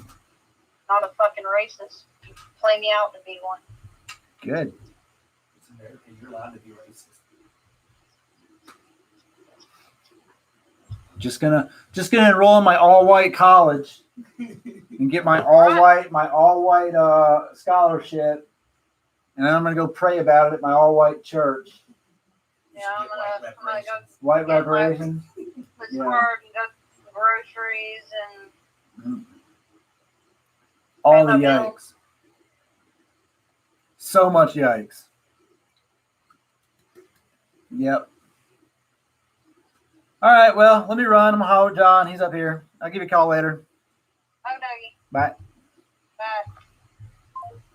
What are you doing, John? I'm back from Gainesville. You Man. look suntan as fuck. I don't know. Maybe hot blood pressure. My face is red. I don't know. Fair. No, I was up with ProCare for a little while, moving some files and stuff. So shutting down the dealership and all that stuff, helping Right. getting my cars moved and vans and freaking buses. I got to move a bus probably this week sometime. Big old Prebus bus. I actually like driving the Prebus bus. Yeah. And I don't really have a license for the semi, but they'll have somebody that moves the semi. I don't want to drive the semi. They're freaking the hardest ones out we own, I think, out there. Got a low boy trailer, which you Right. can't jump curb or you'll destroy. Curb will hit the trailer bottom, so big race trailer. Like I said, I don't have a CDL for that. You got to have that. So I've done it once, though. I've never driven a semi and I jumped in. I can move it. We freaking moved it over from the hangar to our chassis shop. I moved it from the hangar to this tree on the way. Yeah, no, but I've driven stuff really big and long like that, but the gearing, That's what she said. yeah. But flipping that gear for the next set of gears, Right. you go through one, and the first gear is brum, brum, second gear, brum. It's like super low, so you really need to start out in like fourth, and you're really not hauling nothing. So you've already almost half gone through the gears. So I ended up going over to that shop in fifth gear. I didn't know how to flip the switch to start the next set of gears back up and over again. I would have to drive it a little bit with somebody that knew their shit. Yeah. Get it down. But the driving part's no big deal. It's big. And you got to do certain things, but it's the shifting stuff.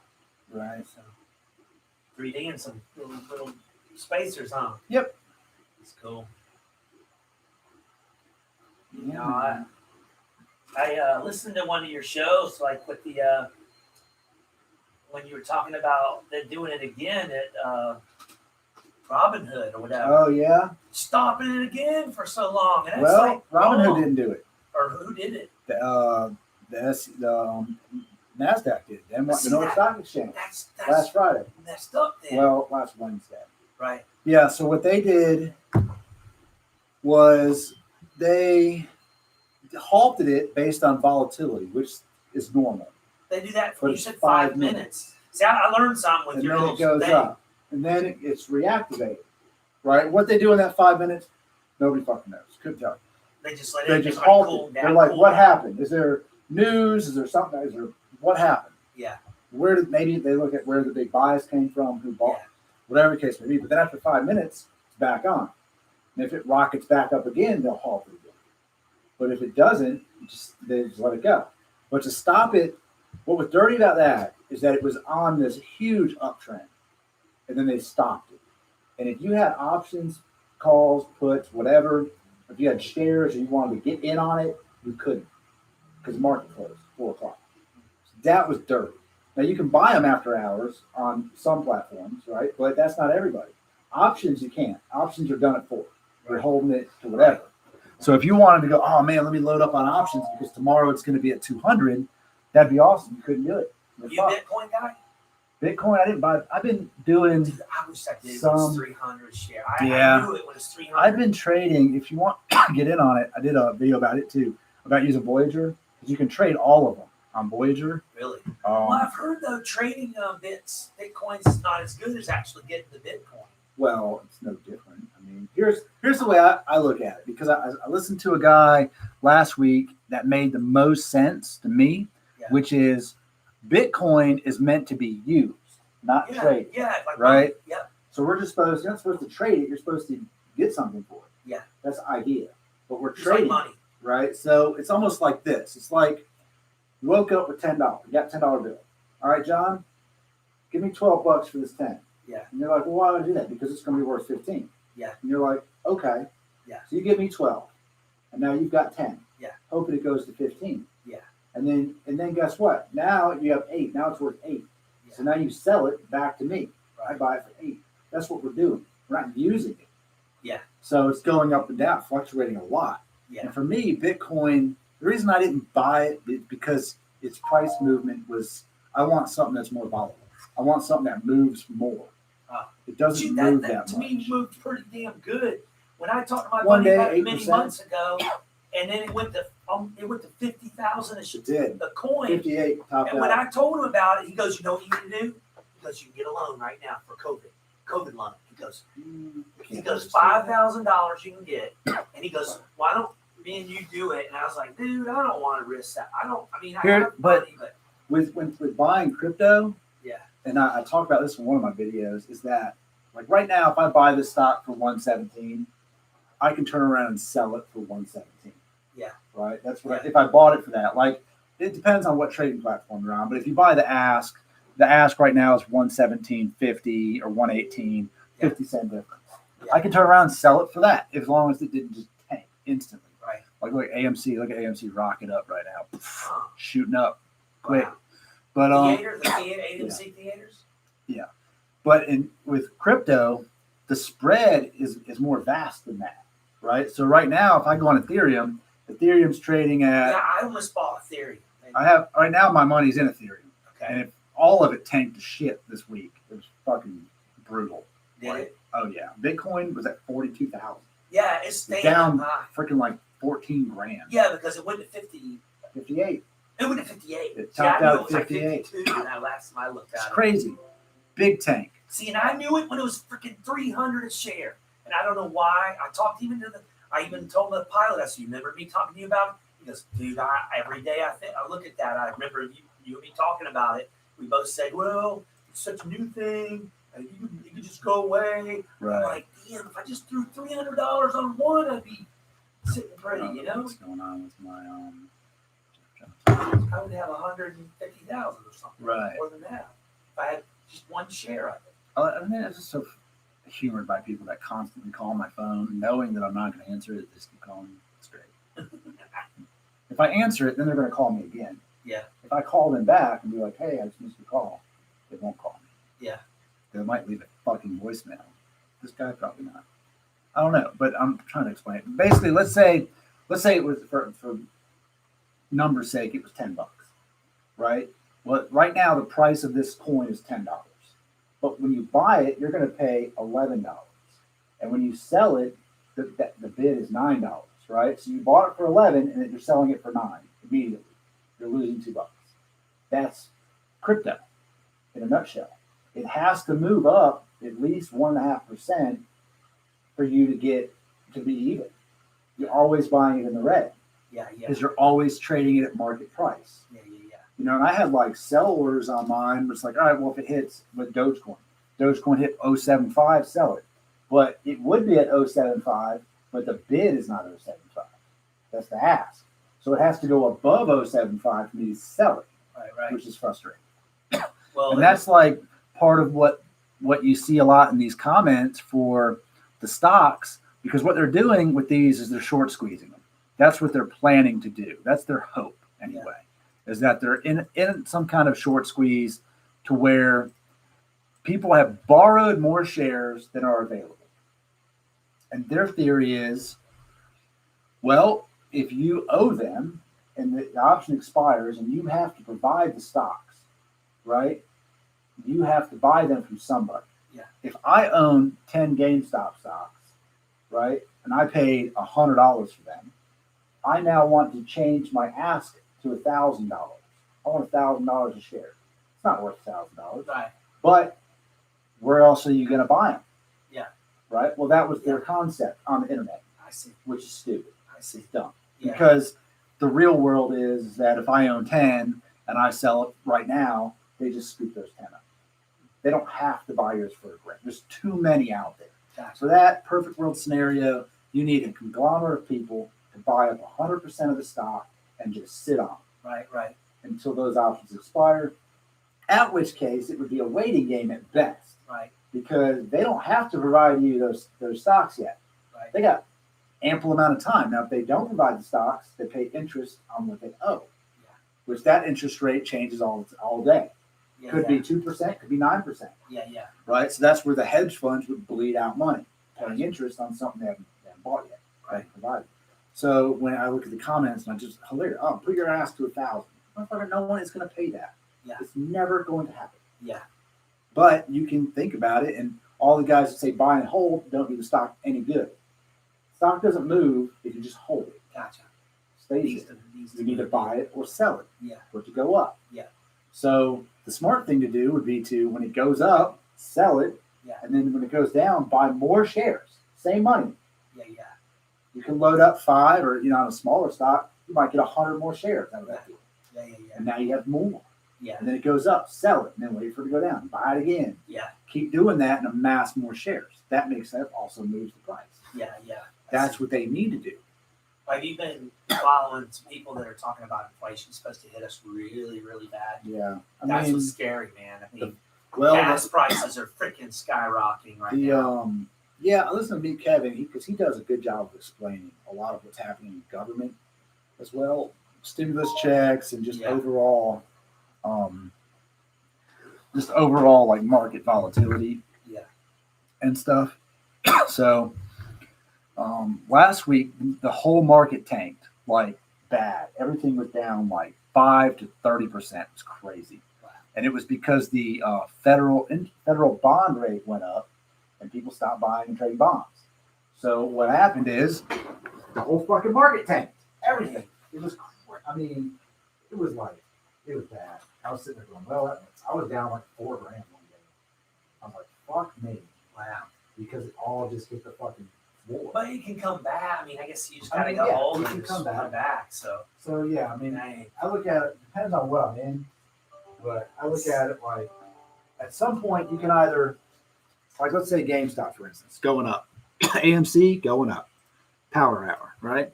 I'm in the GameStop for a loss at the moment because I bought it on the upside the day it fucking went down. It looked like it was going up, and then it reversed and it was ugly, right? Yeah. So I could take my loss, which is only a loss when I sell it, not a loss just sitting there. Yeah. I'd be down, but I still own the stock, so it wouldn't cost anything. Yeah. So I could sell it, knowing that, well, maybe today it won't move, but this other stock will move. So I'll take it and sell it, put it into another stock, and then tomorrow cash out, make you a couple $100 back, put it back into another, right, and build yourself back up. That way. I've done that several times. You got a scraper. GameStop's crushing it. You had a scraper sitting around. GameStop is look at it. Look at it go straight up to the moon, John. That's crazy. Yeah, that is crazy. And that's just people get they see it and they go, I'm gonna buy it. Oh yeah, look at AMC go. They've been doing. Look, their charts look the same. That's what's crazy about it. They're almost identical. Look, yeah. If I put them side by side, let me back it up for the day Holy here. crap! Look at that. It went way up there. Look at them both. Yeah. Same. Very close. What we want to see is them both hit up there. So I bought call options on AMC this morning. I sold some GameStop and bought call options on AMC. And then I kept. So you're still doing pretty good on it. I mean, you're still. Like I said, at the moment I'm down. I'm down 1,100, well, $1,000 now. Wow. Until it gets back up to where I'm in the green again. Yeah. I mean, on AMC I'm good, making money on AMC.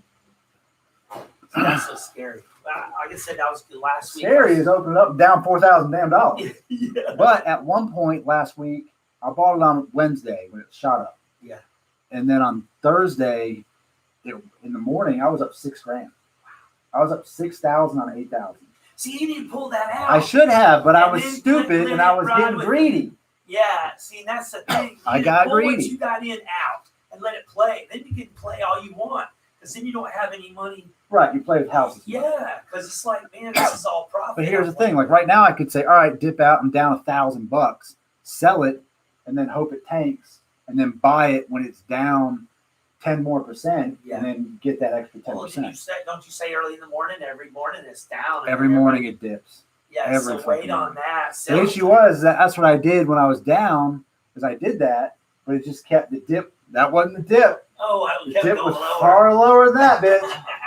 That dip was down there, boy. That was fucking low of the low right there. Wow. Fuck. Yeah, I was like, fuck me. Because once it starts rocketing up, man, it could go from right now, it's at what, 122 to 150 in like a minute. Yeah. That could happen. Yeah. Like right there, that's a big buy order. That's somebody bought a bunch. Oh, that one straight line.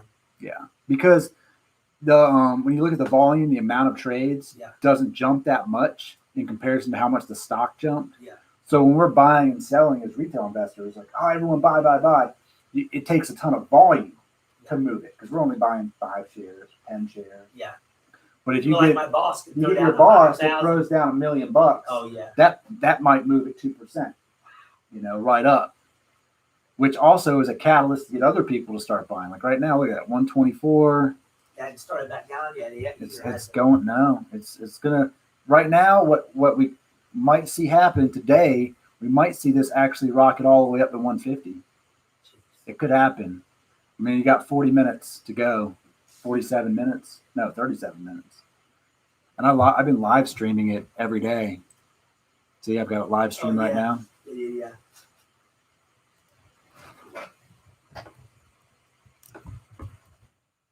Haven't really got a huge following yet or nothing, but heck, you're out there, right? Yep. Because I hit the like button. Usually when I watch something, I'll hit the like. Here we go. It's going there. What's going on, people? 313, 313. And guess what? I hope you got your fucking space helmet on because GameStop has launched. AMC has launched to the moon. Look at that. That's printing money. We are about to be back in the green. Look at that, John. I got my buddy over here, John Lowe. He is here visiting. He's a jack of all trades. GameStop breaks 130. Up 2,500 for the day. Nice. My total gain is actually in the green for a change.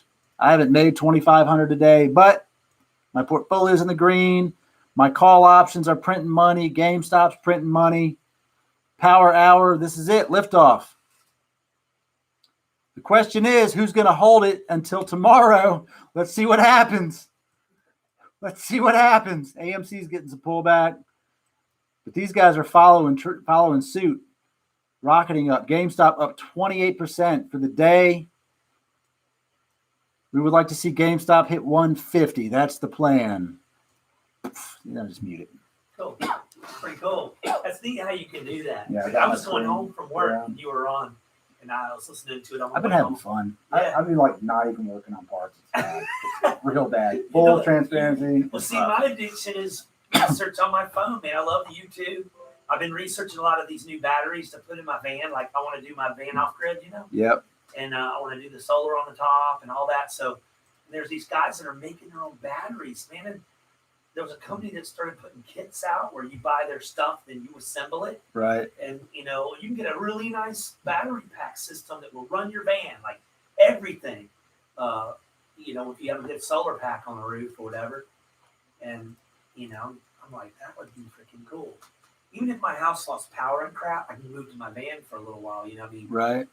In Texas, all that crap happened, Dude, Texas is bad. That was terrible. They were still. And how much they charge people for power? Yeah. They think that was engineered. That storm they think was engineered. I don't know if you've ever heard part. I'm going to have to hold on a second. Hold on a second, people. Listen, John's about to go down some Alex Jones level shit. we just got to talking. We're over here. We just got to talking about Texas, and he's telling me that it's engineered snow. I don't know. If it's true. John's about to go down some next level Alex Jones level shit. Now look up HARP. HARP. You know what HARP is? High altitude. High altitude, ridiculous bullshit. I don't know. They say China's got it too. China. Listen, if anyone's going to engineer snow, it's China. Yeah, true. If snow is going to come from anywhere, it's going to come straight from China. Yeah. Joe Biden just ordered a whole bunch of snow and dumped it on Texas. Yeah. It wasn't. Well, yeah, let's go down this rabbit hole. All right, John, bring it on. I don't know. Just looking at the internet, different things. It's kind of interesting. They have snow that catches fire and snow that catches fire. Yeah. Why are you? Listen, you saw the guys trying to melt snow, right? Yeah. Then did you see the video that what's his name, Neil deGrasse Tyson made? That was just like, this is the stupidest thing I've ever seen. And he takes a potato and he's like, take the lighter, put it on the potato. Guess what? You didn't cook it, did you? Well, the snow's not going to melt either, people. Neil deGrasse Tyson calling out the snow doesn't melt. Yeah, no shit. As long as he doesn't say the earth is flat. Yeah. No, listen. He doesn't say the earth is flat. No. However, I used to drive my ex-wife bananas with flat earth. Yeah. I would talk about it all the time because flat earth was great. I love the concept of flat earth. It's awesome. I love all of it. Yeah. And it's a fun conversation to have. I love watching Eddie Bravo go off the deep end with flat earth. Yeah. It's a good time. If you take it for what it is as entertainment, it's freaking amazing. It's the most entertaining conversation. And then you look at like NASA, they're like, oh, look, yeah, the Earth's round with a freaking middle finger. They're like, they're not even in space. How do you get up there? How did they get the space station up there, John? You know how big the solar panel is off the space station? How big? It's huge. How big? It unfolds, I don't know, size of a football field. Yeah, it's like 100 yards. Yeah. It's like 300 feet. Well, did you How in the Elon Musk? fuck did they get something 300 feet up there? Well, Elon Musk said there's enough energy from the sun. If we have I saw it. Yeah, I saw the clip. 100 miles of 100 solar miles panels of by solar 100 panels. miles, all we need is 1 mile by 1 mile of batteries, and it will literally take care of the whole Earth. So Yeah, I saw that. He's a smart guy. Genesis Fernandez, is anyone selling GME? If GME gets me in the green today, I'm probably going to let it go and then buy the dip tomorrow. That's real talk because the price movements have been so volatile. I don't know if I want to hold it overnight. I might just burn a day trade tomorrow with it. Yeah, Elon Musk is on some next level shit. He'll launch anything in space. He don't care at this point. I like how he just tweets Doge every couple days. And it's not even moving it. No. It's not even moving Dogecoin anymore. Nobody cares. You think he's going to merge all his companies together and call it X? I don't know. That's what I hear, but I don't know. I mean, that would be cool. He's got to do something eventually with SpaceX. Because I'm pretty sure right now the Boring Company and Tesla and Tesla Solar are all under the same roof. Probably. Like, I'm pretty sure the Boring Company and Tesla money is the same money. Probably. It's not a separate thing. But SpaceX is interesting because they're doing so much. Did you hear how many million he put into it? Yeah. All. Half of his income or whatever, half of what he had. GameStop's a solid uptrend right now. I love it. Yeah, no, it's what's crazy to me is how fast they build these giant rockets. So they built what's the big one? Big one going that he wants to send to Mars. I have a brain fart. The main one. The main one that's going to Mars. He blew it up. Yeah. And then 2 weeks later, it's another fucking rocket, the same one. Yeah, they had two of the same. Yeah, two of the same. Yeah. But how? How did they build that so fast? They had two to start with. Yeah, but when did he start building? Not that long ago. Then they changed the shape of it. Yeah. Because of a movie. You heard that? Well, that's the movie about Kim Jong-un with what's his Seth Rogen? Oh, Seth Rogen, yeah. Where he goes over there and he said to make it more pointy. Yeah. So he told Rogen, he goes, yeah, I told him to make it more pointy because of that movie. And we did. And he was like, well, did it help aerodynamics? And he goes, not really. Did he hurt it? Maybe. But he didn't care. I mean, that's hilarious. I think the funniest thing So is funny. we actually land like what the cartoons were back in the day. The rockets, it's always like, oh, parachute comes down and lands. Well, now we got them just like the cartoons. They come down and they have the little legs come out. They land just like the old cartoons. So. Yeah, I did see that where he's got the Neuralink hooked up to monkeys and they're playing video games. I did see that. The Neuralink is crazy. Yeah, I've heard that's pretty awesome. That's wild. Yeah. It's not that far away. No. Robots, too. They're going to take over McDonald's. Nobody will be working at McDonald's. That's what they say. $15 an hour, they're going to make a robot to do the work. Maybe. I don't go to McDonald's. I can give a shit who works at McDonald's, honestly. Well, I mean, it's just, I'm saying using McDonald's for, low labor type jobs. They're not going to, they don't want to pay you $15 to flip burgers. Well, no. I mean, the whole $15 an hour thing is kind of crazy. Yeah. Blade Racer is coming. That it is. It's on its way. Yeah. It is on its way. I don't know. Musk is doing something every day. He's doing something crazy. Yeah, I like listening to him talk about all kinds of stuff. I mean, his interviews are always fascinating. Yeah. And his mind is just on some next level shit. I mean, he's not here with us. No. He doesn't care. Well, there's a girl I know is on my Facebook. She calls her favorite Martian. She doesn't think he's from this world. He doesn't talk well like on interviews. You can tell he kind of has a weird. I feel like when Elon Musk talks to people, he feels like he has to talk in a way that us dumb apes can understand. Maybe that's it. Because he thinks like an engineer. He doesn't think like, all right, well, I would like to tell you how I came up with this, but you'll never understand that. Yeah. So let me take a second to think like a dumbass and break it down for you. Yeah. Because it's like, how do you do all of that stuff? Yeah. How do you and then, there's an interview. I like the interview. It's on YouTube where he talks about how much he works. And he's like, this is unhealthy. You shouldn't do this. I don't recommend anybody do this. This is very bad. Yeah. And he's right. I mean, the dude works all day long. And he's got like 5 kids. Yeah. Where are those kids? Where are they? He needs to put them to work, man. It'll take a little bit of. He's put them to school. I mean, he built his own damn school with 13 kids in it.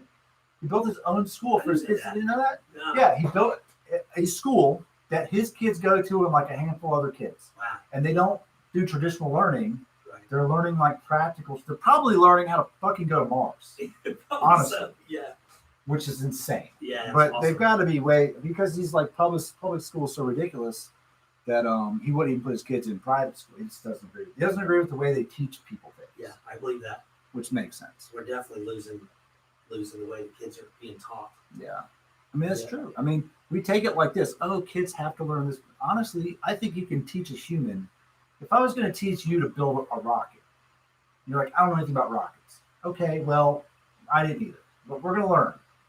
We enroll, and that's all we learn is about rockets, how to build a rocket. A couple years, you build a rocket. Yeah. Right? Yeah. Now, I would apply that same concept to a 10-year-old. Yeah. Like, well, they don't understand. No, they don't. But they're going to learn just like you. But they got to learn regular math first. Why? Yeah. Just teach them the math they need to know to build a rocket. Yeah, absolutely. And they'll build a rocket. Yeah, I've always had problems learning all that stuff. And if you apply it, like they give you theories and stuff is one thing, but if you can apply it to what you're going to do, like measurements, yeah, man, that's the way to learn. Yeah, I don't have a podcast yet, Jacob. I'm working on it though. I'm working on getting I don't know. I need to get some of my friends over here that we bullshit with, and I got a lot of good ideas. I like to have fun conversations. I pay attention to a lot of fun stuff. But on that same topic, though, Gary Vee, there's a keynote that he talks about. I just posted something about it. I posted a video on my Shorts channel on here. And he was saying about how people always say, well, TikTok and apps, like, oh, I don't know. Because he says, you got to post more. And you have to stop judging yourself and not care what other people think. Yeah. Just do it. Don't care about judgment of other people. And they go, oh, well, I'm older. I don't know how to use the app. Just fucking take a day and learn how to use the app. Right. I didn't know how to use it. Yeah, well, guess what? You didn't know how to drive and you figured it out. Yeah. So what's the problem? You didn't know how to do anything you're doing and you figured it out. Right.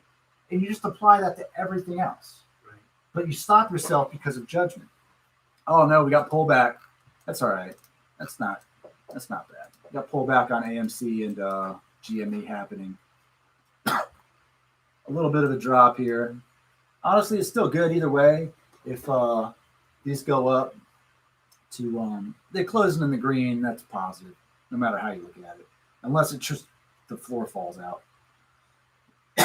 Yeah, I'm gonna do it, Jacob. I've got all my podcast gear set up, and so I'm just gotta find some time that works with people. I'm about to be moving my house this month, so the new house will have a better setup for it. Right now, I'm just working out of the shop here. Got my setup going so I can pop in here and avoid work and watch me lose some money some days, make some money some other days.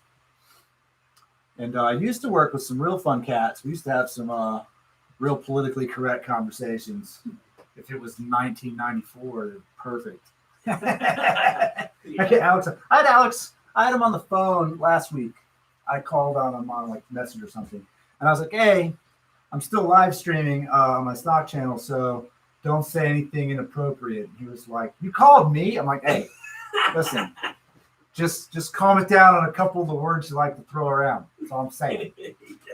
He gets a little carried away. Is that the guitar? Yeah. Alex, I didn't even Yeah. Alex has just gotten more and more spiteful toward humanity after the last year and a half. It's bad. I think everybody has. I mean, dang. I don't want to Yeah, get but no, politics, but dadgummit.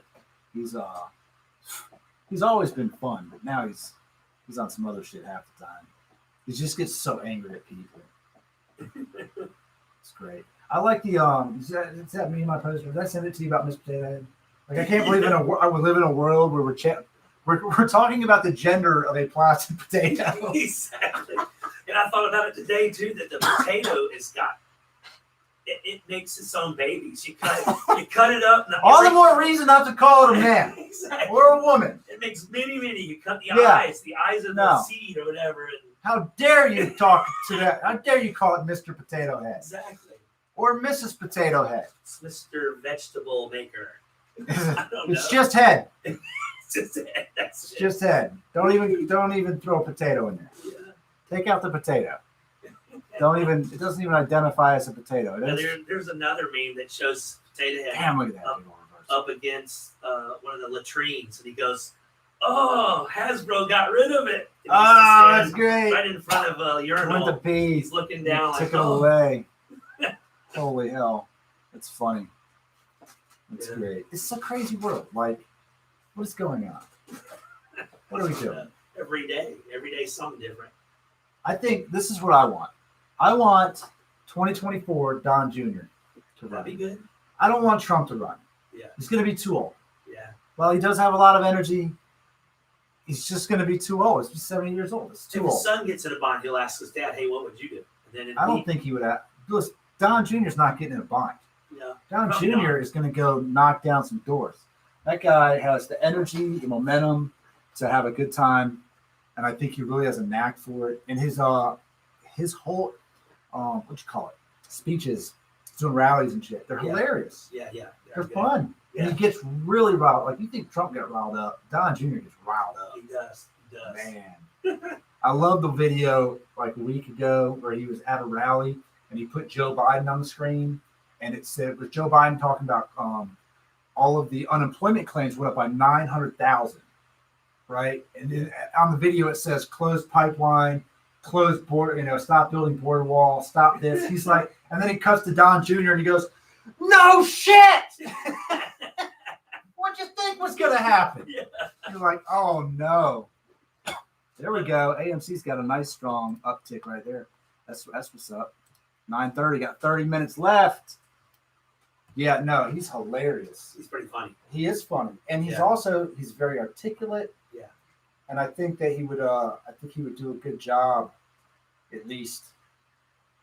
I think he would do a good job in terms of getting Republicans behind him, and also getting some of the people that went Democrat back. Yeah. Because he's not as crazy as Trump. Yeah. He's been pretty down to earth in a lot of ways that Trump isn't. See, here's the thing. Once you get to a certain age, the NFG rule comes into play. I mean, you're looking at, like, what's NFG rule? Yeah. The no fucks given rule. Okay. That comes into play. At a certain age, you don't care what you say because you're not going to be around that long. True. And once you hit 80, you can say what you want. You get a pass. Yeah, exactly. And once you hit 85, you can just start killing people. It's okay. Yeah, it'd be better in jail than in old folks' home. Yeah, just push them down a stairwell or something. That's fine. Yeah. What are you gonna do? I was all Well, like, over. What was his name? The New York guy just put a bunch of COVID patients in a hall and killed a bunch, but that's bad. Como needs to go down. Como. Yeah. The thing is that they just brush it under the rug. Yeah, they do. They're just like, if you're Democrat, that's just what they do.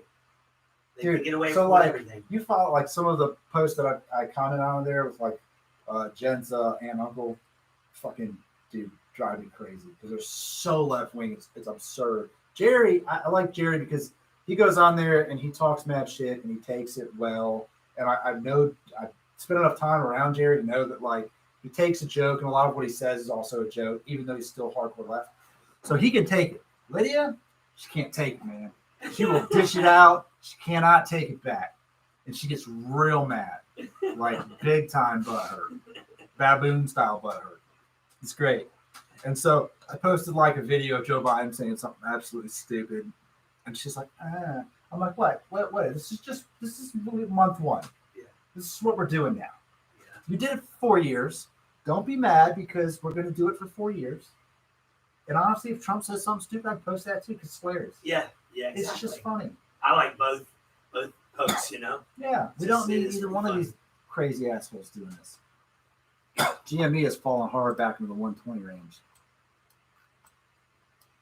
It'll go fall off. But you know what? We might have it rocket back up toward the end of the day here. Still got 27 minutes to go. AMC is pushing strong.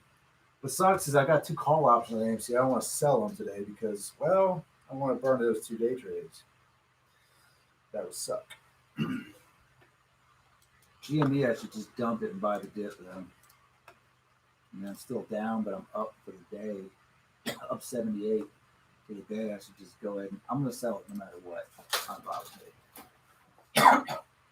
Yeah, see, I print this with a raft and the support I kick them off sometimes. You still use a roller glue, whatever? I use spray these. Oh, spray. Oh, that's Yeah, I bought that one and because I was having issues with my other 2 and I was getting real frustrated with it. So I went and bought another one. Still warm. I guess it stays. Print bed's probably still on. Yeah. Print bed's probably still on. You are about 4 minutes behind. Where am I 4 minutes behind? On selling it, you're probably right. We'll see. I'm not mad if it doesn't bounce back. I'll be okay. AMC, I think AMC still might push $10 this week. That's a solid bull flag. I'm just gonna pop into the single chart just so we can I can see what's going on here a little easier. And put it on like the 5 minute hit. Yeah, the 5 minute downtrend for GME doesn't look promising, but still got a good bit of time. Last week it didn't really push until the end. That 340 before it really started pushing, but this could be the run for the day, which is still, you cannot be mad at something that gains 20% in one day, especially a stock that isn't worth $122 on any day of the week. You know what I mean? Like, in no way is this worth $123. But if it stays above that, then there's something to be said there. This is the 5 minute chart with some moving upwards. 3 minutes, still decent. Let's pull up AMC. Let's swap AMC to the 3 minute. AMC looks promising too. I mean, this isn't any kind of fucking flag. Let's be honest. This is just sideways. There's no head and shoulders. I'm hoping Fisker took a dump, but it had actually a decent run. That kind of sucks. Still got plenty of time on that though. What else? SOS. Sideways. Cross the line. Not bad, not bad. Is Fisker still selling cars or making Yeah, cars? they just had some deal where they're going to produce cars for another make. I think Apple or some shit. I think it was Apple. They decided that they're going to work with Fisker on producing something in the EV. But the thing about Fisker, I bought Fisker several times this year on news and it tanks. Because guess what? It ain't happening anytime soon, so no one cares. Yeah. We get excited, it jumped like 40% or something, and then it just tanks. Yeah. Which is a shame. Fisker make cool cars. Yeah. I've seen a few of them on town. Yeah. I have seen way too many high-end cars around here. Yeah. Dude, several McLarens in Right. Buford. Dang. driving around. Those are nice. Fuck yeah, they're nice. Yeah. Several. Surprisingly, a high number of them. My boss sold about 20 of his to downsize his collection of like 15. So He's down to 15? no, he was downsized his collection of 50. But, 50 to 15, or he sold 50? No, he sold like 20. Jesus. But out of like 50 cars, he's got some fancy ones. Damn. Damn. Rich people problems. For real. Rich people problems. Dude, so this week there's been some big bets on GameStop. I've seen 4 posts so far. Well, 3. 3 posts so far of people that are YOLOing. There it goes. It's going to get a solid uptick right here at the end.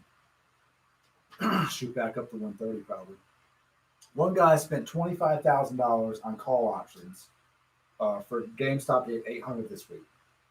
That's 25 grand. If it does hit 800 out of some ridiculous stroke of luck, it'll be worth $1.7 million.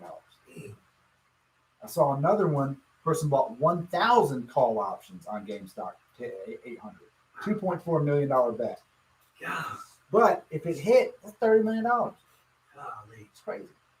I've seen, and then there's another one that guy dropped 214 grand on call options expiring in like 2 weeks. There's no way, man. I mean, it would take big whales to come in and just pick the boat up out of the ocean and move it into a new ocean. Like it would take Zeus himself to elevate the boat and put it on the freaking moon. But there is a hard argument that it would have hit well over 500 if Robinhood, they didn't stop people from buying it. I mean, if all you can do is sell. Yeah. And if you sold 100 shares and you could only buy one back, what do you think's going to happen? It's going to tank. Yeah, so, yeah, man. But here's, if you were day trading right now and you sold at 130 and it drops 10%, and then you bought it here and it goes up, pocket another 10%, you could easily day trade these stocks and stupid money. Wow. That's what you need to be doing. I don't have enough cash for that. Yeah, that's true. It's still risk, man. It's 25 grand. 100 grand down or whatever. I mean, or even, shoot, I wouldn't want to put 1,000 down. I know I'm going to lose. I hate losing. You don't know you're going to lose. And you never lose until you sell.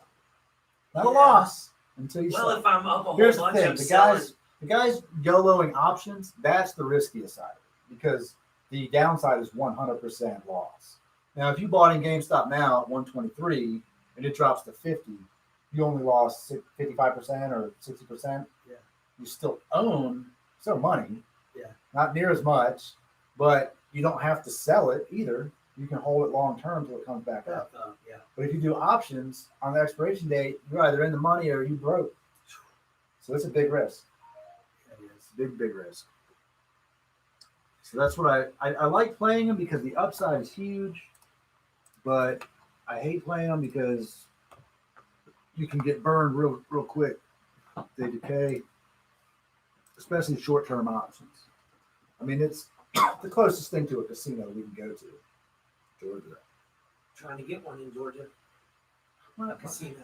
The whole reason that casinos aren't allowed is dumb. Just stupid. I just can't believe people get addicted to it just like anything else. They don't get addicted to gambling. They get addicted to adrenaline. Yes. I've met like a few people that literally they have to give their paycheck to their mom, and she does their bills, because if they don't do that, they will literally blow their whole paycheck away in like the horse races or something stupid. Yeah, I get the I'd see stocks allure. better. I'd rather do stocks. Yeah, than you're not going to lose horses, Or you still have something. Yeah, you still, to me, it's more of a better bet on something like stocks. Educated risk. Yeah, than a dang horse. I mean, they fall over and die and swap. The only thing that I don't like about stocks is when you treat the chart like it's in a living thing, right? So they look at it and go, well, if you just read the chart, this is what will happen. Chart goes up, chart goes down. You get 3 red candles. It's on a downtrend, 1 green, 3 red. It's going to continue. It has to go down. That's how they treat it. It must do this. But that's not the reality. Is that it's really just based on people. Now, granted, there are algorithms that do buy and trade stocks for you, and I'm sure there's a lot of companies that use them that manage money that mitigate risk based on that. So if the stock does start to plummet, the stop loss kicks in and limits the risk, and so it's an automatic sell, or it might be an automatic buy if they see something that's on uptrend or whatever. But I don't think there's that much of it controlled automatically to where it must do this. When you look at something, oh, that's a head and shoulders formation, it's going down. Yeah, maybe, but historically, it will go down. Doesn't mean it has to go down. And I just don't see why we would treat it historically. Because if that's the case, then all you have to do is read the chart and study the chart and follow it. Yeah. That's it. And you know exactly which way it's going. And in that case, you're playing options and you're buying it and selling options, whether it goes up or down, you make money. You lose. True. The problem is that it's not that predictable. I mean, so many people in the comments today would have said that GameStop goes back to $50. Definitely not at $50. Yeah. But that's AMC is not at $5. To me, GameStop's almost a special stock for the fact you got all these nerdy kids that want their games and they're into the computer, and then they like to play that on that's their little fad thing, the GameStop people. So I look at it that being different than, say, other companies. I mean, in terms of like the younger investor crowd that's dabbling in it, GameStop has an advantage there because you can see it. You can go to a GameStop. Yeah. You can be like, I bought a share of GameStop, and then walk in there and be like, I own a share of this company. Right. They can feel that. Whereas AMC, and they go to lose there, I guess, eventually. Yeah. But they do feel like maybe some kind of connection to it. Yeah. And then more so than that, I think right now with what's happening with these stocks, there's such like a community of people talking about it and ramping it up that they feel a part of the community. I'm in. Even if it's a freaking losing bet. Yeah. You've got so many comments of people. Keep in mind, they're just comments. Doesn't mean that these people are actually doing any of this shit. Just be trolls. Yeah. But you've got people who are like, yeah, I'm in it till it's 1,000 or 0. They're going to hold their stock regardless. Yeah. The majority of people, if they were going to do that, are holding all profit. They don't care if they lose. Right. Not someone bought at 500 a month ago. Believe me, they don't want to lose it. Right. But if you bought in at $40 and it was up at 500 and you cashed out some, you could just hold it. Whatever, you don't care. Have you followed Coca-Cola after they Listen, we don't talk about that. Don't say the C word in here. Yeah. Calm down. Listen, you're wrong. I mean, you're tan, but I see what you're doing. I see what you're doing with the tan. Coca-Cola stocks could have tanked and you can buy in when then people forget about all this white privilege crap and it'll go back up. I don't know. God. Coca-Cola didn't come out and say I'm sorry at all. Yeah. If anything, they just doubled down on it. Yeah. That's the most ridiculous thing to come out. Yeah, why would they do that? Why would they do that? I mean, remember when the Chick-fil-A thing boomed because the gay people, oh my God. And then everybody went to Chick-fil-A to go buy and keep them going. We haven't really, aside from the stock market stuff, we haven't really had any social things happen yet. You know, every year there's a thing. We just do a thing. Oh, yeah. Last year's things was George Floyd. That kicked it off pretty good. Yeah. Then there was COVID. But COVID was really just second to all the other things. Yeah. There were so many other things. Lots of things. Because if COVID was number one, then they would have put a stop to the other things. Like you can't go out and rally and protest and all this bullshit. Yeah. So COVID was really just like, oh, by the way, also. But this year has to have a new thing. Yeah. And it can't be racism. Well, Trump's gone. No, they got rid of the orange man badge. So now we've got the unifier. So it can't be racism. Yeah. But Biden does keep playing the race card. Yes, they all do. The left constantly plays the race Biden's card. Bad, yeah, he is. Oh, he's bad. You know, and most people don't realize the Ku Klux Klan were the Democrat Party. And that's what gets me. Everybody's like, oh, you know, I'm against the Ku Klux Klan. Start the Ku Klux Klan. Yeah, it's their They were number one yes, fan. yeah. It never has been the Republican side or conservative side or whatever. So, and you know, I truly think that, you know, white people really aren't that racist. I mean, you're going to have racist people. I really don't think so. Look, just like get a job, pull your pants up, and, you know, be be good to American, you know, Right. and that's all everybody really needs and wants, you know, hopefully. No, you're right. You're right about that. I like the Hodges twins. The Hodge twins are great. Yeah, they had a thing on all that They too. are so funny. I love their reparations thing. If you want to check out the Hodges twins on their reparation, Oh my god, it's pretty good. all their stuff's funny. Yeah. I wish sometimes they were a little bit slightly more lighthearted on some of their takes. Yeah. Sometimes they're just too serious and too political. Yeah. They need to be a little bit more comedy in there. But they're great. They're great to listen to. They're really, you know, they have two separate podcasts. One of them is non-political. It's like more comedic. Yeah. But you know, last year their political one was funnier than it is this year. This year's tone is, I don't know, more serious note. Because YouTube kept kicking them out. You gotta watch. You You know, have to watch what they say, I guess. I don't know. That's crazy too. That decent. constantly these companies that are kicking people out for what they say, you know. But the left Yeah. can say anything they want to in a sense. But Oh, one at 123, a Texan plays games. I like the stock. Did you just buy in? You just bought one at 123? I ain't mad at that. I'm holding it about an average of 130 with Cash App, and I'm at average of like 119 with Robinhood. What platform are you trading on over there, Texan? What'd you buy it on? Did you give some money to Tyrone on the corner? At this point, did you go to Vegas and just place a bet on GameStop? Fidelity, all right. Big broker. It's a solid play because Fidelity's not going to do anything funky. That's all right. You're the reason it went down. Look at this. You bought it at 123. You just lost $5. You've lost $5, and I just lost $500. Son of a bitch! Sal! That was Alex. Man, I'm watching it.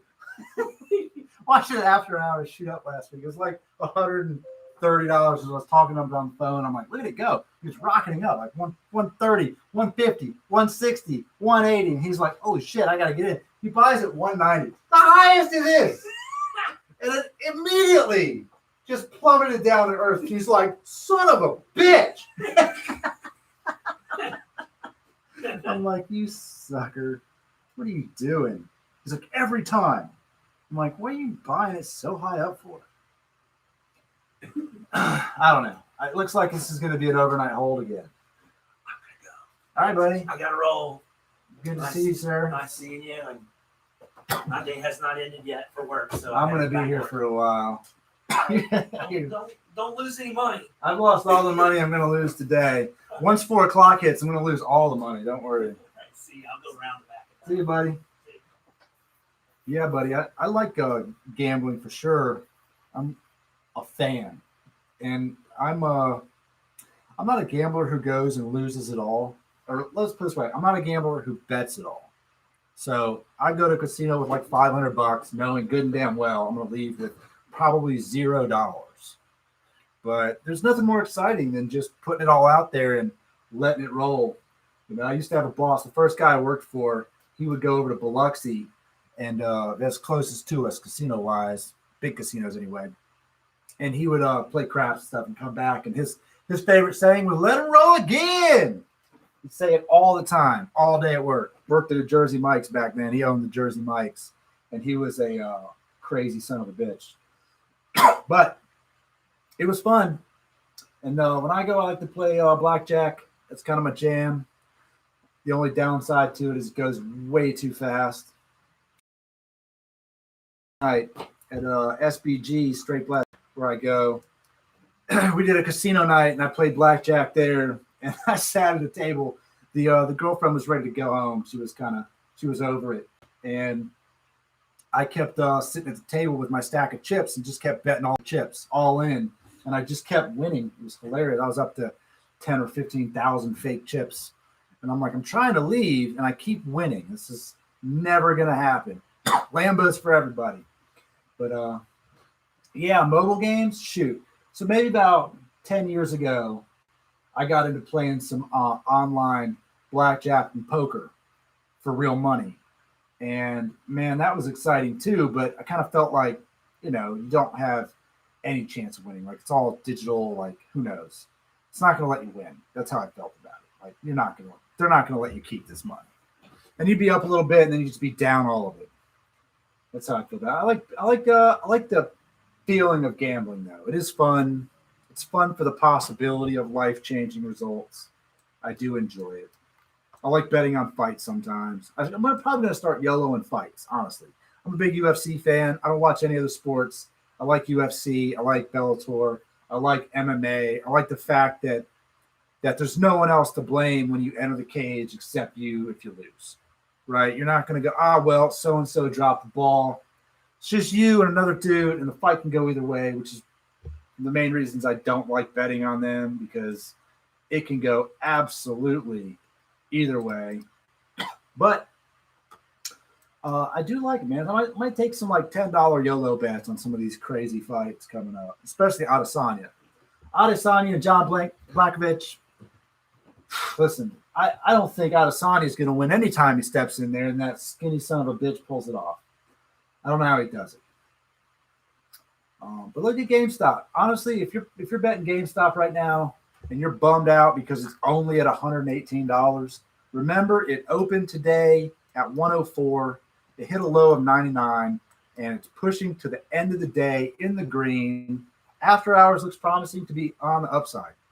In all honesty, this is probably going to continue to go up in the after hours play. AMC looks pretty similar to the same. I mean, up at 911, 912.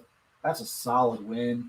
I'm going to hold my options overnight because, well, I don't want to burn day trades for $35, $40. Right now, my $8 call's up $22, and my $7 call's up $18, and my SOS put is pretty much dead even. I'm hoping this one right here hits the damn floor in after hours. And Fisker, I'm hoping it comes back down to reality because they set a high price target. I just don't buy it. But my Fisker put was pretty inexpensive, so I honestly don't care if I lose it. I think it was $30, $34. So if $34 goes away, that was today's gamble. We're not going to be mad at it. On the flip side, GameStop, I'm only down $1,300 on my full investment. I have not sold it. I have held on to these. I did sell some of the Robinhood ones just to put it into AMC. So don't get butthurt because it sold off 2 shares of GameStop to put in some call options on AMC. I'm still with you guys in the long run. Oh, you're really new to all of this and don't really understand a lot of what's going on. So let me put it to you like this way, Texan. I'm going to break it down as real as it gets. GameStop, what's happened here? This company, in no effing way is it worth $119 a share. Okay? Keep in mind, it's not worth it. However, the reason people are buying it and playing it and it's going up is because of the short interest that was involved a month ago. So big companies were betting that GameStop was just going to go out of business, borrowed a bunch of shares, shorted the hell out of it, and some people with more money than us realized what was happening and rallied the forces together to then buy up these shares so that they would have to pay more in the long run, right? Yeah, so you understand all of that. And the same with AMC. Here's the big difference between GameStop and AMC. Obviously, GameStop is moving a lot more than AMC. The price different variances are vastly more than what AMC has been able to hit yet. However, in order for GameStop to continue to be worth this money, they would have to do something systematically across their company to bring the valuation of that company way up, right? So they're going to have to change something because they've closed a lot of stores and they don't really have the revenue, the infrastructure to support this kind of stock price. So the only reason we're buying and selling GameStop is so that we can make money.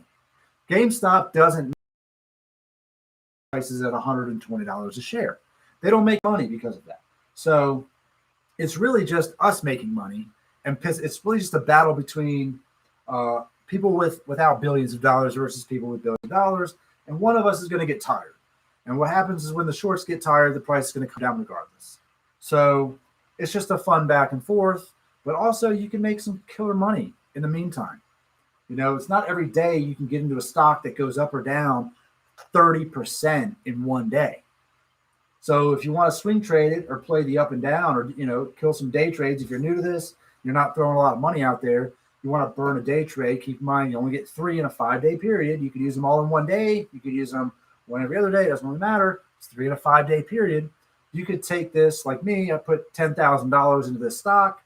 I could have sold at 133, bought back in at 115, sold at 130 again, back and forth, and keep banking 10, 15, 20% a day on these volatile stocks. I also assume the risk that I might be down a lot, which I was. Just last week, I was down $4,500 on GameStop.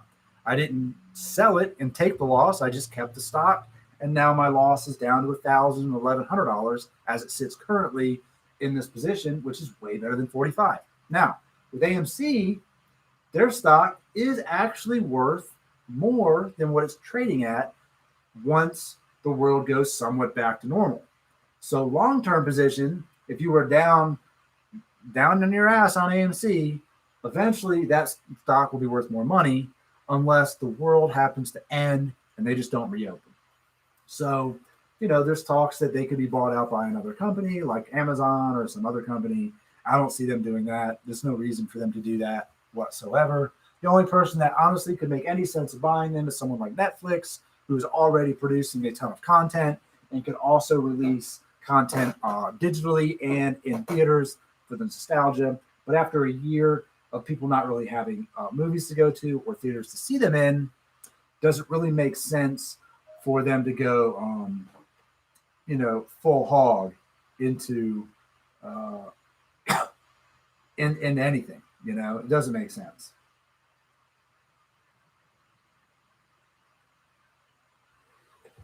But when it comes to that, I'm in Georgia, so we still have movie theaters open, limited capacity, and honestly, there's just no movies to see.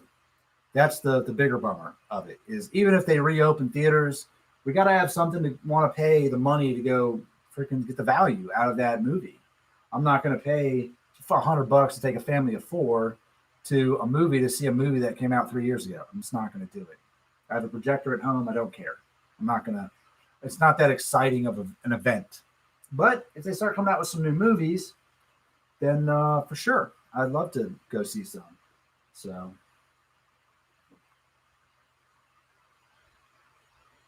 Oh, wow, look at this.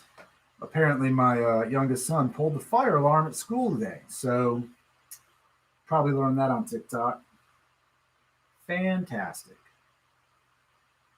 Wonder if I got a voicemail from him. I get a lot of automated calls from the school, so honestly, I just don't listen to them. Full transparency here. They text me about all kinds of craziness. Let's see here.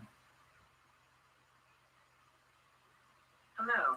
Oh yeah, This order is a book. message from the Whole County Schools Let me see if the automated message. Below is linked to Principal Wilson's update. Very important information about a survey. HTTP. I don't need a damn survey from the school. All right. So the order book right here is it moves fast, so keep that in mind. What we have on the left side are the bids. So these are what people are putting in orders to buy the stock at, right? So right now you'll see bid 119, 18, 17, 16, etc. The size is the number of orders. Typically when you see something in the 100, 200, even number range, those are generally going to be options calls. Because when you purchase an options contract, you're buying the right to hold 100 shares at a time. It's always in 100 share increments. So generally those 100, 200s, etc. are going to be options that are being purchased. This is the price they would like to buy it at. So if the stock is at 119.50, oh, looks like we've hit market close. That is it for the day. I didn't sell anything. I mean, Robinhood I can still sell, but back to what we were talking about. So right here, 119s, right? So these orders are not going to fill unless the price hits the bid price. On the ask price, it's the same thing. These people are asking 118, 119, 117, and this is the amount of shares. So if you were buying it on E-Trade or you set Fidelity, you have the right to set limit buys and sells on your stocks. So your 1 share of GameStop, you can set a sell price. Say, I want to sell this when it hits 140. You put 140, 1 share, hit, good till canceled, that would go in the order book as one share at 140 on the ask, right? Doesn't mean it will sell. Now it could sell later. It might when it hits 140. But if the stock does hit 116, like 352 shares, someone will buy 352 at 116. So that order will execute here if this number hits 116 a share. So that's what the order book is in real time coming through, right? These are the inflow versus the outflow. And the desktop version does not have a little pie graph analysis, but the app does have a pie graph, and I could throw that up on the screen. I just need to snag a screenshot of it. And if you subscribe to Level 2 Data on Webull, you get to see that. I don't know if Fidelity offers the same functions. I know Robinhood doesn't. So I'm just going to grab a screenshot so I can pull it up, and you can kind of see where we're at. Let me send this to myself, and then I'll pop it up on the screen. So GameStop's down 2% just right after the bell. That's okay. We're not mad at that. We honestly kind of expect it to go one way or the other. Let me send this to myself.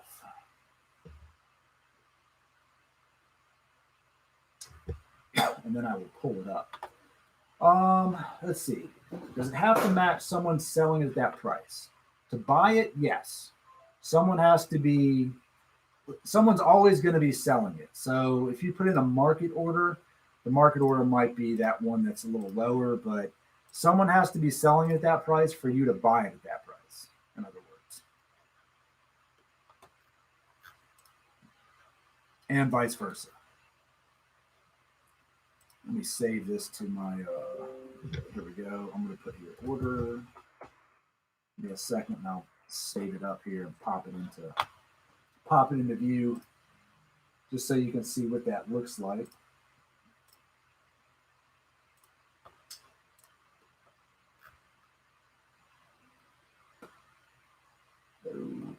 Order. Here we go.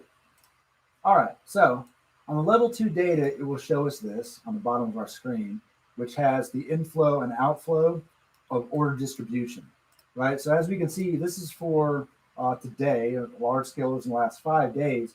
We can see that there was more purchases than sales, right, in general. So more people bought the stock than sold the stock. Now, that's just number. That's not saying that that it was bought higher or sold lower or whatever. That's just overall trades. In the small scale, that's, smaller orders, probably under 100. Those were even. On the medium orders, there were more medium buys and there were more medium or large buys. So theoretically, when you look at this order flow chart for the day, you would think the stock would have gone up because more people bought it than sold it. That's just how math generally works. And if we look at what it was up for the day at 17%, then it makes sense. Now, this is not indicative of the amount of percent that it would go up. So that doesn't matter.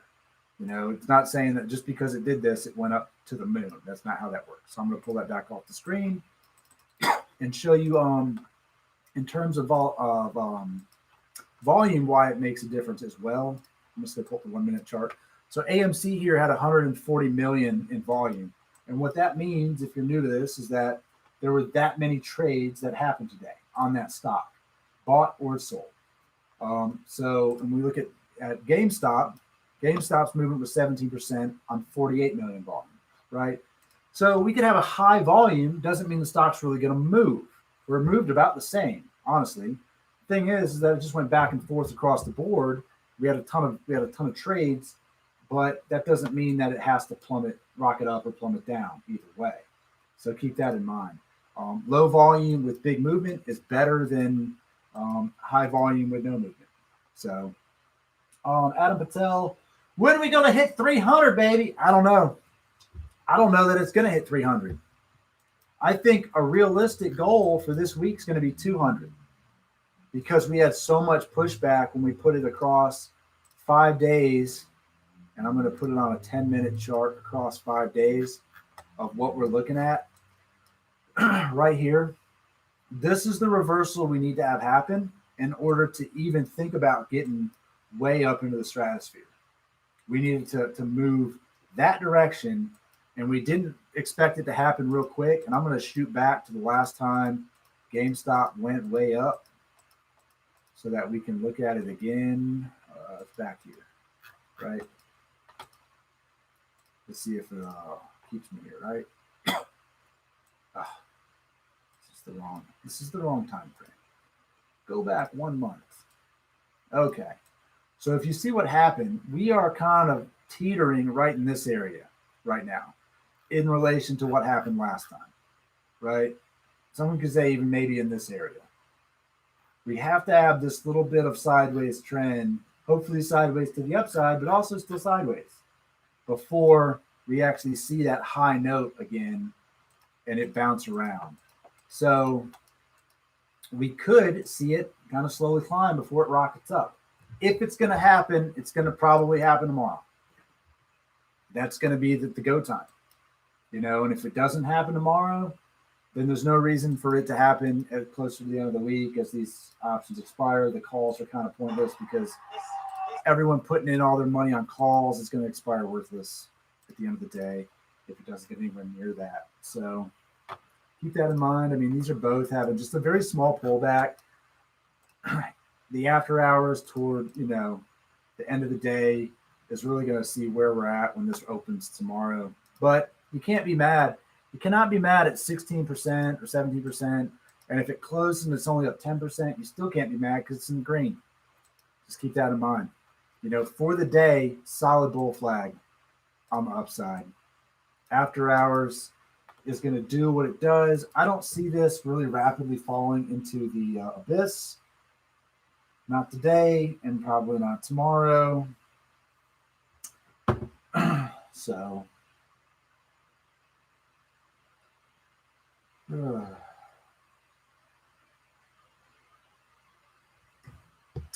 that's kind of where we're at.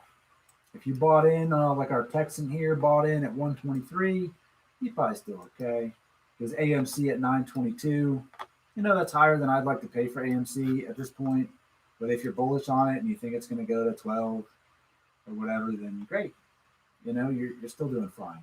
Here's the thing: just believe in what you buy. Have a stop loss in play. If you're playing with small pennies, if you're playing with $100, just expect to lose $100. Or how about this? Expect to lose $50. Worst case scenario.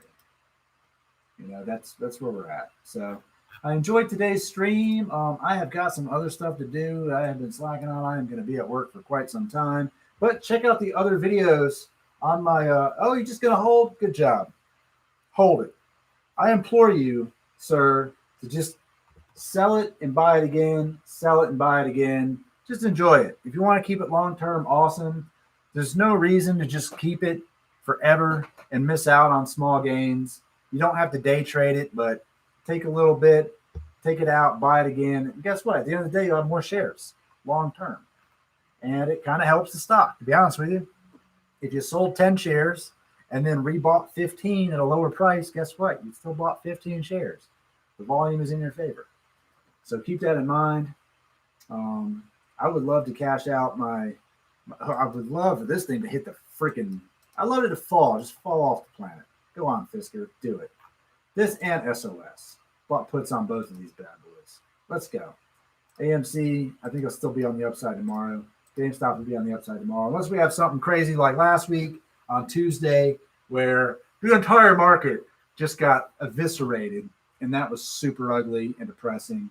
And you don't want to look at it, but you also, you can't stop. It was like a bad car accident where you kind of hope that there's a body in the road because you're really late to what you were doing. But also it's sad that there's a body in the road. So there's that.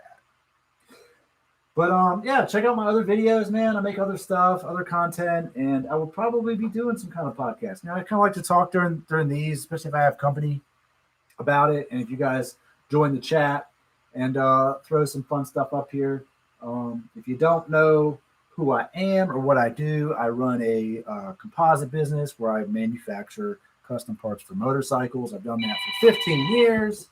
Also, I run an apparel company where I DTG print custom shirts, all kinds. If you need something, hit me up. I do print on demand as well, so that's fun. I have a background in stand-up, so from time to time I might say something funny. That does happen. It's been known to happen. Tough crowd. But it's hard to offend me. I'm probably way easier at offending someone else who's listening to me than they are going to say something that's going to hurt my feelings. So I look forward to chatting with you guys later. And tomorrow I will go live again, probably 9 o'clock, 9:15, and I'll let it run all day. For those of you who aren't using these trading platforms or want to have some questions, I do also tie into some of the other live streams that I like to watch. So I put those on in the background when I'm not here. That way, hopefully it's not just dead air if you want to join. But until then, I hope you guys made some money today, or at least you took a step in the right direction. And until then, I'll catch you next time.